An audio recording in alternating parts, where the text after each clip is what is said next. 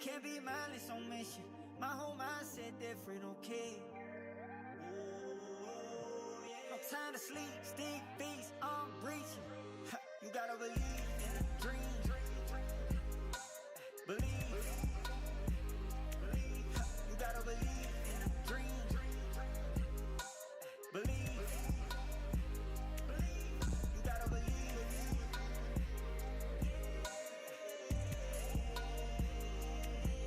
You gotta believe.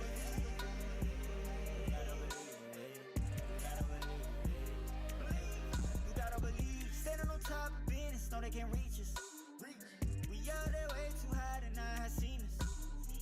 The devil a lie, tryna make them non-believers. But we walk in with the most high and the snakes beneath us. Can't be mindless on mission. My whole mindset different, okay?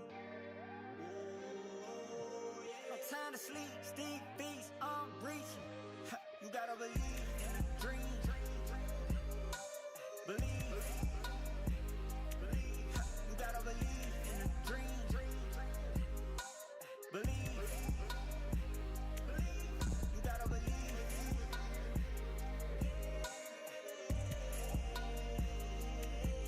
You gotta believe.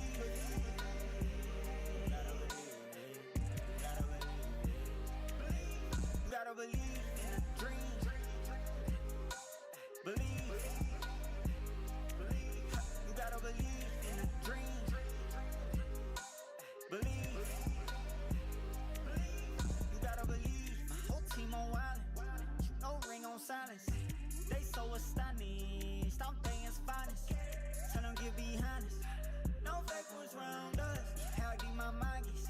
I got so many options. Can't be mindless on mission. My whole mindset different, okay? No time to sleep, stick beats, I'm breaching. You gotta believe in a dream. Believe. You gotta believe in a dream. Believe. You gotta believe.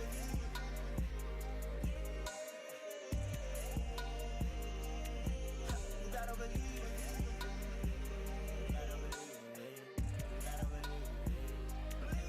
You gotta believe. Standing on top of business, know they can't reach us. We out there way too high to not have seen us. The devil a lie, tryna make them non-believers. But we walk in with the most high and the snakes beneath us. Can't be mindless on mission. My whole mindset different, okay? No time to sleep, stick beats, I'm breaching. You gotta believe in a dream. Believe. You gotta believe in a dream. Believe. You gotta believe.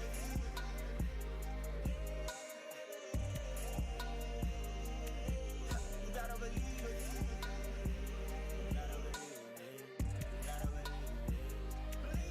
You gotta believe in a dream. Believe. You gotta believe in a dream. Believe. You gotta believe. My whole team on wildin', no ring on silence. They so astonished, I'm things finest. Tell them get behind us. No fake ones round us. How deep my mind gets. I got so many options. Can't be mindless on mission.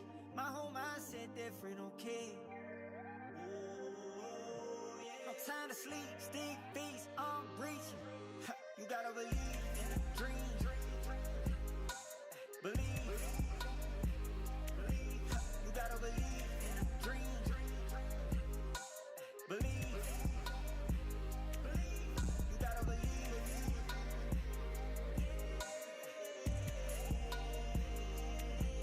You gotta believe.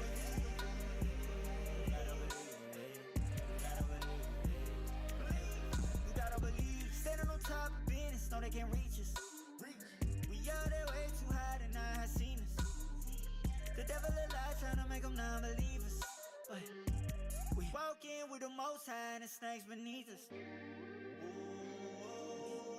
Can't be mindless on mission. My whole mindset different, okay? No time to sleep, stick, feast, I'm breaching. You gotta believe in a dream. Believe. You gotta believe in a dream. Believe. You gotta believe.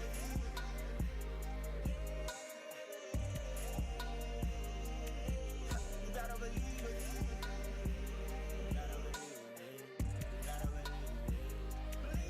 You gotta believe in a dream. Believe. You gotta believe in a dream. Believe. You gotta believe. My whole team on wildin'. No ring on silence. They so astonished. I'm things finest. Tell them get behind us. No fake was round us. How deep my mind gets. I got too many options. Can't be mindless on mission. My whole mindset different, okay? No time to sleep, stick, feast, I'm breaching. You gotta believe in a dream. Believe. You gotta believe in a dream. Believe. You gotta believe.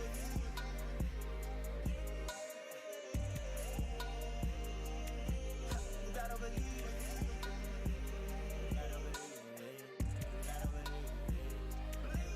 You gotta believe. Standing on top of business, know they can't reach us. We out there way too high to not have seen us.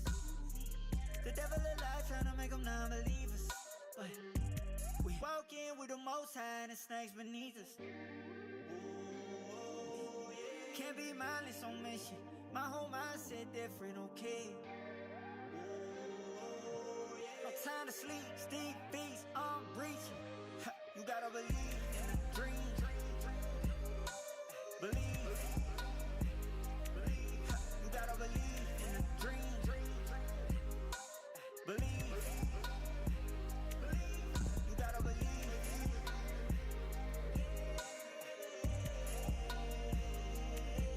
You gotta believe.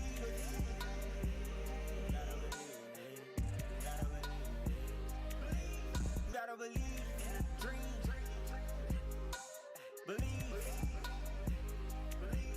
You gotta believe in a dream. Believe. You gotta believe. My whole team on wildin'. No ring on silence. They so astonished. I'm things finest. Tell them get behind us. No fake was round us. How deep my mind gets. I got too many options. Can't be mindless on mission. My whole mindset different, okay? No time to sleep, stick, feast, I'm breaching. You gotta believe in a dream. Believe. You gotta believe in a dream. Believe. You gotta believe.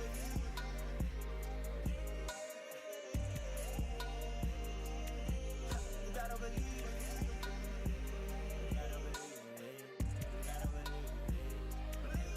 You gotta believe. Standing on top of business, know they can't reach us. We out there way too high to not have seen us. The devil alive trying to make them non-believers. But we walk in with the most high and the snakes beneath us. Can't be mindless on mission. My whole mindset different, okay? No time to sleep, stick, feast, I'm breaching. You gotta believe in a dream. Believe. You gotta believe in a dream. Believe. You gotta believe.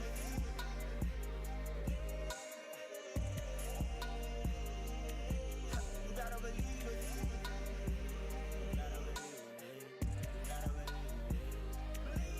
You gotta believe in a dream.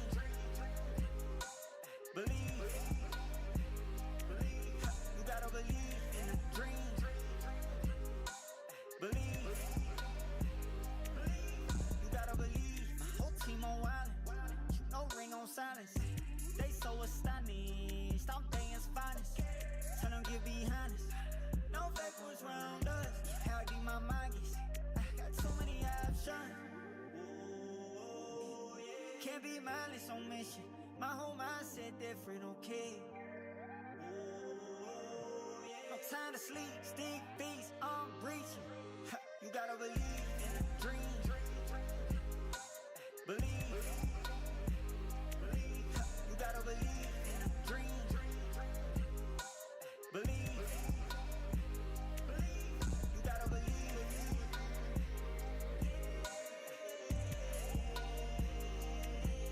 You gotta believe.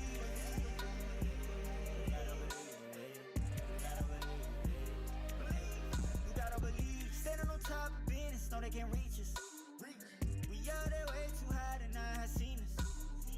The devil alive trying to make them non-believers. But we walk in with the most high and the snakes beneath us.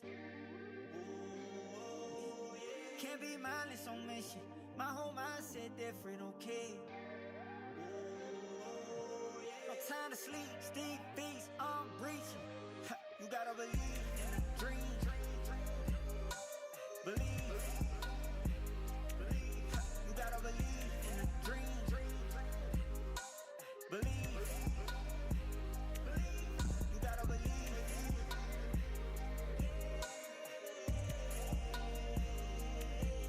You gotta believe.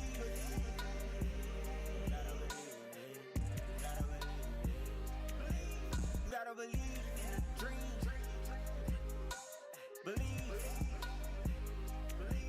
You gotta believe in a dream. Believe. You gotta believe. My whole team on wildin'. No ring on silence. They so astonished. I'm things finest. Tell them get behind us. No fake ones round us. How deep my mind gets. I got too many options. Can't be mindless on mission. My whole mindset different, okay? No time to sleep, stick beats, I'm reaching. You gotta believe in a dream. Believe. You gotta believe in a dream. Believe. You gotta believe.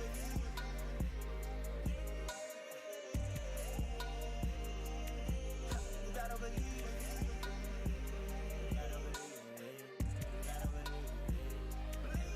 You gotta believe. Standing on top of business, know they can't reach us. We out there way too high to not have seen us. The devil alive trying to make them non-believers. But we walk in with the most high and the snakes beneath us. Can't be mindless on mission. My whole mindset different, okay? No time to sleep, stick beats, I'm reaching. You gotta believe in a dream. Believe. You gotta believe in a dream. Believe. You gotta believe.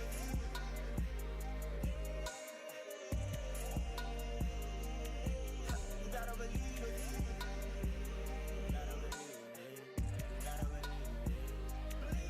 You gotta believe in a dream. Believe.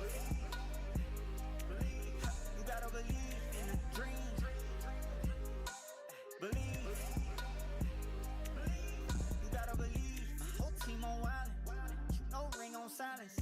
They so astonished. I'm things finest. Tell them get behind us. No fake ones round us. How deep my mind gets. I got too many options.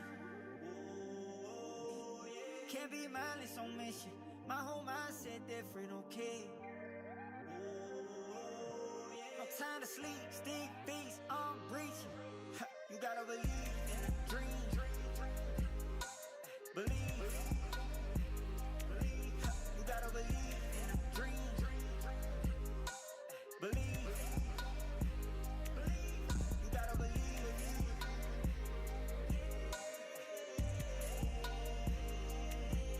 You gotta believe.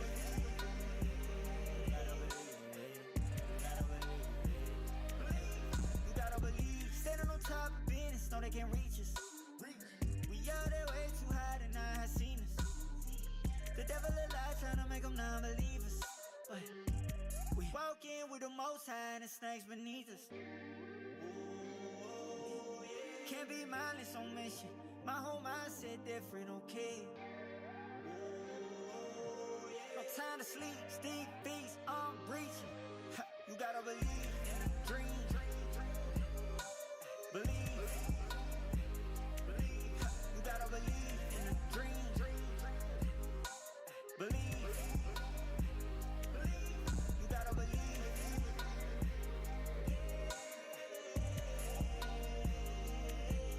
You gotta believe.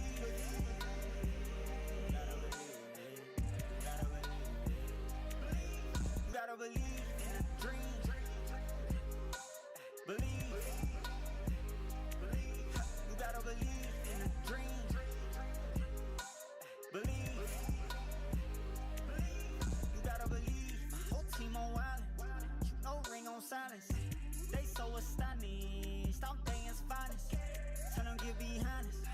No fake was round us. How deep my mind gets. I got too many options. Can't be mindless on mission. My whole mindset different, okay? No time to sleep, Steve Beats, I'm breaching. You gotta believe in a dream. Believe. You gotta believe in a dream. Believe. You gotta believe.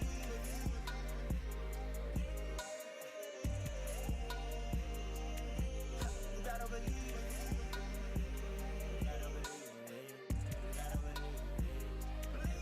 You gotta believe. Standing on top of business, know they can't reach us. We out there way too high to not have seen us. The devil alive trying to make them non-believers. But we walk in with the most high and the snakes beneath us. Can't be mindless on mission. My whole mindset different, okay? No time to sleep, Steve Beats, I'm breaching. You gotta believe in a dream. Believe. You gotta believe in a dream. Believe. You gotta believe.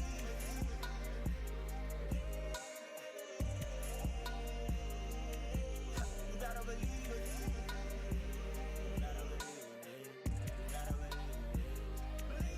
You gotta believe in a dream.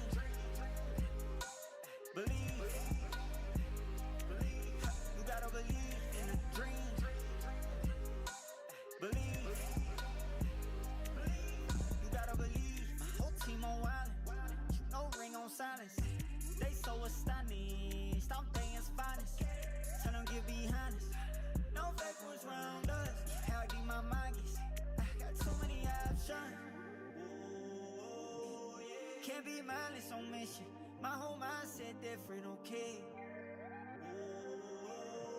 No time to sleep, Steve Beats, I'm breaching. You gotta believe in a dream. Believe. You gotta believe in a dream. The Golden Dynasty has returned to its former glory, and so too have the weapons their warriors once wielded. The most powerful among them is the Reversal Blade, forged from the temporal sands. The power to reverse time is at your disposal when you wield it. It restores crates so you can open them again, and restore a vehicle's health, fuel, and tires. You can also mark your current location and status, gain a speed boost, then use the skill again while it's active to turn into a temporal orb and return to the marked location. Your health will also be restored to what they were when the mark was placed. And that's not all it can do. Find a forging station while you're in a match and place the Reversal Blade onto it, along with upgrade materials. After a while, it will be upgraded into an advanced Reversal Blade. Other players can attack while you're waiting, so be extra careful. The advanced Reversal Blade provides a bigger speed boost and shorter cooldown. And it has a special rewind ability that can only be used once per match. If you're knocked down or eliminated while the skill is active, you'll immediately be brought back to the marked location with your health and energy restored to their previous state. When this ability is triggered, the advanced Reversal Blade will break and disappear. The Reversal Blade's powers make it always useful in battle. At the start of a match, land at the Gilded Palace or Eminence Courtyard, where there's a higher chance of finding one. Then collect upgrade materials as quickly as you can, After getting a reversal blade, use its rewind ability to collect supplies from crates twice to gear up faster. When you have everything you need, head for the nearest forging station to upgrade your reversal blade. Then you can get around the map in a vehicle and use it as cover. Because even if it gets destroyed, the reversal blade can restore it. In the final play zone, the advanced reversal blade's rewind ability will be your key to victory. There are also other powerful items associated with the Golden Dynasty. The Golden Scepter's powerful magic summons a healing zone that restores the health of all players within it. You also have a self-rescue chance if you get knocked down while in the zone. The Golden Scepter can be used 3 times, and there is a cooldown after each use. Golden armor racks also have the power to turn the tide of battle. They can be found in the Gilded Palace and Eminence Courtyard. Approach one to restore your helmet and armor's durability. If you have none equipped, it will issue a set of level 2 or 3 helmet and armor. Think it's a pity that you can only get your hands on such a powerful item in specific locations? Don't worry! With a golden armor order, you can summon a golden armor rack anywhere you want. Summoned golden armor racks last 30 seconds, during which they can be used twice. Get defensive gear anytime, anywhere. These items are extremely powerful, and used properly, can introduce lots of unexpected turns in battles. Wipe out your enemies now! The power of time sweeps across the battleground, dragging Arangel, Livik, and Rondo back to the past. The Gilded Palace on the floating island is a 1,000-year-old relic of the Golden Dynasty. When landing on this hourglass-shaped area, you can select whether to parachute up or down. The Gilded Palace contains loads of treasures. The golden armor racks in the buildings can repair helmets and armor, or issue you a set of level 2 to 3 helmet and armor to aid your exploration. Those of the Eternal Dunes worship teams who demonstrate great power by erecting a statue of the strongest. The crate beneath the statue can only be opened sometime after the match begins. The team who opens it will receive generous supplies and becomes the strongest team, activating the statue. They can use the statue to recall teammates who still have respawn chances, or teleport teammates who aren't in the area to the Gilded Palace, so the team can keep advancing at full power. Though time has restored most of the Gilded Palace back to its original state, there are still a few dilapidated buildings about. Use the power of time to restore them, and you'll uncover ancient hidden treasures. The Eminence Courtyard once served as an imperial residence of the Golden Dynasty. It consists of an inner and outer courtyard. The outer courtyard has a statue of the strongest team. The inner courtyard consists of 2 levels connected by a corridor and an underground hourglass realm. There is a locked room on the lower level that houses a treasure vault. You must interact with murals on the upper level and find the key hidden behind the correct one to access the vault and obtain its treasure. The vault also leads to an underground area that is also accessible through the fountain at the center of the inner courtyard, or staircases in the building on either side. The walls in the Hourglass Realm are adorned with murals. Interact with them to dust them off and get awesome rewards. Time has returned us to the Golden Dynasty's Age of Prosperity and restored sections of the map to their original state. Now, Arangel's power plant, factory, quarry, both bridges, and Livik's Midstein have been restored to how they used to look in the early days of the game. In these Reminisce zones, you'll also encounter special weather and run into certain checkpoints. Interact with these checkpoints to take a photo with your past self and get supplies. Occasionally, you might also come across a picnic blanket. You can eat the food it provides to restore energy. These areas also contain reversal fragments. Interact with them for awesome supplies. The number of reversal fragments in an area will be displayed in the upper right corner of the mini-map. However, note that some reversal fragments are traps. Interacting with them will teleport you to the sky. Sometime into a match, special reversal fragments will appear. Interact with these to get the Golden Scepter. Take this opportunity with the re-emergence of the desert's past to make its ancient treasures your own. As an animal that once dwelled in the Eminence Courtyard, the camel is quite a curious one at that. When you encounter one by the side of the road, it will stretch its neck over to observe you. But don't worry, camels are very docile. Feel free to approach and climb on. While mounted, tap the weapon button to fire at enemies. Camels aren't only found by the side of the road. They can also be summoned with a Camel bell as a two-seater vehicle. The Camel runs at speeds of up to 80 kilometers per hour and swims at up to 18 kilometers per hour. It also possesses the temporal powers of the Golden Dynasty, granting it a special ability, Golden Mirage. Tap the skill button to transform both yourself and your camel into a spirit form with enhanced mobility. The skill will then go on cooldown. If you think that's all camels are capable of, you're wrong. This region used to be their home, and they're still highly perceptive of the area, acting like a living radar in the desert. While mounted, tap Supply Search and the camel will help you locate nearby supplies. You can save so much time on hunting for supplies this way. In battle, if you're under attack, use Golden Mirage to quickly put distance between you and your enemies. After recovering, hop onto the camel and start firing again, striking everyone down. If the enemy attempts to escape, you can use the mobility of Golden Mirage to pursue them. Find yourself a camel now and journey across the desert together. Time bears witness to all and brings all sorts of changes to the battleground. As the area with the highest concentration of temporal power, the center of the Gilded Palace is where you'll find a statue of the strongest team. Open the crate beneath the statue, and time will shape itself into the strongest team's form. Interact with the statue to trigger its temporal powers and recall teammates who still have respawn chances, or teleport teammates elsewhere to the area. The Eminence Courtyard also has a statue of the strongest team, but it exists merely as a statue and cannot be used to recall or teleport your teammates. Since the Gilded Palace provides a special respawn, getting eliminated in the area will automatically use your respawn chance. At the start of the match, you can land in the Gilded Palace with your teammates to loot its supplies, then land somewhere else after you get eliminated. As long as you become the strongest team, you can use the statue to teleport other teammates over and gear up the entire team with Gilded Palace supplies. Unlike the statue that records the present, the past reflection station reflects the past. Interact with it, and a past version of yourself will appear.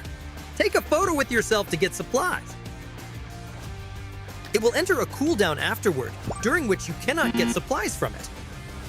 Golden Sands platforms also provide a photo-taking opportunity. Their locations are marked on the map. Interact with them to wipe away the sand on their surface, and the golden sand will light up the surrounding torches. When all the torches have been lit, supplies will spill out from the center of the platform.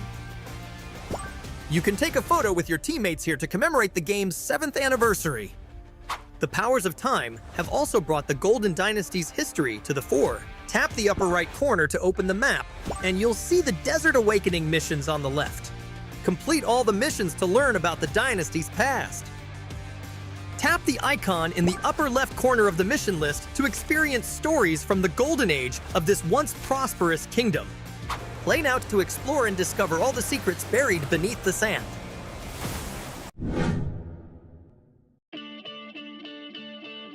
In World of Wonder version 3.7, we've updated the play system and creation center. Let's check it out. Version 3.7 brings updates to the main World of Wonder interface and in-match display.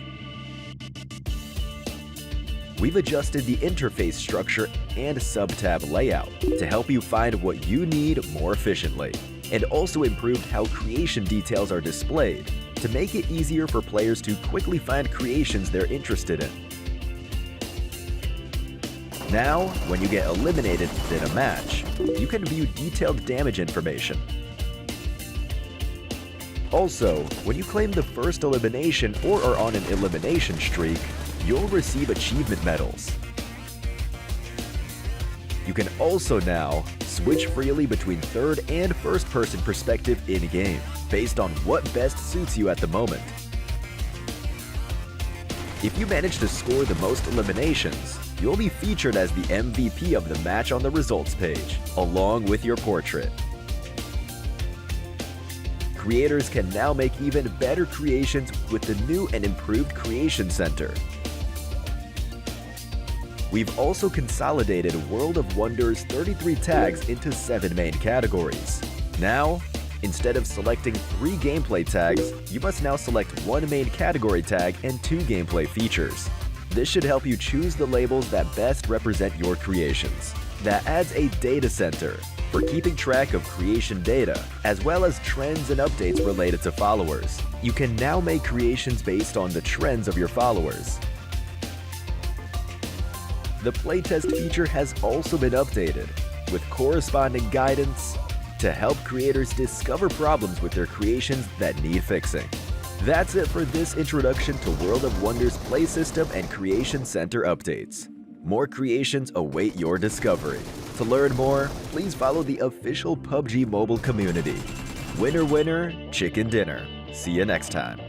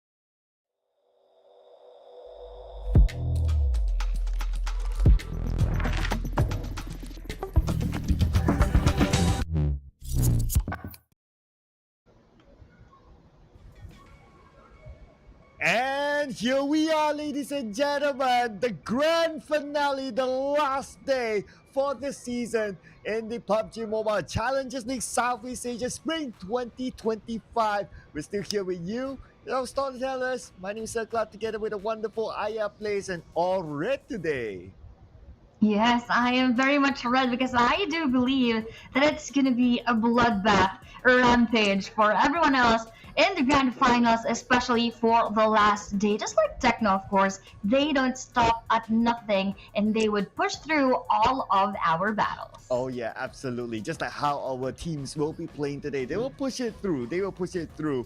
Especially some of the teams are starting to really rise up and putting the challenge to Yangon Galacticos, who is currently at #1. But because we have 6 more games to go, anything can happen.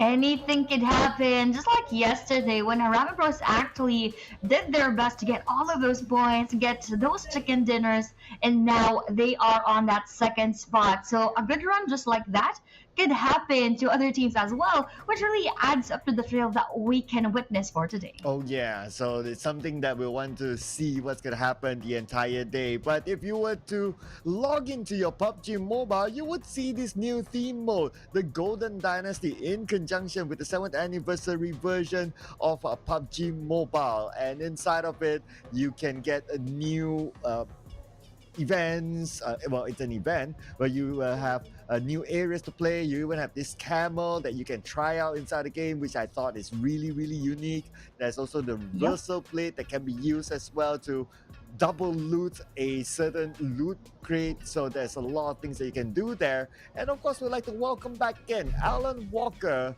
as part of our music collaboration for the 7th anniversary. Exactly, and again, track 1 is faded right there, and track 2 and 3 you will definitely know when you are active in the PUBG mobile scene. But now, of course, for the final time in the 2025 PMCL Southeast Asia Spring Grand Finals. Our finalists were on your screen right there before the overall rankings are cloud. Again, going back to the dominance that YG had shown for the past 2 days, now with 155, but slowly catching up after them would be Bros and Nexus Vanguards. Yeah, the gap right now is 46 points between Young Radicals and Harame Bros. 6 games to go. Mathematically, it's still possible for them to catch up. And let's not also discount like teams like NX as well. They mathematically can also catch. If you gotta think about it, they are now 53 points behind Young Galacticos. We have 6 games. Mathematically, it is still possible for them. Another team that actually made a big rise yesterday. Definitely, they can actually catch up. But of course, going back to the recap that we had for yesterday, all of these highlights that Bros had given us, they took that first winner in Chicken Dinner onto Sanok, and of course the previous one as well, if you would count that. We had, of course, that show match in Rondo that they also took. Probably that is, in my opinion, one of the things that made them have a good momentum, because Sanhok was not their exact first map, but rather the Rondo show match. Yeah, it felt like the show match curse did not affect them at all. In fact, it gave them the boost to score 3 chicken dinners in the official matches. So technically, they scored 4 chicken dinners in a day, including the Rondo show match, that is. So great work by Harmony Bros. They do not believe in curses. They believe in momentum instead. And it was translated into the performance yesterday and we can see their performance based on the highlights on screen right now. Exactly. So all of these were the moments we're in. They got a winner chicken dinner exactly on to go to Esports, and we still have 6 more matches for them to play in. 1 Sandhawk, 3 Erangel maps, and 2 Miramar matches. So this might look quite long for all of us as viewers, but for those players, this is all already, just a few inches away from that championship title. So every map counts, and in every map they should do their best, and of course they cannot afford to lose any game at this point. Oh, not at all, not at all. This is the final sprint for all the teams, so whatever placement that they're aiming for, these 6 games will determine it. And we will be jumping straight into our official match, ladies and gentlemen. We will not have any show matches like how we did yesterday. In case you missed out on the show match, it was a Rondo show match, and if you want a preview of how Rondo looks like and how the pro players will be playing, you might want to check out the show match from yesterday. But today we're just going to jump straight into the 6 matches. By the end of the 6 matches, we will be crowning the champion for this season's PMCL Southeast Asia Spring. Ooh, that is really, really exciting, and just hearing that gives me the chills. So what more if we are going to get into the game later on? Goosebumps would probably be present when we start that Sandhawk map, and most especially once we end that final moment in Miramar on our 18th match. So they already have finished 12 matches overall. I hope that they were satisfied with their performances, and if not, this is their exact and only chance for them to do even better and to correct the lapses that they had done for the previous matches. Oh yeah, because only one team will be crowned, so it's time to make history for all these teams. I noticed that within the community, a lot of supporters of Yahoo Galacticos, they're saying that this feels like the embodiment of Genesis Esports, and I can totally understand that, because 2 of the players from Genesis Esports are in Young Galacticos, and they are putting a performance that would make the fans remember of Genesis Esports in their best days.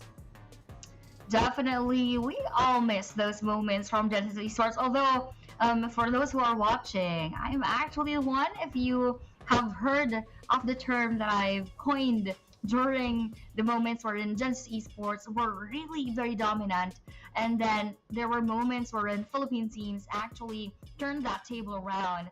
I coined the term GE who? When they are actually being knocked down by those Philippine teams. But now GE is not here. Now YG is going back, as of course 2 of those players are from just esports. So I really could not say that term anymore, but I would also want to wish them well because Sir Cloud, this is just a few more seconds before we enter the last Sandhawk map for the Grand Finals in PMCL Southeast Asia.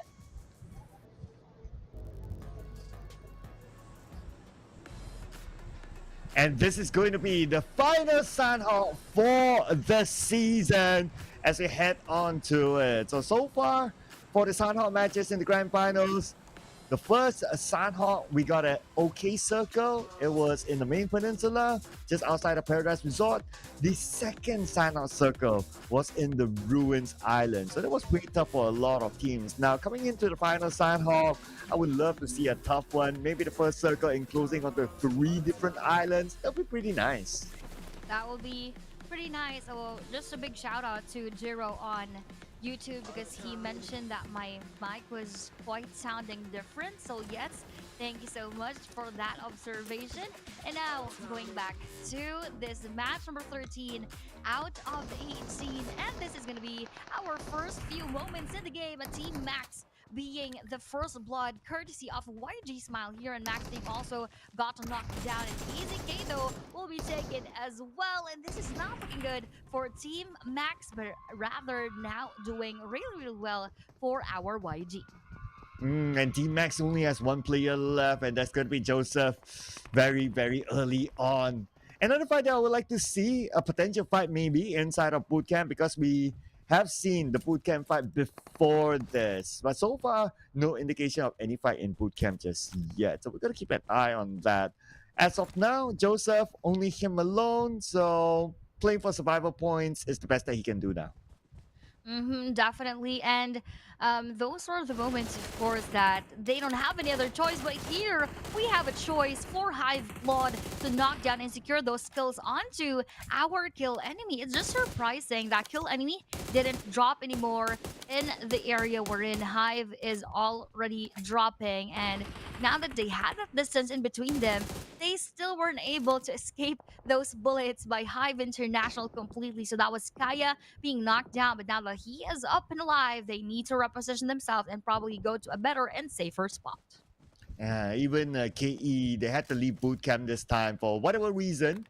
It's not like any of their players got eliminated, but maybe they felt that the timing was a little bit off and they will need to loot somewhere else. As long as they maintain order for their players, it will be fine. They can still go to another location, another house to loot, and continue to play the game again.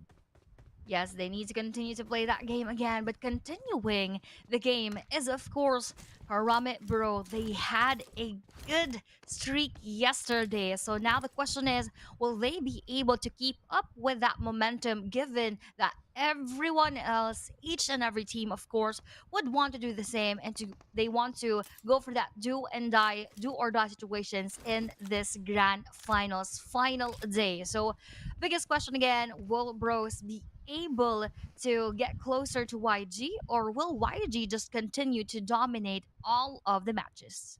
Well, as a start, they scored 3 elimination points, so maybe that's an indicator that, hey, some teams are catching up to us, so we better buckle up. And so far, decent start for Younger Galacticos. Now, we didn't get the chance to see the first circle, but looking at some of the spots that the players dropped, I believe that it should be in the main peninsula. On the elimination feed, however, Sin is taking out Goodfellas. Now they took those 2 eliminations in their bags. The last 2 remaining for Godfellas are actually quite far right now. Shaco is on the other side, Newbies is on the other. So with that spread that they have, it is not really worth it for them to go and face Sin Esports right now. So that is just a giveaway for now, and they need to try to extend their stay inside of the game and of course try to keep themselves safe. Yeah, Goodfellas will need to keep themselves safe because they only have 2 players and they are on page number 2 with the gap not that far, with at least the top 4. The difference between them and KE right now is 19 points. So they can actually still go up onto the first half of our overall chart. So the chances are pretty nice for Goodfellas. As for NX, man, another team that we talked about them possibly catching up to the number 1 spot, mathematically still possible. But as a start in this round, they will lose 1 player. Right now, they lose that one player right there.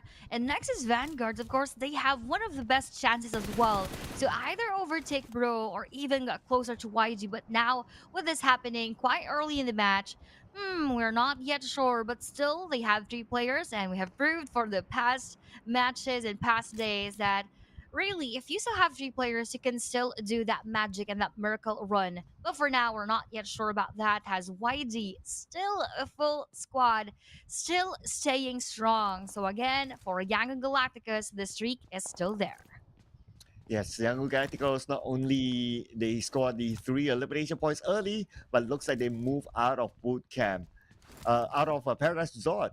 And though we haven't seen like the first circle where exactly it is, but my hunch is that they are playing in the middle of the circle this time because we can see a lot of teams around them. So a lot of teams probably move towards the middle part of the circle as well. And YG, they choose to play that. But they're playing the active role. They're not like, okay, sitting in the compound, just waiting for teams to come to them. No, they send 2 players out to scout other teams, gather information on top of that hill.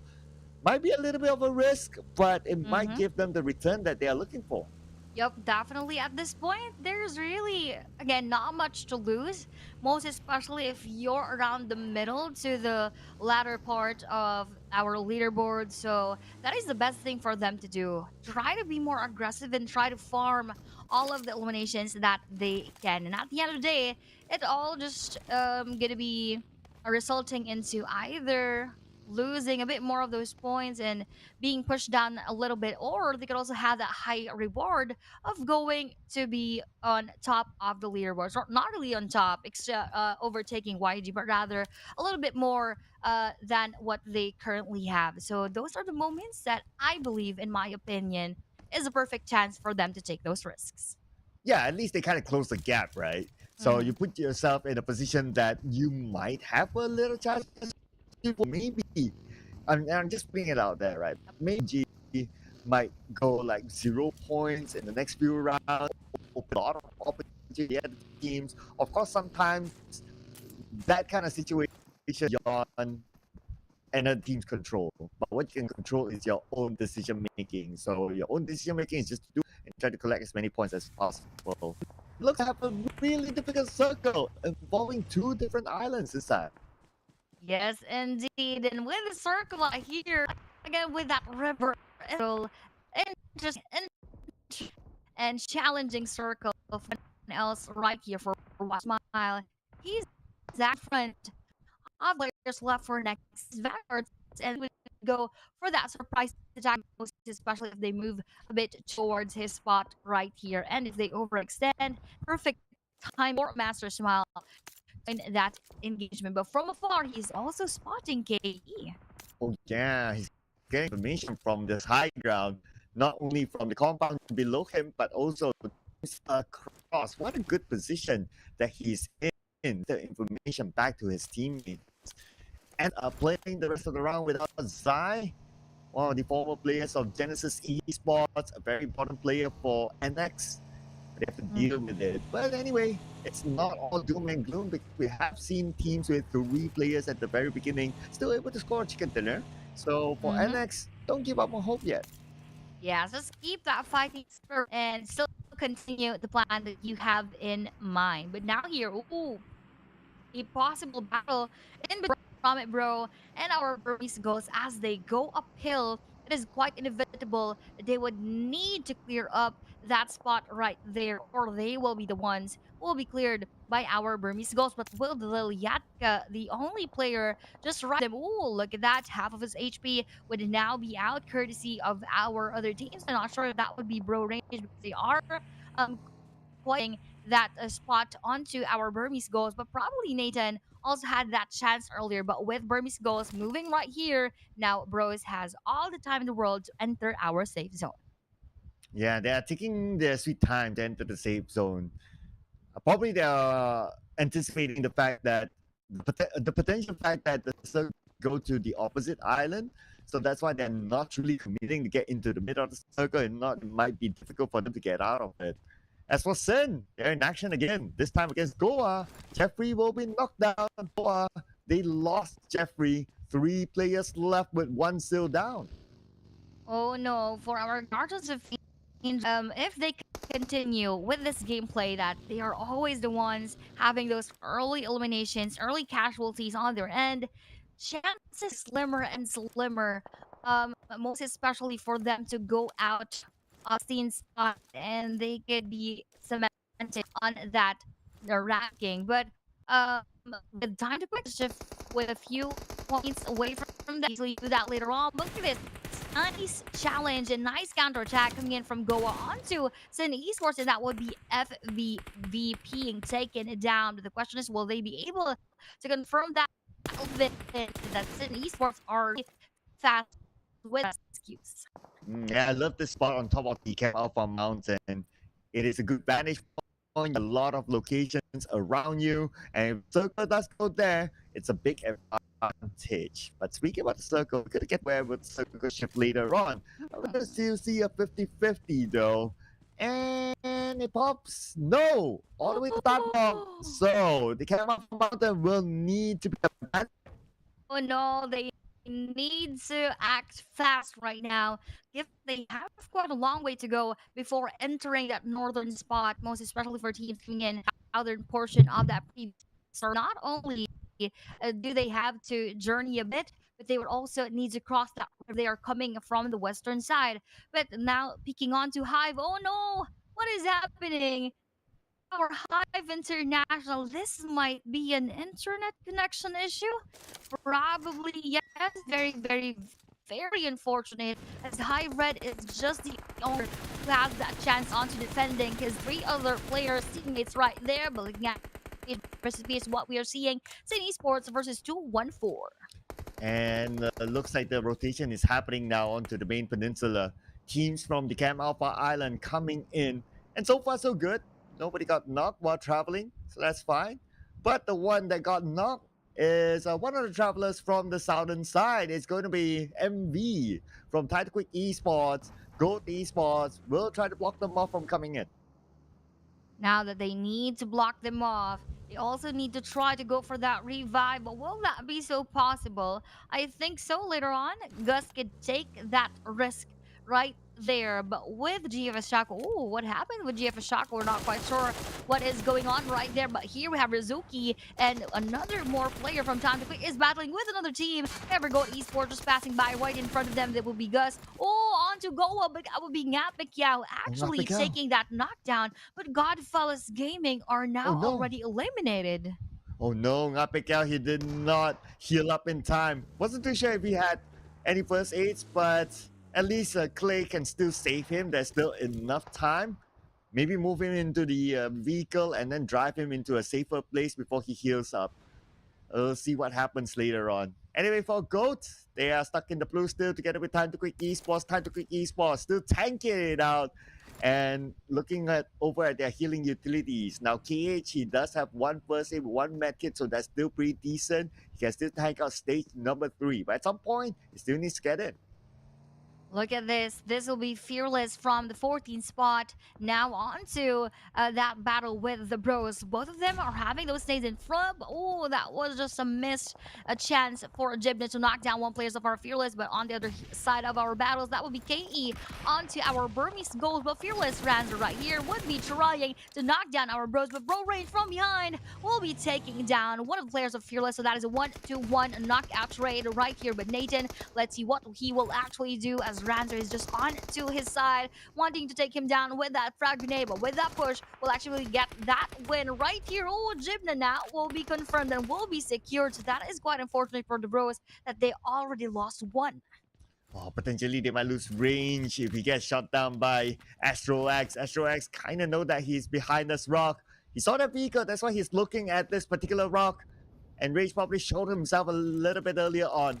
At the same time, the elimination feed continues to roll. Hive International now in the fight against Burmese Goals. And Burmese Goals, they easily won the fight against Hive. GG, well played. BG versus KE versus Hive as well. I'm not just quite sure if Hive International was able to recover with the internet problems earlier on. What now right here? I'm also not sure how Goat Esports will be able to recover with those 3 knockdown players right in front of our Harambe Bro. As that Fearless versus Bro battle continues right here, Jappy will also secure 7 support right there, but Ranzer is also trying his best to go for that cover fire onto the Bros and also wanting to gatekeep them and not letting them enter this safe zone anymore. As Ranzer there almost got spotted by Jappy in the process, all range at the same time. So he is trying his best to go for those moments, but Pop-Up still asking for that revive. I don't think Ranzer would be able to go, but I think he will still try. But Harumi Bros, they're still in trouble. They're not in the circle yet, and the zone is still closing. There's still teams in front of them. Anyway, Harumi Bros, they have a good spread. Rage is on the other side, playing as a support. They need to cut across. Fearless Esports still wants to take them out of range. I wonder if he will try to save his teammates. Ranzer gets another one. One more to go. It's going to be a 1v1 against Ranzer and Nathan. And Nathan, at least he won the fight. The revive will kick in, and he will be in the zone soon. Look at those eliminations by Bro 7 right now. But speaking of eliminations, Goa will also be eliminated with just 2 points in their bag. Sinko, though, will be knocked down by that nade coming in from APG. And one more will land perfectly onto Rankid. And the third one almost got knocked down. Wacko right there. But with this exchange, how would Sinevi defend the rest of the team? And the answer is no, they would not be able to do so. And as APG Skyne in here takes that 4 eliminations on the Sin Esports, they now go out on the 10th spot. And now APG against 214. The fight will continue on by the edge of the circle. Looking at the blue, is chasing them down. Beautiful nade set across APG. So far they have the upper hand. One more to go. Ooh. And APG, they're looking for Kree and they cut him. And now APG will have access into the circle. With that access on the circle, look at that circle favoring YG right here. And they're just right in the middle, so not much movement is going to be needed from their end. And now, moving on to and going back to the battle that we had earlier, 2 players were taken onto the side of 214. So that is just Woem and Michi right there, trying to survive for the rest of 214 Esports, with Fern here trying to go for that nade onto their end. Will they receive that well? Oops, not actually coming in from Fern, but that is a fortunate one for 214 that they are quite able to bail out from this engagement. And 214, 2 players on the lower ground. APG looking over at them. I wonder if APG will want to go and collect those elimination points. Or maybe they might as well wait for the next piece of circle and decide what to do next. Anyway, they can also remain at the top of this hill to try to block out the remaining 2 members of 214. The moment they step out, APG will be ready for them with this high ground. Now APG is quite awake. Yesterday, they probably were under a cave trying to take more of that rest. But now that they are alive and they have woken up already, probably this is a good chance for them to make up for those points that they weren't able to get yesterday during day number 2. With those 6 eliminations, I think this would give them that needed boost right here. But for PBMS and for Goat Esports, they need to target Chill Guy right there, because that could be a huge poison towards them. PBMS, they have the chance to block off another team. Long range by Skadi onto the high ground, trying to take out a member of Harambe Bro. Harambe Bro, they need to get into the circle. They're not in it yet, but they can make the rotation down south to get into the circle. It should be okay for them as long as they don't take the high ground route. That was actually a Goat Chill Guy being mollied, and then eventually he was taken. I'm not quite sure what team was that, because the nearest to him would be PBMS, but they did not get that elimination, so probably somewhere far from this area, which is our Yangon Galacticos. But now far from this area would be the Bros, and they need to push a little bit forward, but they would be meeting YG later on, as 214 is having that struggle, as also Bro Jappy will struggle in the hands of NXWTZ. Yeah, Harambe Bros as a team struggling to get into the circle again and again. That's The thing about playing on the outer side of the circle, yes, you have the chance of securing more elimination points, but you need to find a way to get into the circle. The circle likely will move away from you, and that is what is happening now with Harmony Bros. Decent amount of elimination so far with 7, but the challenge Yep. now is to get into the circle. Exactly. Most especially now that Young and Galacticus are just sitting pretty inside of a circle, just having their best moments to gatekeep the rest who are still wanting to take that spot inside of the safe zone. They could easily see 2 and 4 right here. Look at that, spraying onto them. That was an easy one, but that actually came in from Bro Nathan and the YG Romeo Boy, eliminating the rest of our 2-1-4 esports. Now, with only 5 teams remaining, they all have their spots. It all just gonna boil down to where would the circle again shift to. And here comes APG onto the area where PBMS is at. Spray by Monboy! Ooh. And by the way, Monboy is playing though. Oh, Now yeah. Monboy with a beautiful spray managed to get a knockdown to Fur. They're looking for Nangex right now. Nangex 10% of health. He needs to heal up and the name will be onto him. And Nangex Ooh. will be knocked down by that beautiful name. That is actually courtesy of Minor right there. That is a major impact onto our APG, as this will just be Skynet. That will only be top as well, being pinned down quite outside of our circle. So PBMS has that upper hand onto managing that situation onto APG. Meanwhile, for Young Galacticus, they also have the circle and they also have that compound all for themselves. So best of both worlds is now what is happening onto YG. Nangex finally eliminated. And for APG, they only have 2 remaining players left. And some of them on the outside of the circle. Young Radicals all the way in the circle with this compound. APG finding it hard to come in. Now it's going to be range. Knocking out the golden boy Skynet.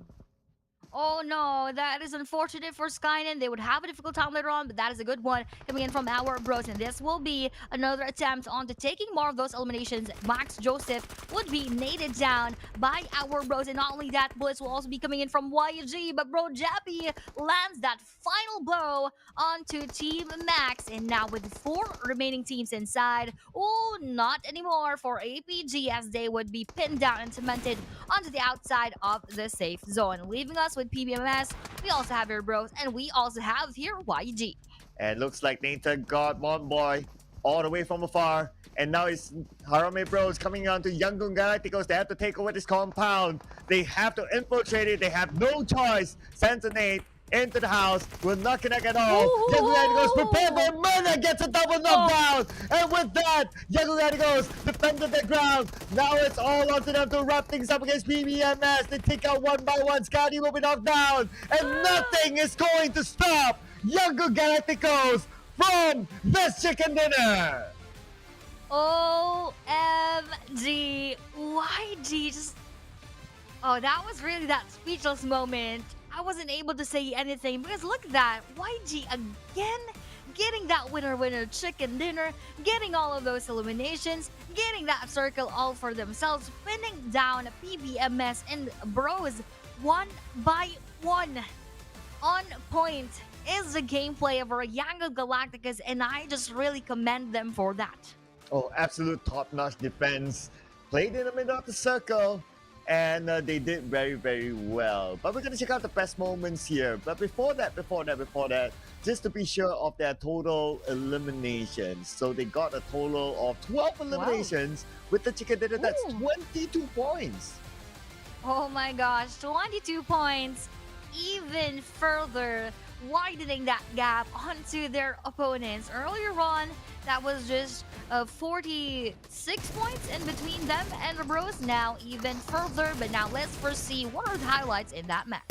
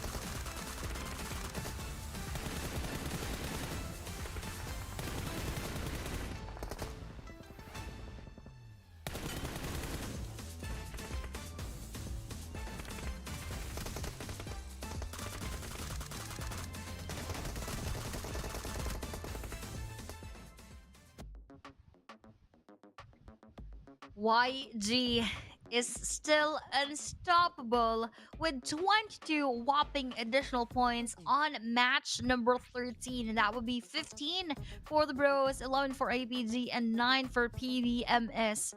But because YG and Bro are the ones actually on that closer fight toward the championship title, that only means that Bros would not be able to catch up to the gap that YG had onto them earlier, but even further, getting farther from the points that the Bros are making. So, with the difference that we have seen during those moments, I am not quite sure how else they would be able to halt what YG is doing right here. Because again, if this would rather just continue, they would just be onto the higher spots in the leaderboard.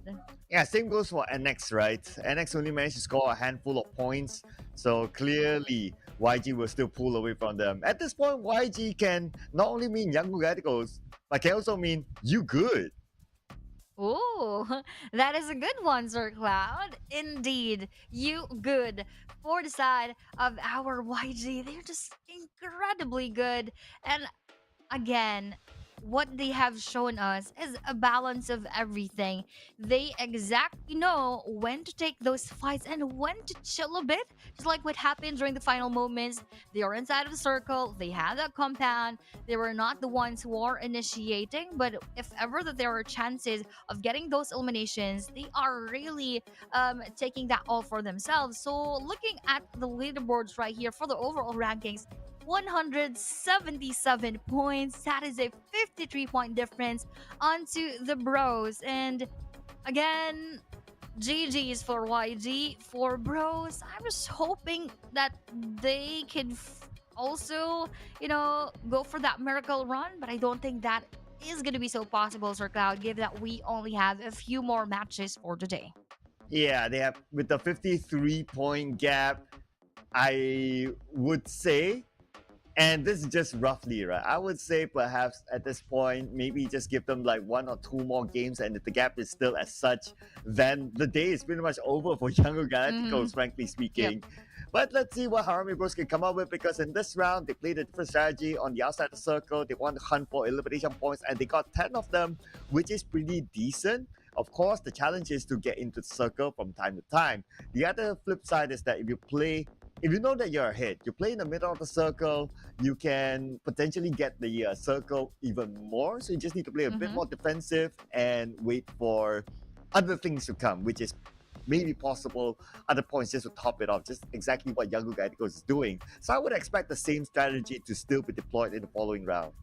Exactly. Look at that distance travel. It is just around 9,500 plus for Young Galacticus and 16,000, 18,000 for the rest of those teams on top. So that only means that they did not move so much. They weren't the travelers of the Sandhawk map, but rather they're just taking their sweet, sweet time. As we have here, the sweet, sweet smile from YG Smile as he took those 4 eliminations onto him with 551 damage and only 58 damage taken. So, indeed, for YG, I believe for today, they have, again, all of the favors so far. Not sure if it's single, but he definitely has a sweet smile. So I'm just saying, we appreciate beautiful things. Appreciate Yes. it. And of course, Smile, I mean, no stranger to the MVP chart. He has always been like the multiple MVP during Genesis Esports days, and arguably this is one of the most valuable transfer in the PMCL market this season. So Younger Galacticos, they're done with Sandhawk. We're going to head on to Erangel in our second match for today. But before that, we're going to take a short break. We'll see you guys after this.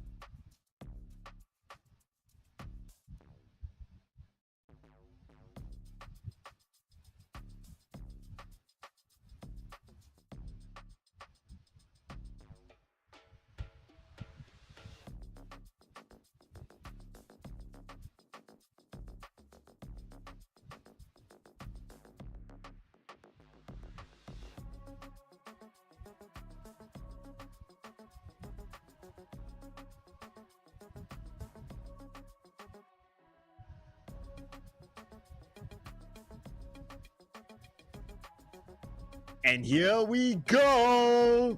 Erangel on day number 3 in our grand finals of the PUBG Mobile Challengers League Southeast Asia. The map that is very, very familiar to all these teams. Let's see whether Young Galacticos will again run away with it. Oh no, we will see that for later on. But so far for our grand finals for day 1 and day number 2, there is one, or rather, make that 2 teams who were consistent in getting those chicken dinners in the map of Erangel. That would be Nexus Vanguards and Kill Enemy. So I'm not sure. Maybe this could also lean towards them, or either 214 or PBMS who also got one each for both of the days. But we just have a few more seconds.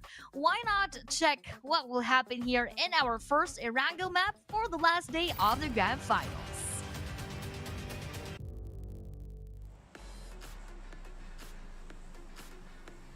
And here it is, Erangel, ladies and gentlemen. The 5th last match of our grand finals. The flight path will begin from the 4th guy all the way down to Primos. So, teams want to go all the way on to Saberti might need to travel a bit, but that's okay. Because based on the record that we have seen so far in our Erangel matches, the start is always alright. Teams know where to drop, teams know where to get their vehicles. Yep. But the biggest question is, where will the circle go? We have had some interesting circles, some regular circles, so to speak. Yep. But since it's the last day anyway with the last 3 Erangels, we might as well go for interesting circles.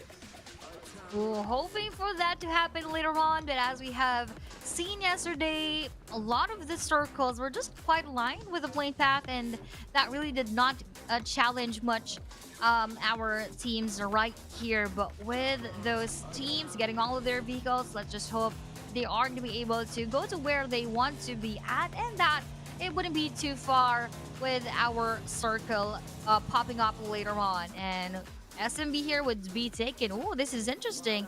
Taken by 2 teams, actually APG and Goa right there. Huge challenge for our Goa. This is the last team versus that team around the middle, which is again APG around the 7th spot. So high risk, high reward for our Goa, and probably a not so good battle with our APG if they are going to be the ones who will say goodbye first. Well, we're going to see this challenge. We have not seen this before in the grand finals at least, so let's see who will win this fight. Of course, APG, they're quite a powerhouse here going up against Goa. And Goa, they know this place like the back of their hand is their regular draw spot, so they should be able to overcome APG with the knowledge of a mid to the base itself. And speaking about mid to the base, we still have a 50-50 circle. The circle could still go down to mid to the base at the end of the day, so it's something they want to keep an eye on. Look at this. Fernji actually wanting to go on to Goa. I believe that was Clay Jr. also in this area, and Fern taking all the things that he could so that he would go for that battle later on. But now we are not yet quite sure. Again, as you've said, this is the area where an APG always drops, and this is where they reside in. So they know the ins and outs of this map. For Goa, a huge risk for them, and also a good strategy, because we have called them out several times already that they are on the lowest portion of leaderboard, so it is just right for them to do this right now. And top almost got Clay. Clay down to the last tick of health, and it's hard for him to show himself right now. I don't think he has much space to work with. But on the elimination feed, looks like NX, they will score the first elimination point, taking out Chill Guy from Gold Esports. That is a good one coming in from Nexus Vanguards. They took that first blood right here before Goa and APG. They're just both taking those knockdowns, or rather those bit of damages onto each other, but not enough for them to get those knockdowns. And Clay Jr. actually needed to hide himself because those bullets were actually damaging him so much to the point that he almost got eliminated. So Ngapik Yao, though, at the same time having that same situation, all of them need to do their best at that point, because again, that is the area we're in. APG always goes to, but look at this. Those bicycles coming in from PBMS, they're just having their sweet time right here too. Yeah, they probably just take the first vehicle that they saw because they make a quick rotation into the mid to the base island. So they're going to gamble on the fact that, okay, the circle, though it's 50-50, is still going to go onto the mid to the base island, which is absolutely fine. Harami Bros doing the same as well, and they even have the time to be at this bridge, be the bridge trolls, and try to keep other teams from coming in. Will that be actually beneficial for them later on? We will know. But look at this. APG Skynet, where did he come from and where did he actually rotate? That he's not seen exactly by Goa. So he is now trying to knock down our Goa right there. But from behind them would also be the joiners of BBMS Pretzel with that M249 and knocking down APG Skynet. So that is, again, an unfortunate thing for both of the teams who got those early casualties, but Skynet, I thought that was actually a good strategy, minus, of course, our PBMS joining that engagement. Yeah, 3 teams having interest into mid to the base, and PBMS scored that 1 elimination point, and they're probably looking for more. Looking at their movement, they want to go in onto mid to the base itself, but they're just, I don't know, maybe they're just waiting for the elimination feed to roll before coming in while 2 teams are being distracted with each other.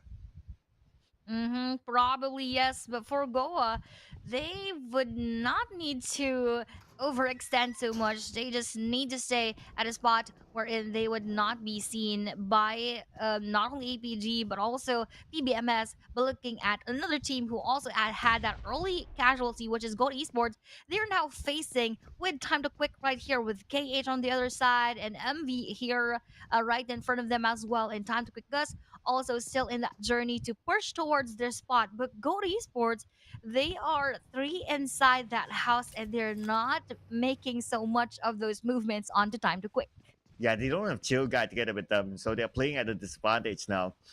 Time to Quick Esports, they have arrived. They even have 1 support player on the outer side. And now they are trying to take over this house where Goat Esports, the 3 players are at. And they might send 1 player to charge in. Okay, Zuki gets closer now. So he's no longer playing the long range support. Totally understandable because it's a compound area. You won't be able to give much value with his last position. So he joins in with his teammates, all 4 of them in the same area, to want to take this place away from the hands of Goat Esports.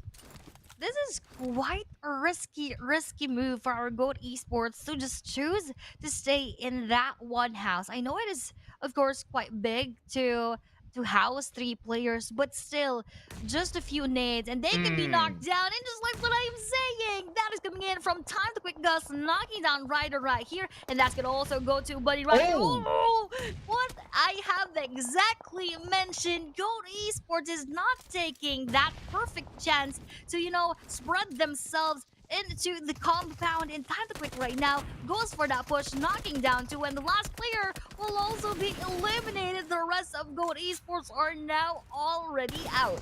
Oh, I love how Time to Quick Esports executed that. They know all the angles. They know all those windows, and all of their nades perfectly executed. Nicely done by Time to Quick Esports. Well, Sin, they saw what happened, but because of this kind of circle, and we're closing on the stage too soon, they might as well wait here and see where the circle goes then. They even have a hovercraft together with them, which is a nice touch. Nice touch. Just like what I've also said, I believe I was yesterday or day number 1, that is interesting to see them using these vehicles, the hovercraft, the horse right here, and let's see if they will actually make that horse swim into the waters again. But now seeing Kill Enemy right here, they're on that 5th spot and they have more chances to push down PBMS or even Nexus Vanguards right there. And if they get lucky to get those chicken dinners and even a lot more of the elimination points, they could also overtake the Bros. But as what we are seeing from the Bros, I believe they're getting that momentum and they're getting into that rhythm. So most likely they would still stay on that spot. But with the movement of the circle, let's see who will get that blessing of the circle. And all of them anticipated that it will be an SMB circle, but nah, it's gonna be the other way around. It's a scam, people! It's a scam! This kind of circle is left for us in the final day, and all those teams inside mid to the base will need to figure out how are they going to get to the main peninsula, especially when you have so many teams there. If everybody wants to use the left bridge, it will be super crowded.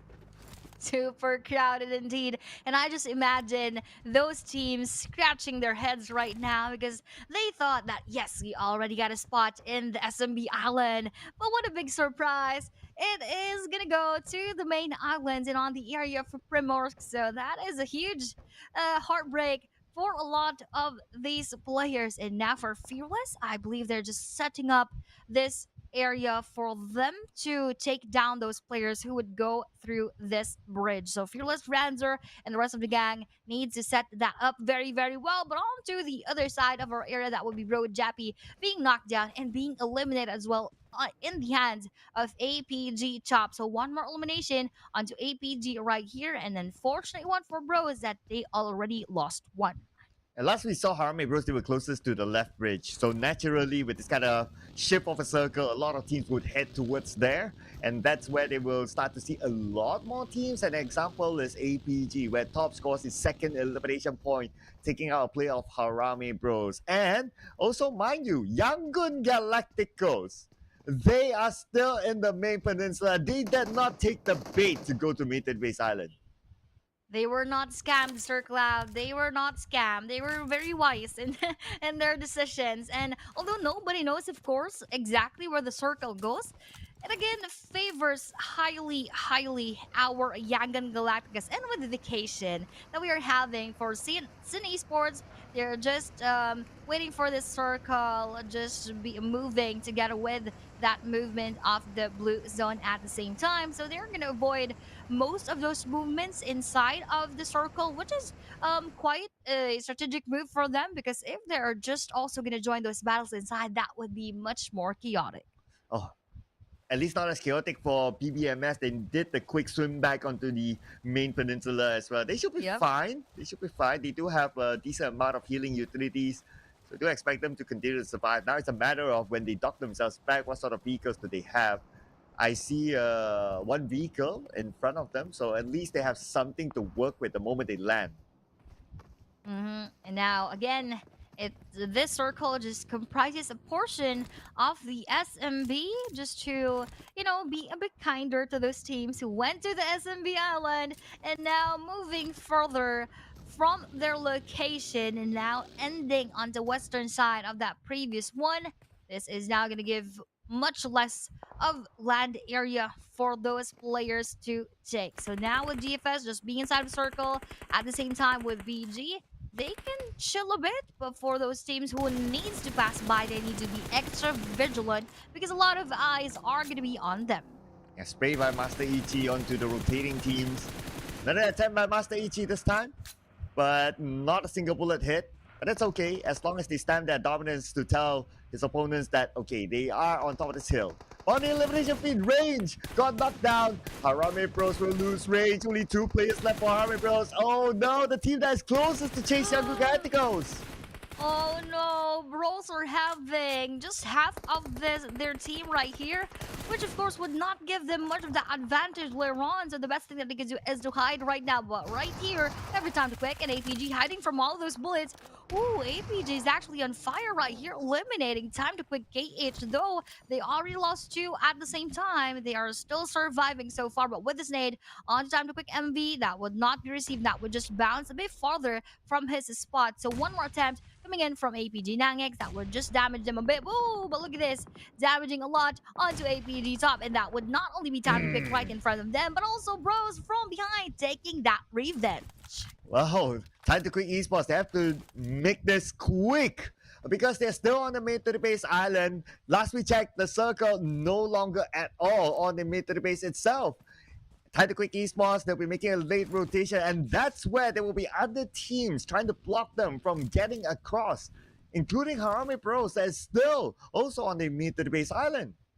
Oh, look at this. Swimming moments again coming in from Bro Jibna. And onto this side is will be BMS. Onto BG. Master Ichi will now have to say goodbye. And next in the rest of the gang would also be eliminated as well. Before PBMS, they already took 3 for the team. And Bro Nathan, though, will be spotted again by Time to Quick because they were the ones who eliminated APG. Now they are forced to face each other. Jibna will be confirmed. Nathan was knocked down. And unfortunate thing for the Harame Bro, they will be wiped out from the map at the 13th spot with just one elimination.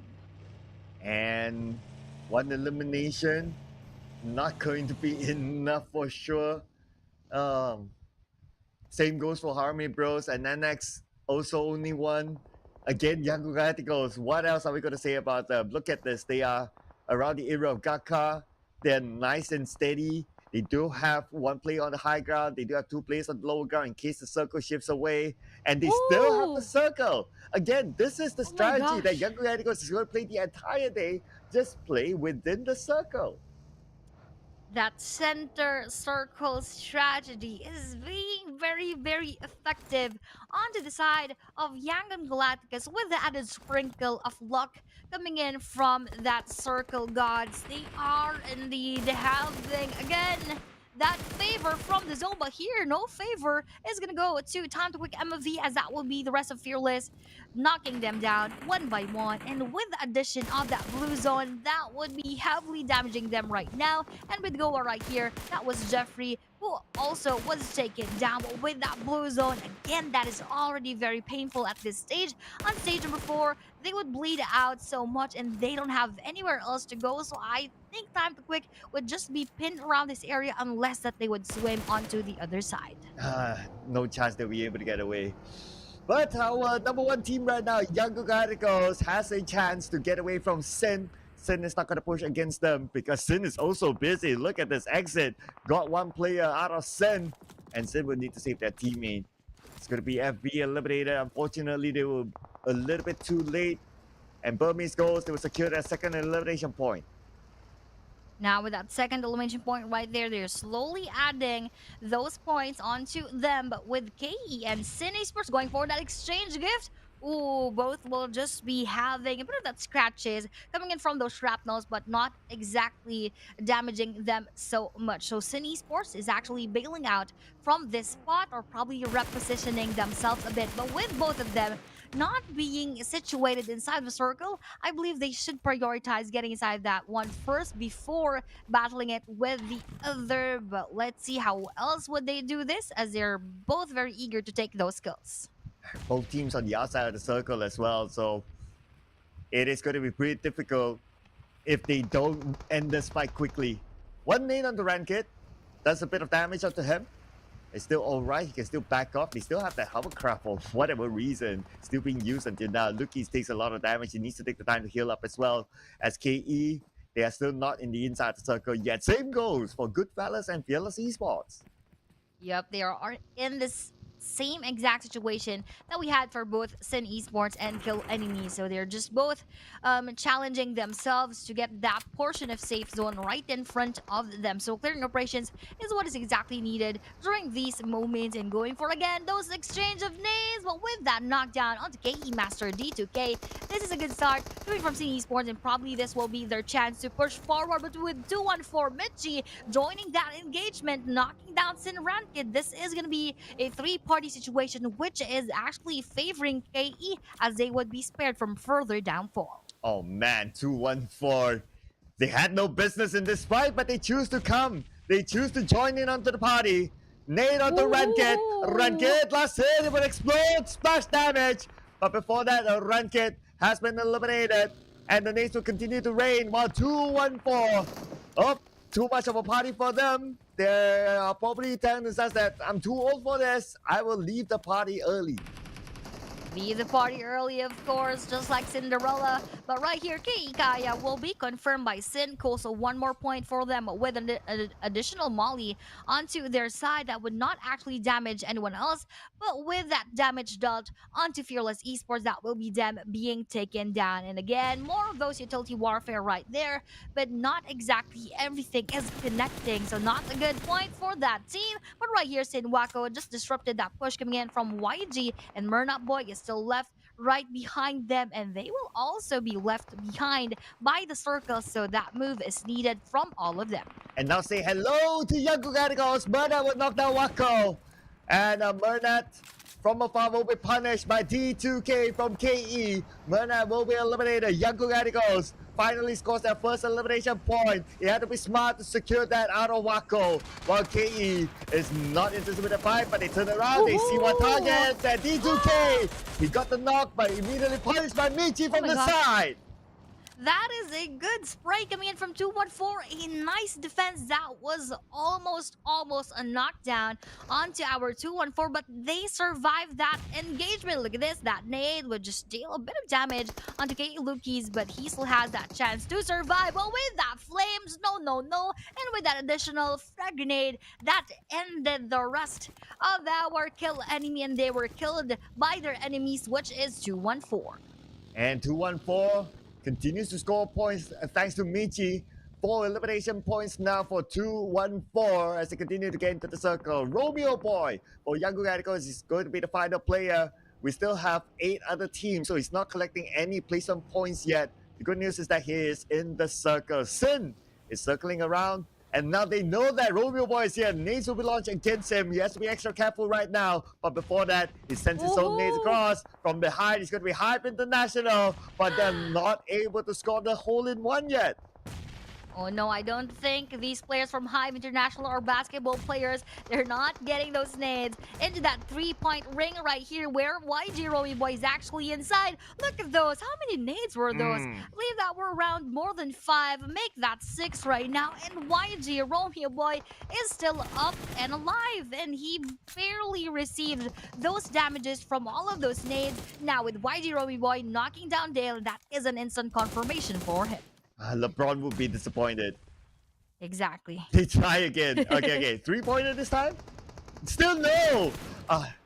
They need lessons. Can we call LeBron here? I think they need to meet a superstar to give them those kind of lessons. And let's see if Romeo Boy can be the one to score those 3 points. Well, looks like Hype International, they're done with the 3-point. They say we'll take it into the face of Romeo Boy. Young Guy goes out.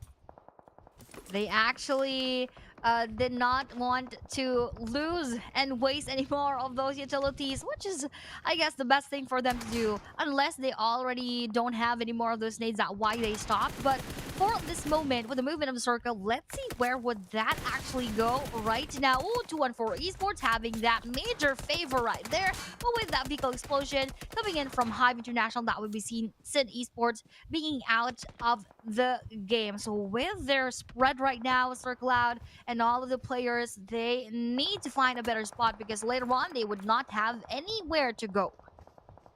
Yeah, without the circle especially, they have to somehow get out of the sticky situation. A Team Max as well. The Team Max is also on the outside of the circle. Hype International still in front, and they're still trying to play dunk here with Hype International, but they managed to dunk it. Managed to get clawed. One more to go. It's going to be red inside of the shack. Not able to land a 3-pointer yet. But anyway, Team Max, they're done. Our tip is coming in. Ativ is now here going for that push. And will they actually land those 3 points of nades onto Hive, which Hive attempted earlier onto YG Romeo? Oh, 3 that's a good points! one, and that is the 3 points. They need to take note. They need to ask for that seminar coming in from Team Max. Exactly right inside of the basket. The rest of Hive International will be eliminated. And that will make LeBron proud, ladies and gentlemen. Yes. And 2-1-4 now in the middle of the circle. Now they need to defend their ground against Team Max that's coming in from the northern side. Team Max in an open area. Michi sees one. Michi sprays. Michi gets gunned down instead. Ooh, that was not a good one coming in from 214 Michi that he was spotted right here. Spotted as well as our PBMS courtesy of our GFS going for those CQC battles right here. Will actually win. Both of them heavily damaged. That will be newbies being taken down by Pretzel right here. Also almost barely surviving that engagement. He needs to heal up his teammates right away because there is one more remaining player from GFS who could also push them out. But here, pushing out and zoning out 214 is Team Max so that they could enter the ground where 214 is at right now. A lot more nades are being thrown, but unfortunately, those are also wasted utilities right there. What is most important for them is that they need to be aware of Kree on the off-angle left side as Team Max gets closer and closer to the main target. The 2 players of 214 right in front of them. At the same time, PBMS, they were busy as well, but they were done. And they managed to eliminate Goodfellas at number 5. Now at number 5, leaving us with only 4. 2 from the Philippines, 1 from Cambodia, and 1 from Myanmar. But PBMS Puzzle will be spotted by Goa Jeffrey right there, and that would be an elimination from him. So Team Max actually has that vision onto our PBMS, but they don't exactly have that same thing onto 214. So this could also be a surprise attack later on. They just need to know exactly where they are at so that it would not give them so much of that struggle. But with 214 already knocking down Max Steve, they probably have a bit of the idea. But for 214, Cree again knocking down one more from Team Max, and right in front of them is a crawling Joseph. Let's see how this would turn out. And here comes Joseph swinging into the small bench, getting knocked down by immediately punished from the other side. And again, it's going to be Michi. The John will make sure that Cree will not be the hero. But from the other hand, Scotty says, stop everyone, stop. Don't fight. Don't fight. Stop indeed, and that was a halt onto those moments. Now leaving us with 3, we have Goa, PBMS, and 214. And with 214, Cree still knocked down in the middle of nowhere, in the middle of an open field. That is a mission impossible for him to revive. But look at this, Minor received so much of those nades, and oh, he will be knocked down as he tried to save himself by entering that dasher, but that would not help him even further, as Goa Jeffrey is also scouting surroundings for him to see where else would Scatty be coming from. But Scatty is being very quiet right now because he would not want to expose himself, as Goa still has 3 players alive. Oh yeah, so it's going to be Scotty against 3 from 214, 2 from Goa. And let's see if he's able to overcome the situation. It's going to be rather difficult. Anyway, Minor confirmed eliminated. And now it's going to be Scotty all alone representing PBMS. We're at stage 7, but we only have 3 teams left. This round is really, really fast. Really, really, really fast indeed. So we're not quite sure if it's also going to be a fast ending for them. Stage number 7 is just right here. We can still have stage 8 and stage number 9 later on. Scatty not moving an inch or not making his presence that much felt. But from below, he is actually being damaged. And that last bullet, will that go through? Ooh, no, not so much, as Michi loses that bullet right there. Scatty miraculously surviving all of those bullets. That land, that ground is sparing him right there and saving him from being eliminated right away. Right now, 3 teams pretty much within the circle. And we can somewhat say that Scotty's by the rim of it, but Michi knows that he's there. He's not able to land a pixel shot. Scotty is still alright. But Jeffrey tries to get as close as possible to his main target, which is 214. That's in front of him. And Jeffrey has his other teammates opening up the space as well. So when it comes to circle control so far, Goa, they had the better circle control. But the circle will continue to shift. This is going to be stage number 8. And it favors the 2 teams, 214 and Goa. PBMS Scatty here has that least advantage, and he is the only one. So it's either he denies himself later on, or he will just surrender to either to Goa or to 214. So probably deny is the best thing for him to do, and if he can, he could go for that third party once 214 sees Goa in the process. Just like this, Goa Jeffrey now will be confirmed by 214, which is, by the way, already unstoppable at this point with 10 eliminations. Ooh, 10 eliminations already. Looking to wrap things up with a chicken dinner to make it a sweet. Definitely more than 20 points if they're able to do that. But of course, we have seen it multiple times. We've seen lots of upsets so far. Hopefully not an upset this time for them. As for Ngapekel, he's out of healing utility, so he'll be playing the rest of the round with only 10% of health. And finally, Michi got the pixel shot. But no, it's actually by the zone. The zone took out Scotty. Yup, that is an unintentional deny. So we got Scatty lucky at that moment that he did not give one more point onto 214. But in terms of these 2 teams, at this point, again, it favors 214. Earlier on, it was for Goa when they had still those 3 players and they had a circle advantage. But with Ngapekyao having no heals right here, if he is going to be spotted and going to be knocked down, that is an easy turnaround of events for our 214. Though they're still not sure where the Goas are at right now, they need to roam around in order for them to see and locate those players. And stage 9, here it is. Cannot play by the rim of the circle anymore. And looking at Goa, because they are really just right in front of blue. 2-1-4, they still have a little bit more space, but they choose to just kind of move out because they're not sure exactly where their opponents are. Oh, now they know. They see one. It took out one. One more to go. It's going to bring Ngapekao. We only 10% of health. What can Ngapekao do with only that amount of health? Oh no, it's gonna be much more easier now. It's just gonna take 1 or 2 bullets to finish this battle. But will this be a miracle, historical run for Goa Ngapekao? That is something that we do not know yet.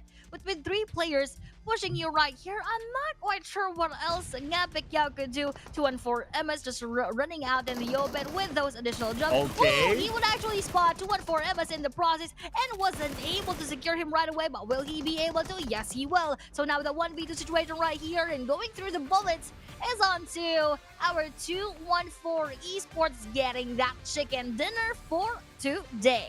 Well, at least a consolation prize for Ngapekao towards the end. So that's what he was waiting for. At least he goes out with 1 more extra point. But 2-1-4, this is not their first chicken dinner. They scored it before in pretty much the same area around Gadka when they won a 2v3 match the other day. Or was it 2v4? But anyway, it was a disadvantage to them. They won it. And now with them having the advantage, they will not let the chicken dinner go.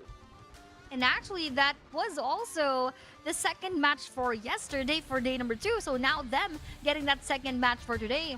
I think that first Erangel map is their sweet spot and their strongest suit right here. But with 12 elimination points, this is actually the first time I am seeing Woem in the grand finals. And even him with this winner or chicken dinner. So the rest of the team are slowly doing good. 4-2-1-4.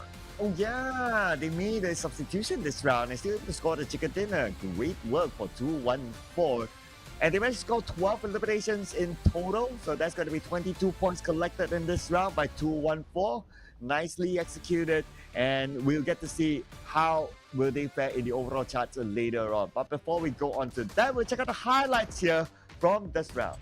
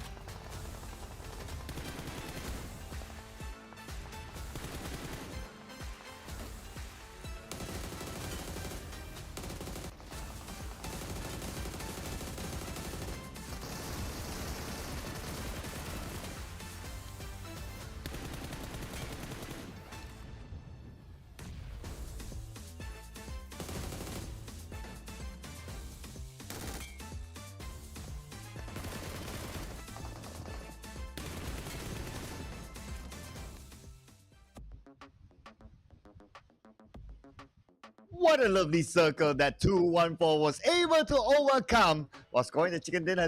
And they're the only team that managed to score a double digit in terms of elimination points. 22 points collected by 2-1-4, followed by PBMS, 13 points in total, and Team Max, 12 points in total. That's also the double digit club. Tied to Quick Esports. They had a rough round, but they're still on page number 1 with 5 points. Not bad. Not bad for them. But for YG, they were not so explosive during those moments and they did not last so long with only 3 points in the bag. Although that is still something because as we have always said, they don't even need to lift a finger. They can just, try to play, and even if they get eliminated too early, get those 2 soons, they could still have that seat onto that number 1 spot. So with those 3 additional points, that is still not so bad for our YG. And on to our overall rankings, they are already at 180 points. Right here for YG, still you good.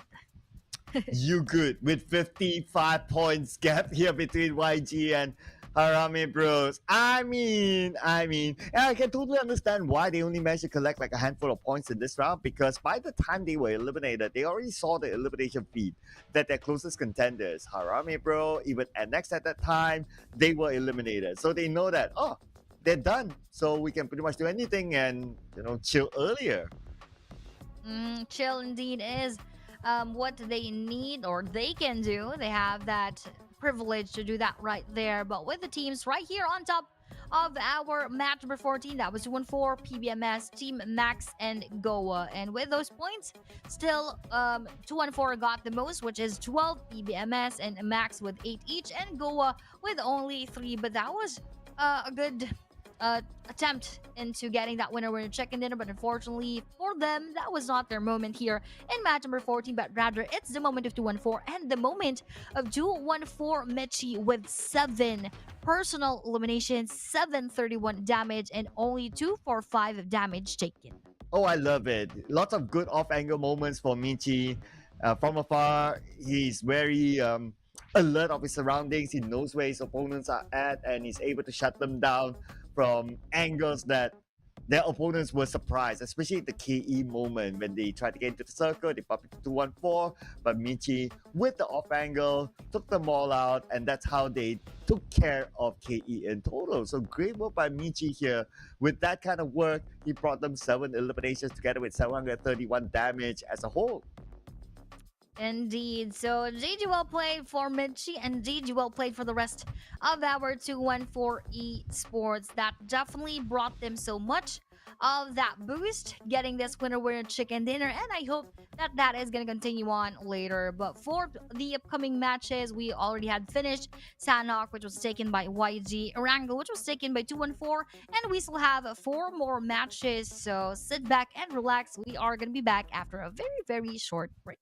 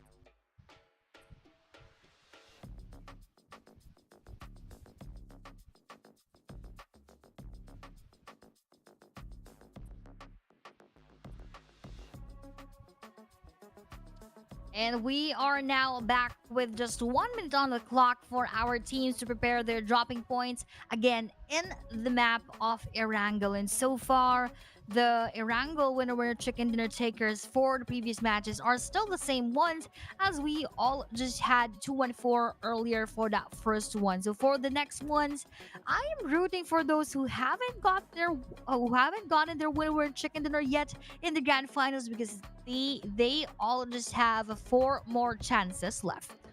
Oh yeah, 4 more to go. With this kind of gap, it is crazy at this moment.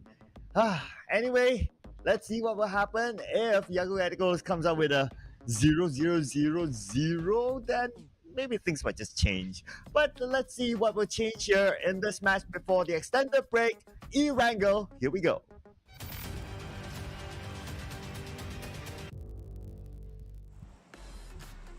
And we're off. The battle for survival begins again in the map of Erangel. And now I think this is quite a different plane path coming in from the western side onto the area of Lipovka. Quite similar to what we had yesterday, but a bit different from what we had for today's Erangel matches. So now that they are quite dropping, of course, we are going to see those battles later on. But what we always want to see is, will that circle be aligned with the plane path, or will again go to a different spot? Yeah, the circle, that was pretty nice. That was pretty nice. I wouldn't mind more of that, like the 50-50, and then it just scams everyone, and everyone just goes like, oh no! You know, those are one of the moments where I wish that we would have like the team comms just to hear like what they actually say to each other the moment the circle popped that way.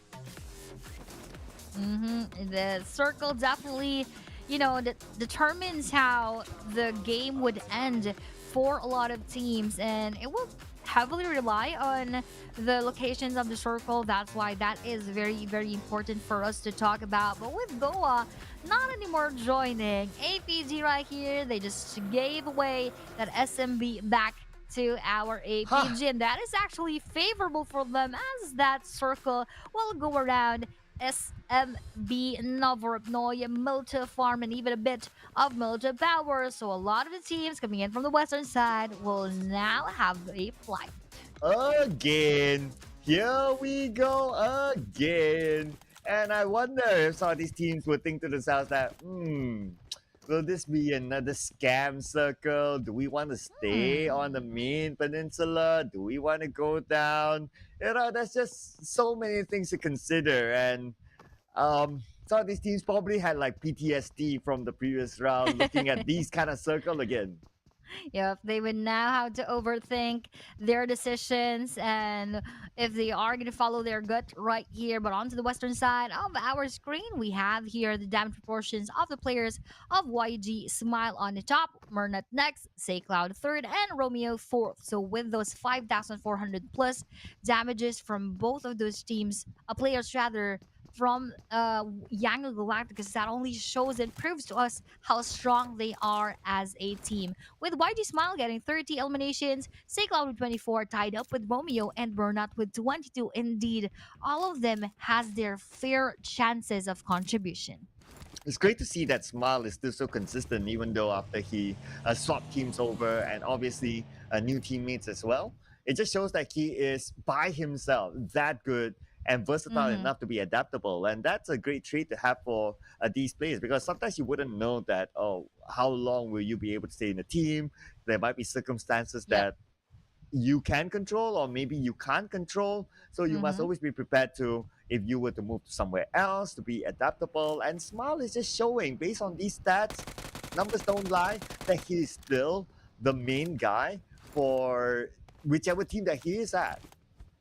Definitely, he is an asset to wherever team he could go to. So just like these moments, we also have those several players, just like Federales. We have seen and talked about him during our few days here in the PMCL, although he is not exactly here, but he was formerly together with Harame Bro, and his contribution was definitely significant and remarkable. And now that he is with Bigatron, he also gives that sort of performance that is, I believe, much more aligned with BTR, if I could say that, because they are gelling well so much. So that only just boils down to how well you are as a player and how well you could even adapt to different teams. Yeah, they're gelling so well that he can get all the hair gel that he wants by now. True, Exactly. but true enough though. Like he just slotted in and immediately in his first season, especially the first week, he's able to Yep. adapt and comes up as one of the top stats in the tournament itself. And Mm-hmm. at the end of the day, they scored in second place, which is pretty nice for a first season form team. Of Yep. course, they're compared to like a Xavier that has like been around for the longest time, like their Yeah. OG lineup and all that. And you can imagine that if given like maybe another season with Reles, as long as he stays together with the BTR, he could probably come up with wonders. Definitely. And I again commend his relationship with Satar, having his long lost brother right beside him. They're just really cute together. And I just really hope the best for Federales as well. Of course, as well to our Philippine teams remaining here in PMCL Grand Finals. And for those who were not able to join the Grand Finals, hoping as well that they could be able to have a better performance in the next season. But for all of the teams who are in the finals, let's see how else they can manage their way to get more of those points. Well, some of these teams want more of me to the base, and next one of them, he will pass by Novo. Oh, anyway, they naturally drop in Novo, so it's fine for them. Yep. So they are. Okay, this time we don't see as many teams committing onto main to the base if you kind of think about it. Maybe again it's because of the PTSD of the round before that they would rather wait out till like stage number 2 before deciding on whether to go to main to the base or not. And now with all those movements, again, they're now overthinking. Are we gonna go to where we think the circle would go, or will we go to the opposite of where we think it would go to?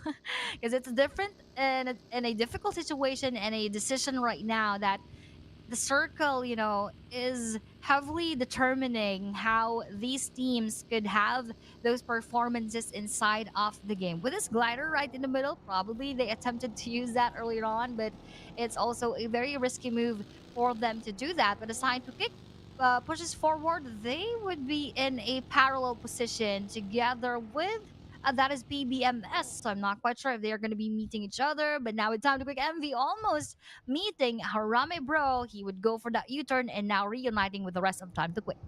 Yeah, we can see clearly. Ooh. Hang that thought for a second because Time to Quick Esports making a quick move here onto Harame Bros. And Oh, Nathan no. gets first knock on the KH. He's not able to secure the elimination point yet. He's not able to get that angle, but Chappie will be knocked down by MV. Now Nathan will get it, and Nathan will secure that elimination point, but he still has the rest of Time to Quick Esports to deal with. And PBMS also look at his compound. They want a piece of this party. Oh no, early third party right here that we are seeing. Bro Range got damage welcoming from that native Time to Quick Kazuki, and with that one more, will that land perfectly at the same time? Sin Cold there will be taking Max Joseph in the process, though Jappy was secure. They already had 2 eliminations onto Time to Quick. That would be Zuki wanting to escape this engagement with Gus on his knees, and with PBMS just right behind them. They need to reset as soon as possible. And PBMS, they're still not letting go of this area. They're opening up the space now. Range will be the one taking care of things on the second floor, trying to shoo away the members of PBMS. And he got Ooh. Pencil! Beautifully executed by Range, but that will awake PBMS to try to seek revenge. Yep, exactly. And with the Snade one more onto PBMS, will that land perfectly? Nope, that will not damage anyone else from PBMS. But Pretzel will be, I think, trying to be revived by Scatty right here. But with this preparation of Nade again, coming from range, that will disrupt them a little bit, but would not be enough for them to stop going for that reset. And with the movement of the circle, will that go to SMB? Will that go to the main island? That is what we are going to know. But no, we are having the best of both worlds. A bit of the main peninsula and a bit of that SMB island. I'm not sure if that's the best of both worlds or the worst of both worlds because for the teams you still cannot decide where to go. Oh man, but a lot of teams already committed to the main to the base island this time, and we still have a decent amount of teams on the main peninsula. Totally understandable after what happened in the previous round. Anyway, coming back to Harame Bros, they're still defending their ground, and this time they got Gus. 3 elimination points now for Harame Bros. But for PBMS, that is actually the smartest thing for them to do.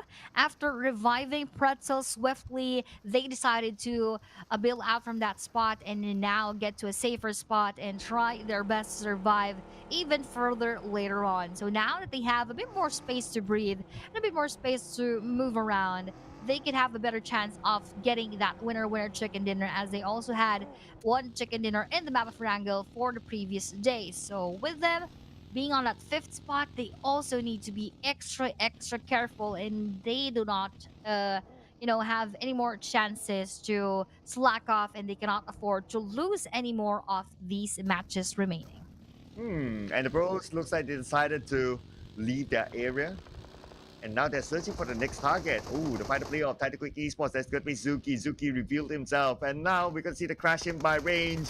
While two players support him for the back. Range with the UMP, playing dance around. But Range lost the fight. And the Range, lucky for him, Gymnast man to provide him the support. And Range should be back up soon. But PBMS turns back. And now they want to eliminate Harame Bro. Gymnast the one in trouble. 10% of health as PBMS continues to come in.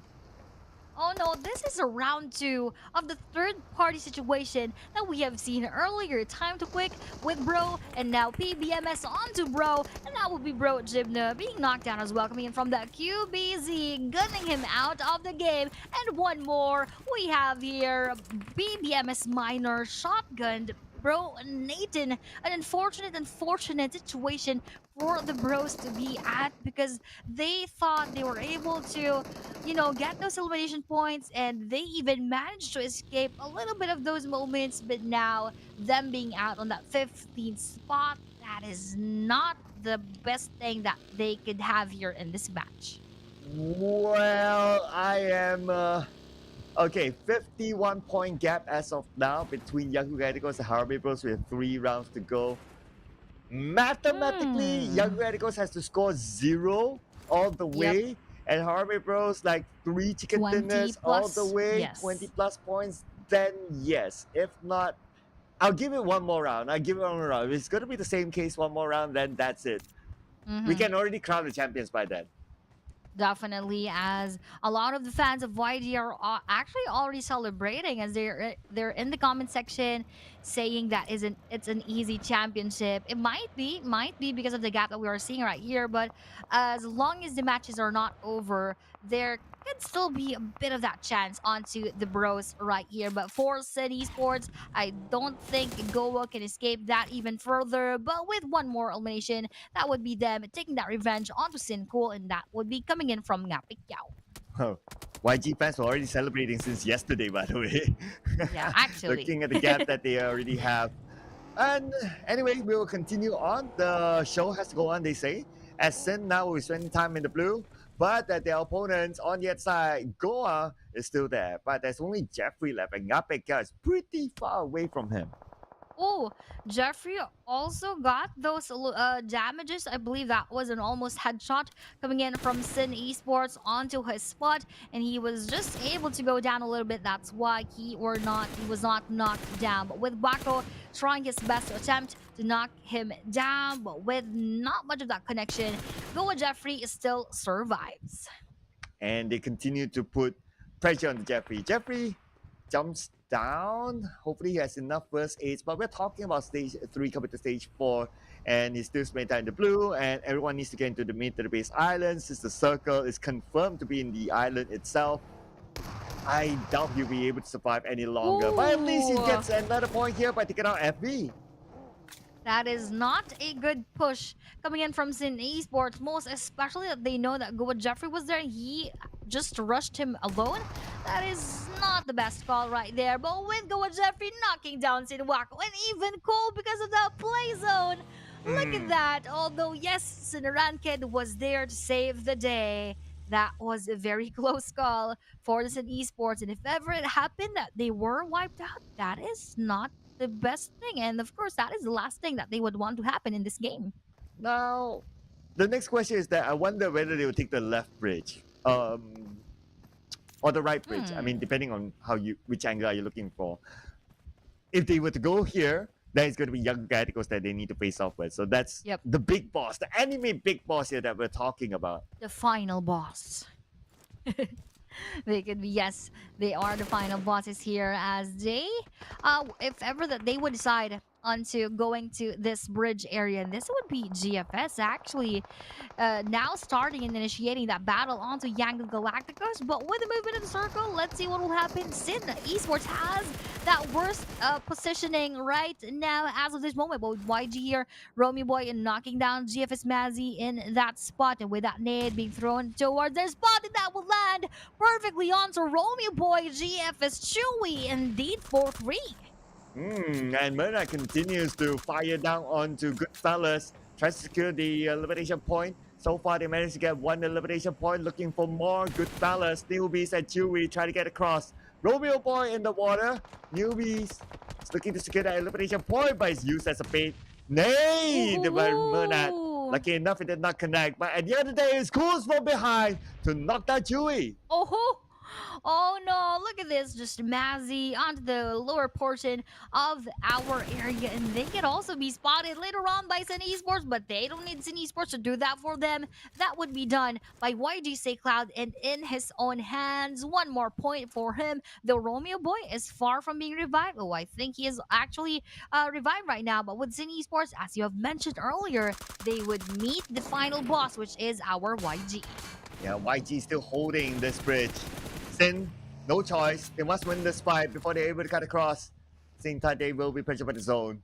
Nangex will need out D2K for APG somewhere else. While we focus back on the Sin and how are they going to overcome the situation, Yangon Galacticos, they're still not letting go of the bridge. They're not letting go of that bridge. This is already theirs. That is what they're claiming at this point. So with Sin Esports just passing by, they need to knock them down, and that would be 1 more for the count for SayCloud right there with that exchange of frag grenades. Who will that land to? Oh no, no one will be damaged. But Brand here will attempt for 1 more. Oh, but he almost got to knock down at the same time. Sincool being outside of that circle, outside of the blue zone, that is not going to be helpful later on. But with Wacko being knocked down, oh, MG Sin Esports are having a big trouble right here. Absolutely, absolutely. They don't have the numbers, they don't have the advantage, but somehow Rankin managed to get Romeo Boy, and he's still able to secure at least this 1 elimination point. Now Rankin with 10% of health. He managed to loot up first aids, giving him a lifeline.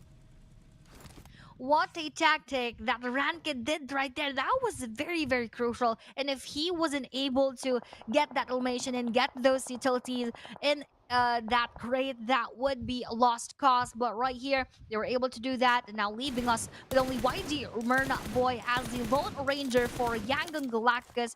They need to clear that bridge. They need to enter because the zone again is going to move towards their spot, and now YG is not so good. That's why they are out. Although PBMS will also receive that same treatment, and a good thing for Sin Esports that they have a bit of that chance to get inside of the circle.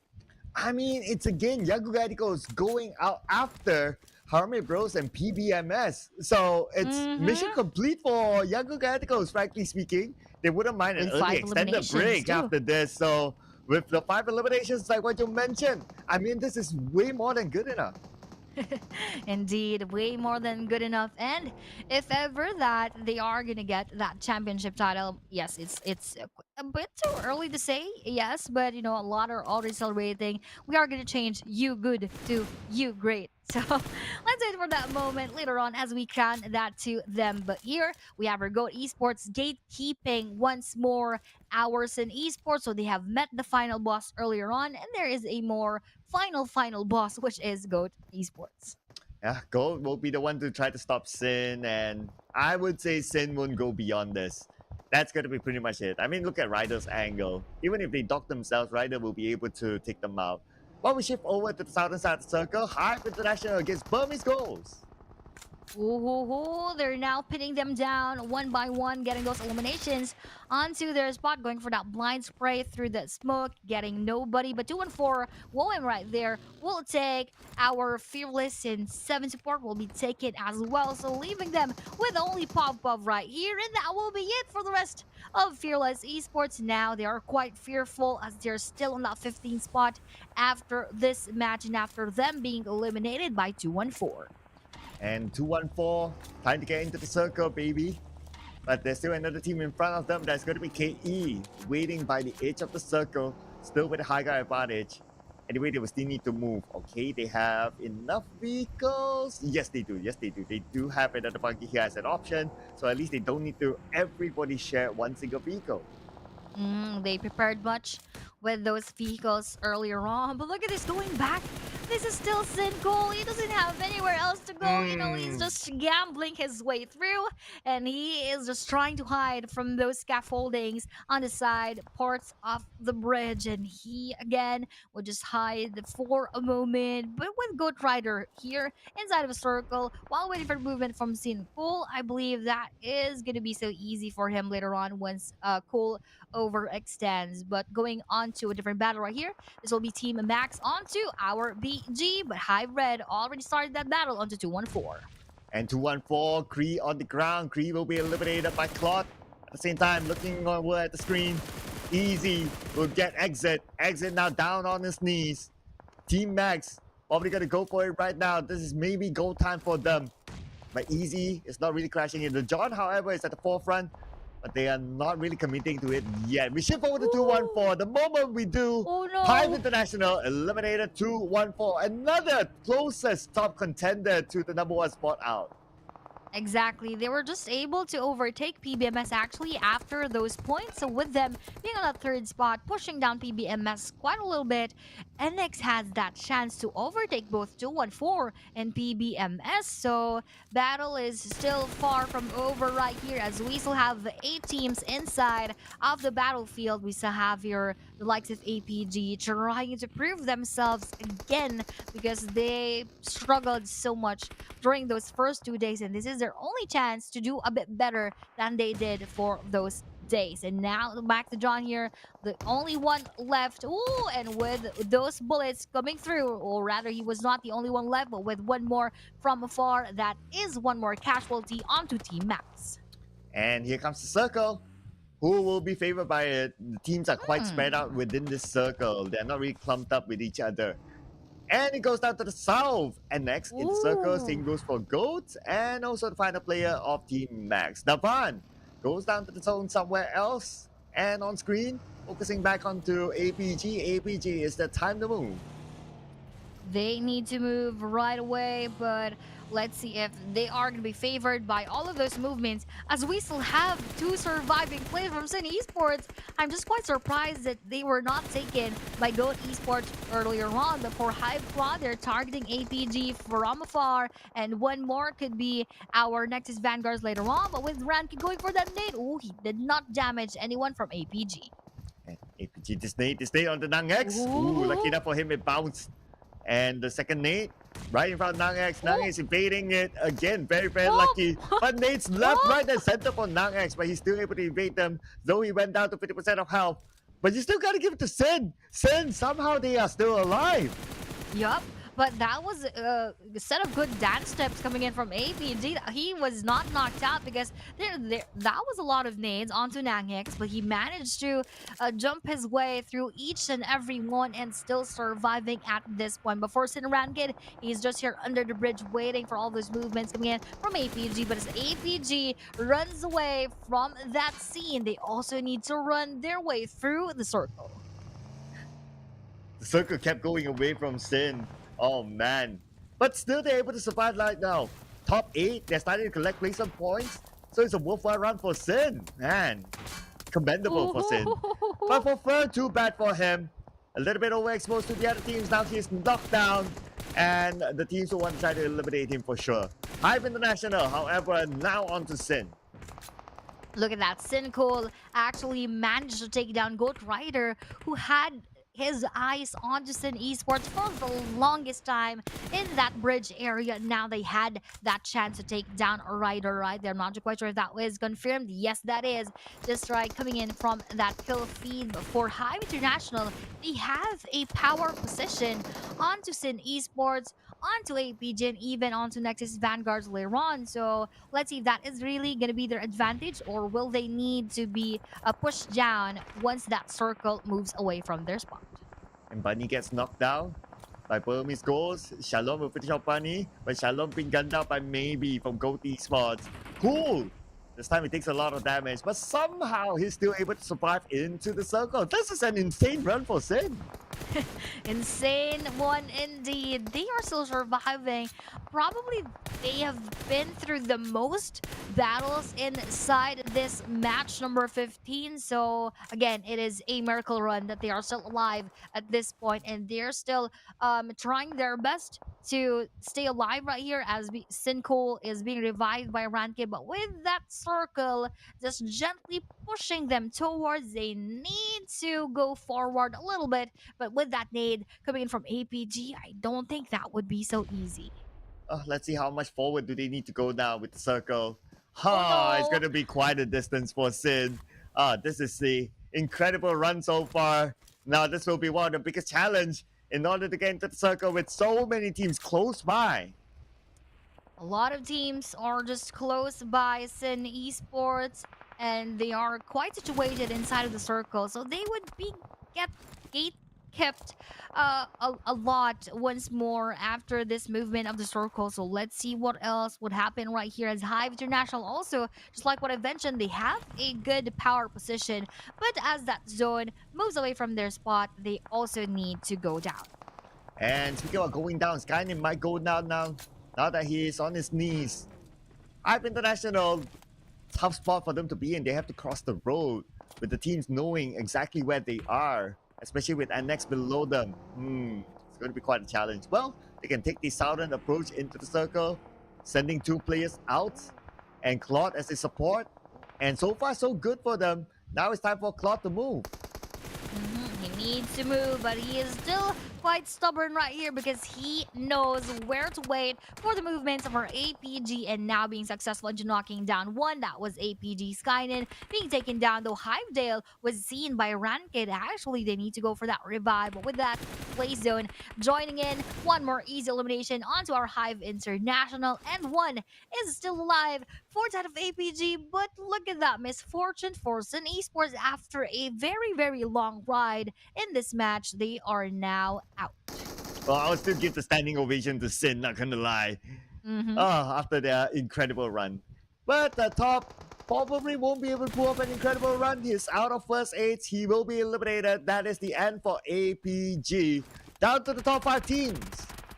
Nice deny coming in from APG. Does it want to give any more of those points onto either Hive or onto either Nexus Vanguards? But with Hive still holding that higher ground advantage onto Nexus Vanguards, they could easily see them later on. But with that sort of a podium, our Nexus Vanguards also could be seeing them later on. And with the movement of that safe zone, let's see who will actually be safe, as Team Max EZK is just right in the middle, and him being alone, that could be quite a relief. He's just being chilling there in the middle of the circle. For now, that is. For now. While the other teams on the outside will need to cancel each other, it's going to be Annex and Hype International. Dale will be gunned down by Zai. And the circle, again, as usual, just goes away from them. The circle just doesn't like Hype. That quite hurts, you know. That circle is always making Hive run after it. So now that they moved a bit coming in from that higher ground, they are gonna go downhill, which will give Nexus Vanguards much of that advantage because they just need to wait for the movement coming in from our Hive International. Though they also need to go a bit forward, so it's either they go inside first, which will expose them from the side of the Hive International, or just like this, be lucky that BG will also join that engagement into knocking down Hive one by one. And also they're trying to take out Easy from Team Max. They kind of know that Team Max Easy is in the middle of the circle. No longer Easy, but still he's able to get rid by his grenade elimination. Nicely done by Easy, securing another Ooh. extra elimination point for Team Max. In fact, it's the first point for Team Max in this round. But Oh, Shalom! Nice spot of 762, eliminating him out. But with Hive going out with 9 eliminations, still not bad for our Hive International. Now we don't have any more of the PH teams, even the Brunei team. We only have here 3 Myanmar teams versus 1 Cambodian, which is Team Max EZK right in the middle of everyone else. Goat May BK trying to join that engagement, but now with that nade onto EZK, and easy kill coming in from Nexus. And now, down to the top 3 teams. It's going to be the Nexus, Burmese Goals, or Goat Esports for this chicken dinner. We are at stage number 9, and now stage number 9 will start to close. Yatka will be moving right in front of Nexus. They probably don't know that BG is still there, or they probably don't have that angle. Anyway, all teams will be forced to show themselves soon.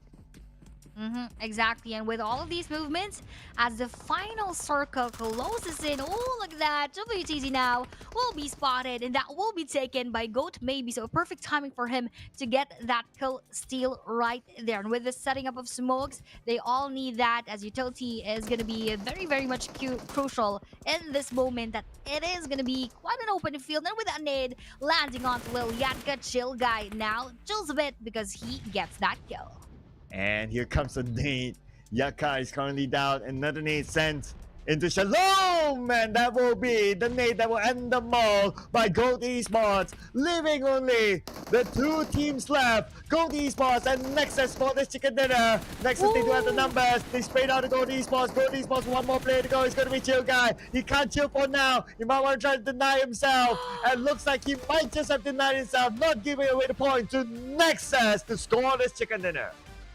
That is a nice deny again coming in from our Goat Esports. So not anymore give that further points onto Nexus Vanguards, but GG's and kudos to Nexus for taking that winner chicken dinner and a lot of points at the same time. So that means they could have that chance to overtake and overthrow those Philippine teams who are after Yangon Galacticos, but to the extent that they are going to get those points. We're not yet quite sure with regard to their total, but again, that is a good game. Well played, although that was just 4 eliminations though. With 10 placement points, 14 is still something inside of the match. Yeah, 4 eliminations, 14 points for Nexus Vanguards. Well, without a shadow of a doubt, clearly Young Radicals will still be on top with a significant amount of points gap between whoever, even though if it's Nexus Vanguards. And with 3 more games to go, I don't know. We need to look at the points later on. Before that, the highlights.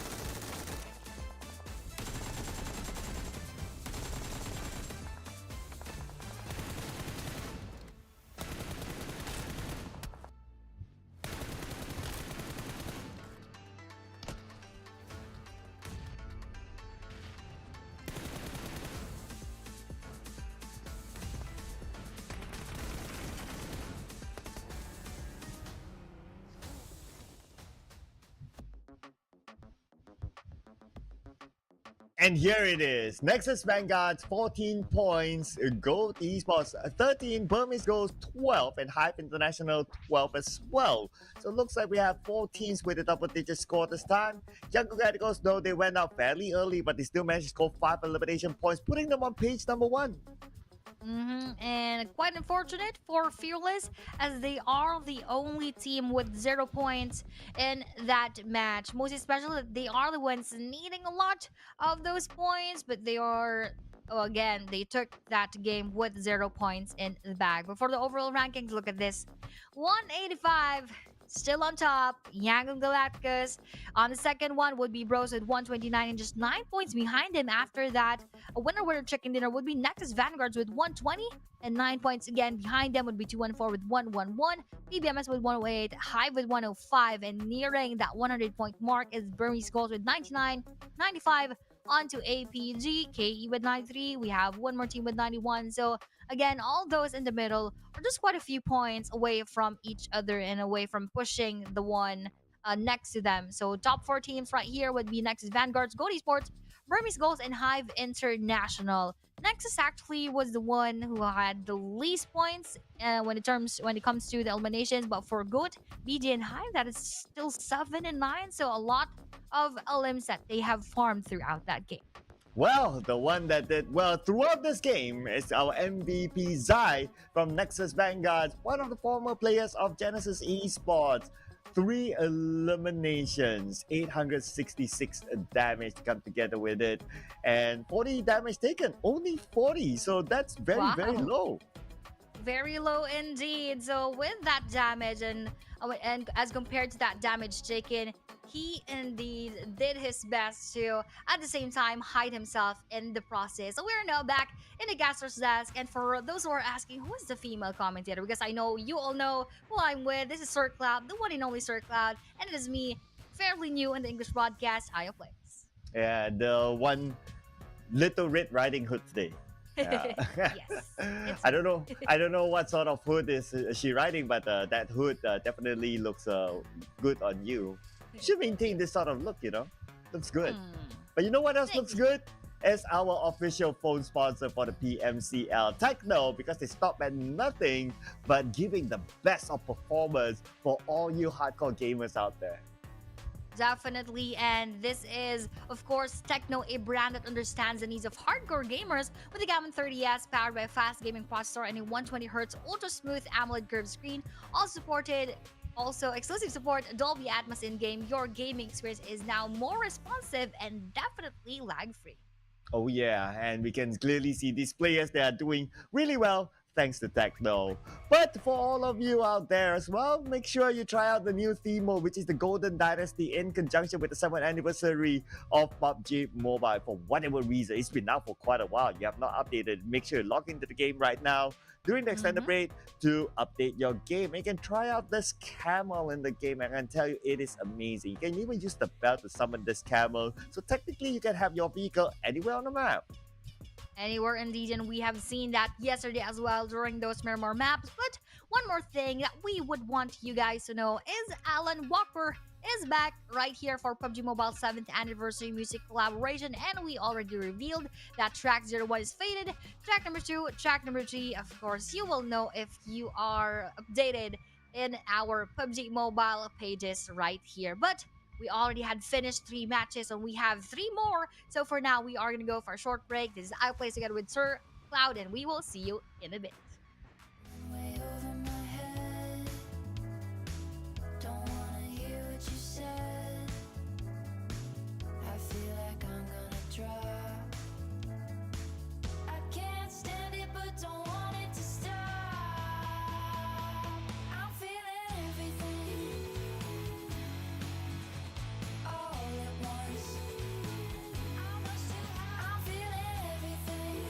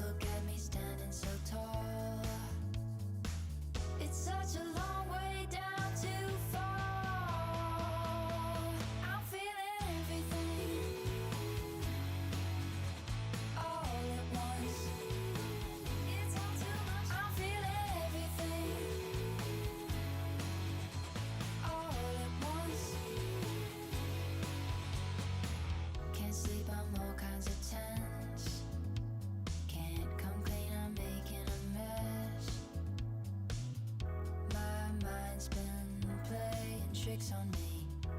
Can't make it make sense. I'm in way over my head.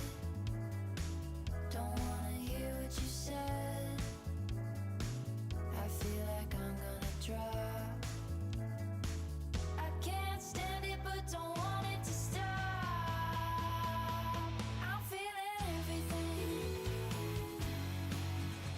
all at once. I'm feeling everything all at once. I should've left it. I should've left it alone. I should've left it. I should've left it alone. I should've left it. I should've left it alone.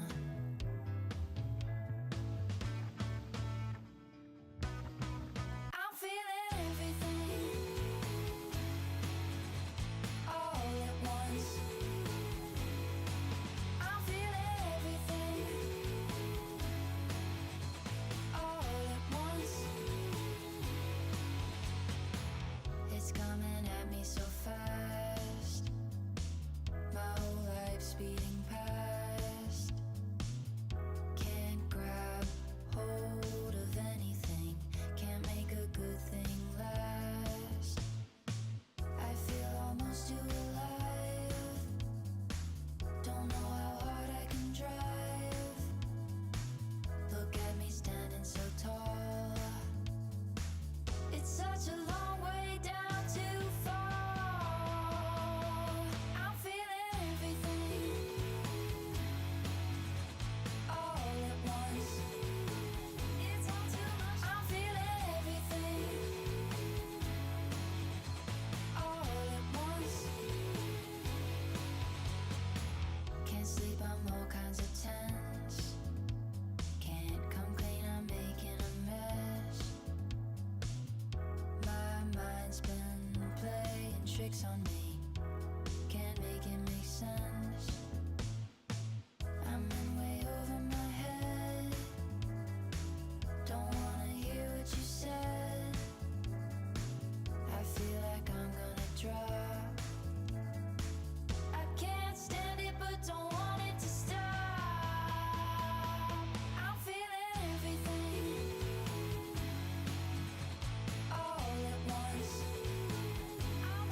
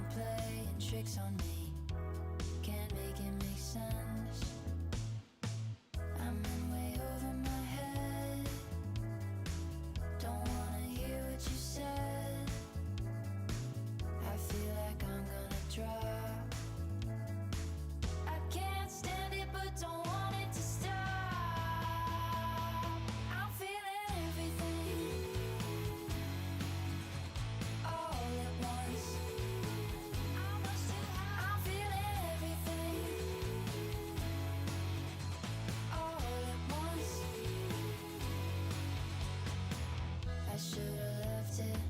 I should've left it alone. I should've left it. I should've left it alone. I should've left it.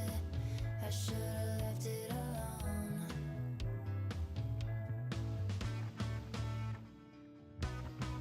I'm feeling everything all at once. I'm feeling everything all at once. It's coming at me so fast. My whole life speeding past. Can't grab hold of anything. Can't make a good thing last. I feel almost too alive. Don't know how hard I can drive. Look at me standing so tall. It's such a long way down to fall. I'm feeling everything all at once. It's all too much. I'm feeling everything all at once. Can't sleep, I'm all kinds of tense. Can't come clean, I'm making a mess. My mind's been playing tricks on me. Can't make it make sense. I'm in way over my head. Don't wanna hear what you said. I feel like I'm gonna drop. I can't stand it, but don't want it to stop. I'm feeling everything all at once. I'm much too high. I'm feeling everything all at once. I should've left it. I should've left it alone. I should've left it. I should've left it alone. I should've left it. I should've left it alone.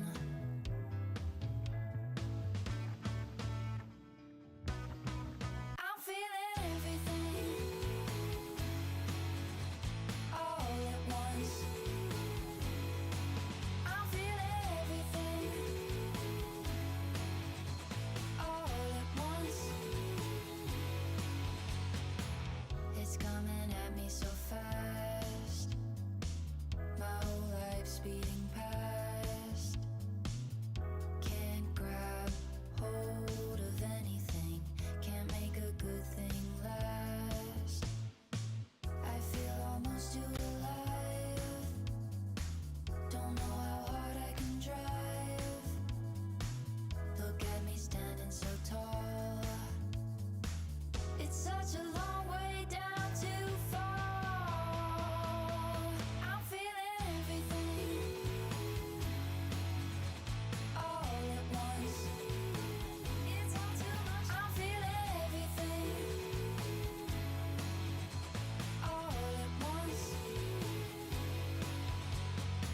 Can't sleep, I'm all kinds of tense. Can't come clean, I'm making a mess. My mind's been playing tricks on me. Can't make it make sense. I'm in way over my head.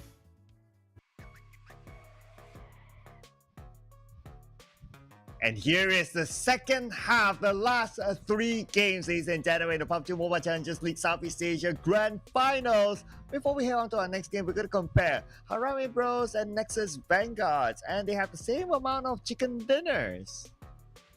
Interesting enough, they almost have the exact same eliminations as well, with 71 onto 70 of Nexus Vanguards. But with regard to the damage, it is 2,000 plus more for the side of Bros, and average placement is quite higher for the side of Nexus Vanguards, as we all know that Harame Bro came from a tough spot on the bottom during day number 1. So top 4 rate is quite the same for both of the teams. So we cannot say much about those parts right there, because they are almost at par. But with these two players right in front of us, White Dreamer Nut and Hive 762. Wow, okay. Eliminations about the same, 25 and 26 respectively. Though for Mernat, he did score a little bit more damage. I mean, that was shown as well in one of the earlier stats in the previous round. A little bit more assists for Mernat too. But when it comes to team contribution, it is back to 762. And we did see a lot of great moments by 762. Indeed. Most especially, I believe that was yesterday when he had so much of those good moments. But right now, I'm not feeling him so much in general together with Hive International for this day. So let's just hope that they are going to bounce back at the same time because with YG here, of course, we all know. Again, they don't even need to lift a finger and they can still be on top. With only 3 matches remaining, there's not much of those happenings that are going to happen on the top portion of the leaderboard. But around the middle, there could be a lot of reshuffles that are still awaiting. Yeah, I would say that if we head on to the Mirama match with a significant amount of gap like now, like 50 plus points, then it's pretty much done for YG. Pretty much mission complete. It's all about just going through the motions, just doing the due diligence or entering the game, and that's pretty much it. So I would say that if I were to give any mathematical hope for these teams to somehow catch up to YG, it has to be done in this final Erangel match. Exactly. They need to get that chicken dinner. They need to get a lot of those points. And again, they need to maximize their stay. They need to unleash their very potential here in this final Erangel map. So we already had 2. That was for 2-1-4. And then that was for Nexus Vanguards as we ended that first half earlier on. And YG even took that Sanok map even though they don't even need to. Yeah, exactly. The moment he got that, it's like, okay, 99% done, pretty much. And even the rounds after that as well, whenever they got eliminated, they got eliminated after all their closest competitors were eliminated. So that's also another indication to themselves that, hey, you know what? Those teams, Harame Bros, or even sometimes Nexus Vanguard or 214 or whichever, they've been eliminated. So the round is pretty much done for us and we can do anything. That's actually almost a signal for them to, okay, we should now leave. We're done with here. We've done our part. We even got a lot of elimination points. So there's really not much that we can still do inside of the game because they probably are thinking that they should give a bit of those points onto those teams who need them more, probably. That could also be here, but of course, YG all still gets those chances whenever that they have. Oh yeah, absolutely. They just bang onto it, right? And they even played like the gatekeeping role against Sin in the previous round. They still really like, okay, let's do something entertaining, okay? We try to block out other teams for whatever reason. Not for their own reason, but maybe it's just things that they just do on the ground. At this point, really, YG, they can do pretty much anything and anyone will be like, okay, yeah, that's fine. It's YG. They have like 50 plus points up there, so it's fine, you know.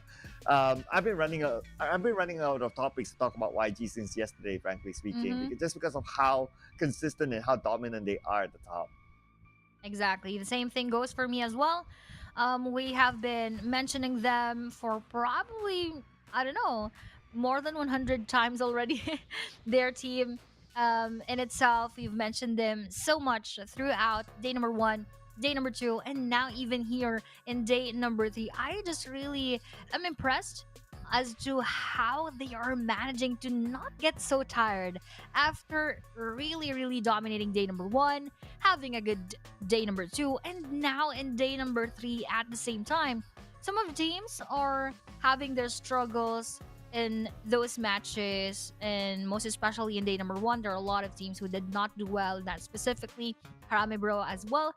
But now that they're slowly going back on track, that only just gives them a little bit of time to catch up onto YG. But again, going back to YG's performance, they have been very very, very consistent since day number one. Yeah, it's not only about YG themselves, right? Like teams like second place onwards, they just cancel each other. One round you see, okay, this team at number 2. Another round you see another team at number 2. And the following round, another team at number 2. So they just like cancel each other, they just shuffle there. And YG is just sitting on top. It's like, oh, okay. So you guys are playing shuffling. That's fine. You go on, I'm just doing the dab at the top. They're just watching from the sidelines and like, yeah, okay, you just go do your best, guys, and we'll be here cheering for you. And if not cheering for you, killing you guys inside of the matches. Those are the two things that YG is actually doing. Either getting those eliminations, or when they are eliminated, they're just having their sportsmanship at its best, cheering for those teams. Because again, they have that huge gap that makes them untouchable at this point. So we are now left with only Erangel and 2 more Miramars, and so far we are seeing the same pattern.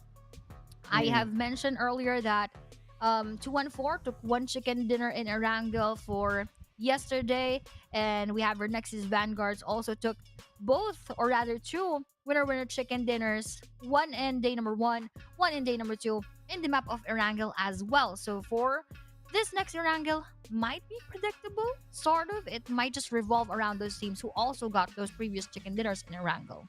Yeah, and I don't think it will be YG. Looking at how they're playing, based on the 2 rounds of Erangel after they scored the chicken dinner in Sana, they're being chilling at this moment. So I don't expect them to be the one to score the chicken dinner.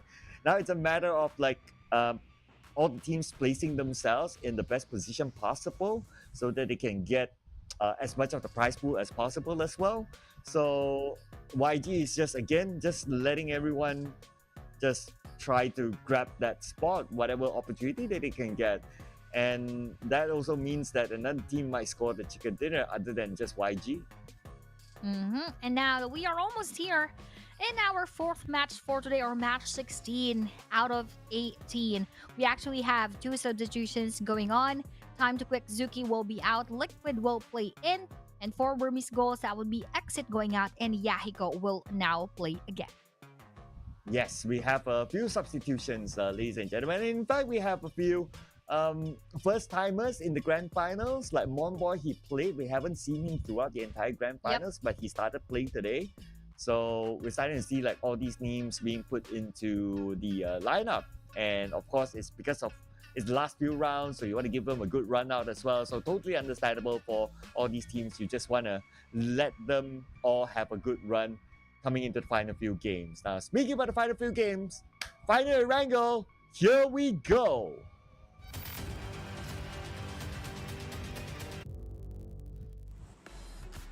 Here we go indeed for our final Erangel map for today. So now this is really very exciting right now. Ooh, an intriguing, and an exciting even more playing path will be right in front of us.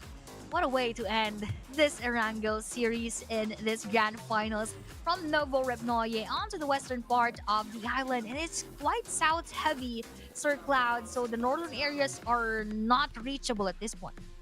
Yeah. They have to, as usual, travel there, drop somewhere in between, grab a vehicle, do the business to be on top of Saburn. And I'm looking at military base. We're going to see again 2 different teams in military base. Goa is going to be 1 and another team overlapping them. I wonder, is it still going to be TTQ? Oh no, TTQ actually moved away. So it looks like a bit of a truce between the 2 teams. So military base only 1 team now. Ooh, that is interesting. Oh, actually they do have for the SMB Island, we have 2 teams right here. That is APG still and Goa right here. Oh, they're not far. They're not rather over with the battle that they had earlier on. That was 2 players, I believe, being taken from APG. So I am proud of Goa right here. Although Goa Clay Jr. was also taken by that shotgun coming in from Nang X. Now Nang X needs to find a vest and even a helmet to save himself from the bullets of Goa after this battle. Oh, the fight continues on. Jeffrey naded out by Nang X. And now it's going to be Ngapekal on one side. On the other side, it's going to be 0-2-2. Apikel will be gone down, only left with 0-2-2. And now he's trying to get away. Now, how far can he run? That will be the biggest question. APG knows exactly where he's at. He's on the outer side of the building. And APG, they're taking the time. They're not in a rush. They can loot as much as possible before looking for their final target. Oh no, I even said that I'm very proud of Goa as they took those first 2 eliminations onto APG. But APG being APG, they're not letting things happen so easily for Guardians of Angels, and they're guarding their position as well, having still 2 players strong. Goa 22 is the last player right here as Goat Esports knocks down 1 on that kill feed. Oh, going for that run will be Goa 22 as he tries to hide himself as Nangek is right in front, and with that shotgun taking him out, and with those spam shots even more, he is just mad at this point, and Nangex took those 4 eliminations. And that is Goa, the first team to be eliminated. But still not empty-handed. They still score 2 elimination points. But they're only 2 points ahead of Fearless Esports and 3 points ahead of Time to Quick Esports. And they can still be overtaken by these 2 teams and pushed back down to number 16. Push back down to number 16 right here. It's Time to Quick. They have been very passive during the past moments, and they're playing very underwhelmingly throughout those matches. So it is quite understandable that they are now pushed down to this spot. But Goa, though, being eliminated and being pinned down on that 14th spot, they could easily be replaced by Fearless and Time to Quick later on if they get those points further in this match. Now, we didn't get to see the first circle, so I wonder where exactly it is. I'm making a guess right now. So we are at school, but we need to zoom into the players to kind of have a gauge whether school is within the first circle or not.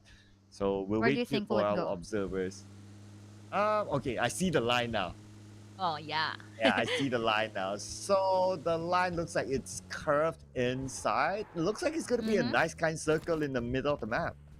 Yep, probably also comprising the area of Rozok right there. So not much of a struggle for most of our teams. As we have seen the playing path earlier on, it was just around the southern side, going towards the middle of the map of Erangel. So let's see again. At least this is quite not giving them so much of that struggle because this is the final Erangel map for the rest of the grand finals.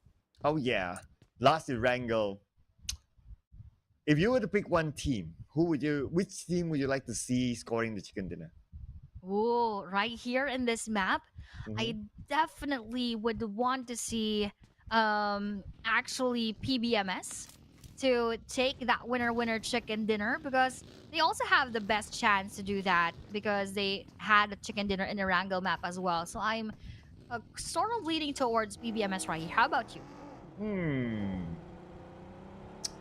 I'm thinking along the lines of like the bottom teams, right? Like I like to see some redemption for the bottom teams. Maybe at this point, like a Time to Quick Esports or Fearless Esports, Yes. either one of them to at least close the gap with Goodfellas, just to give them, just to put a little bit more excitement at the bottom.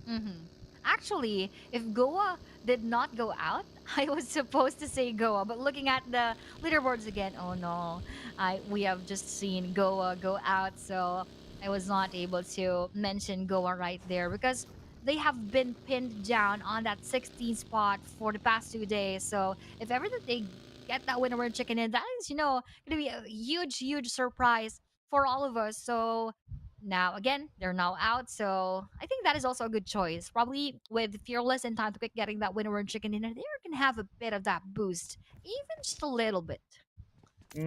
Yeah.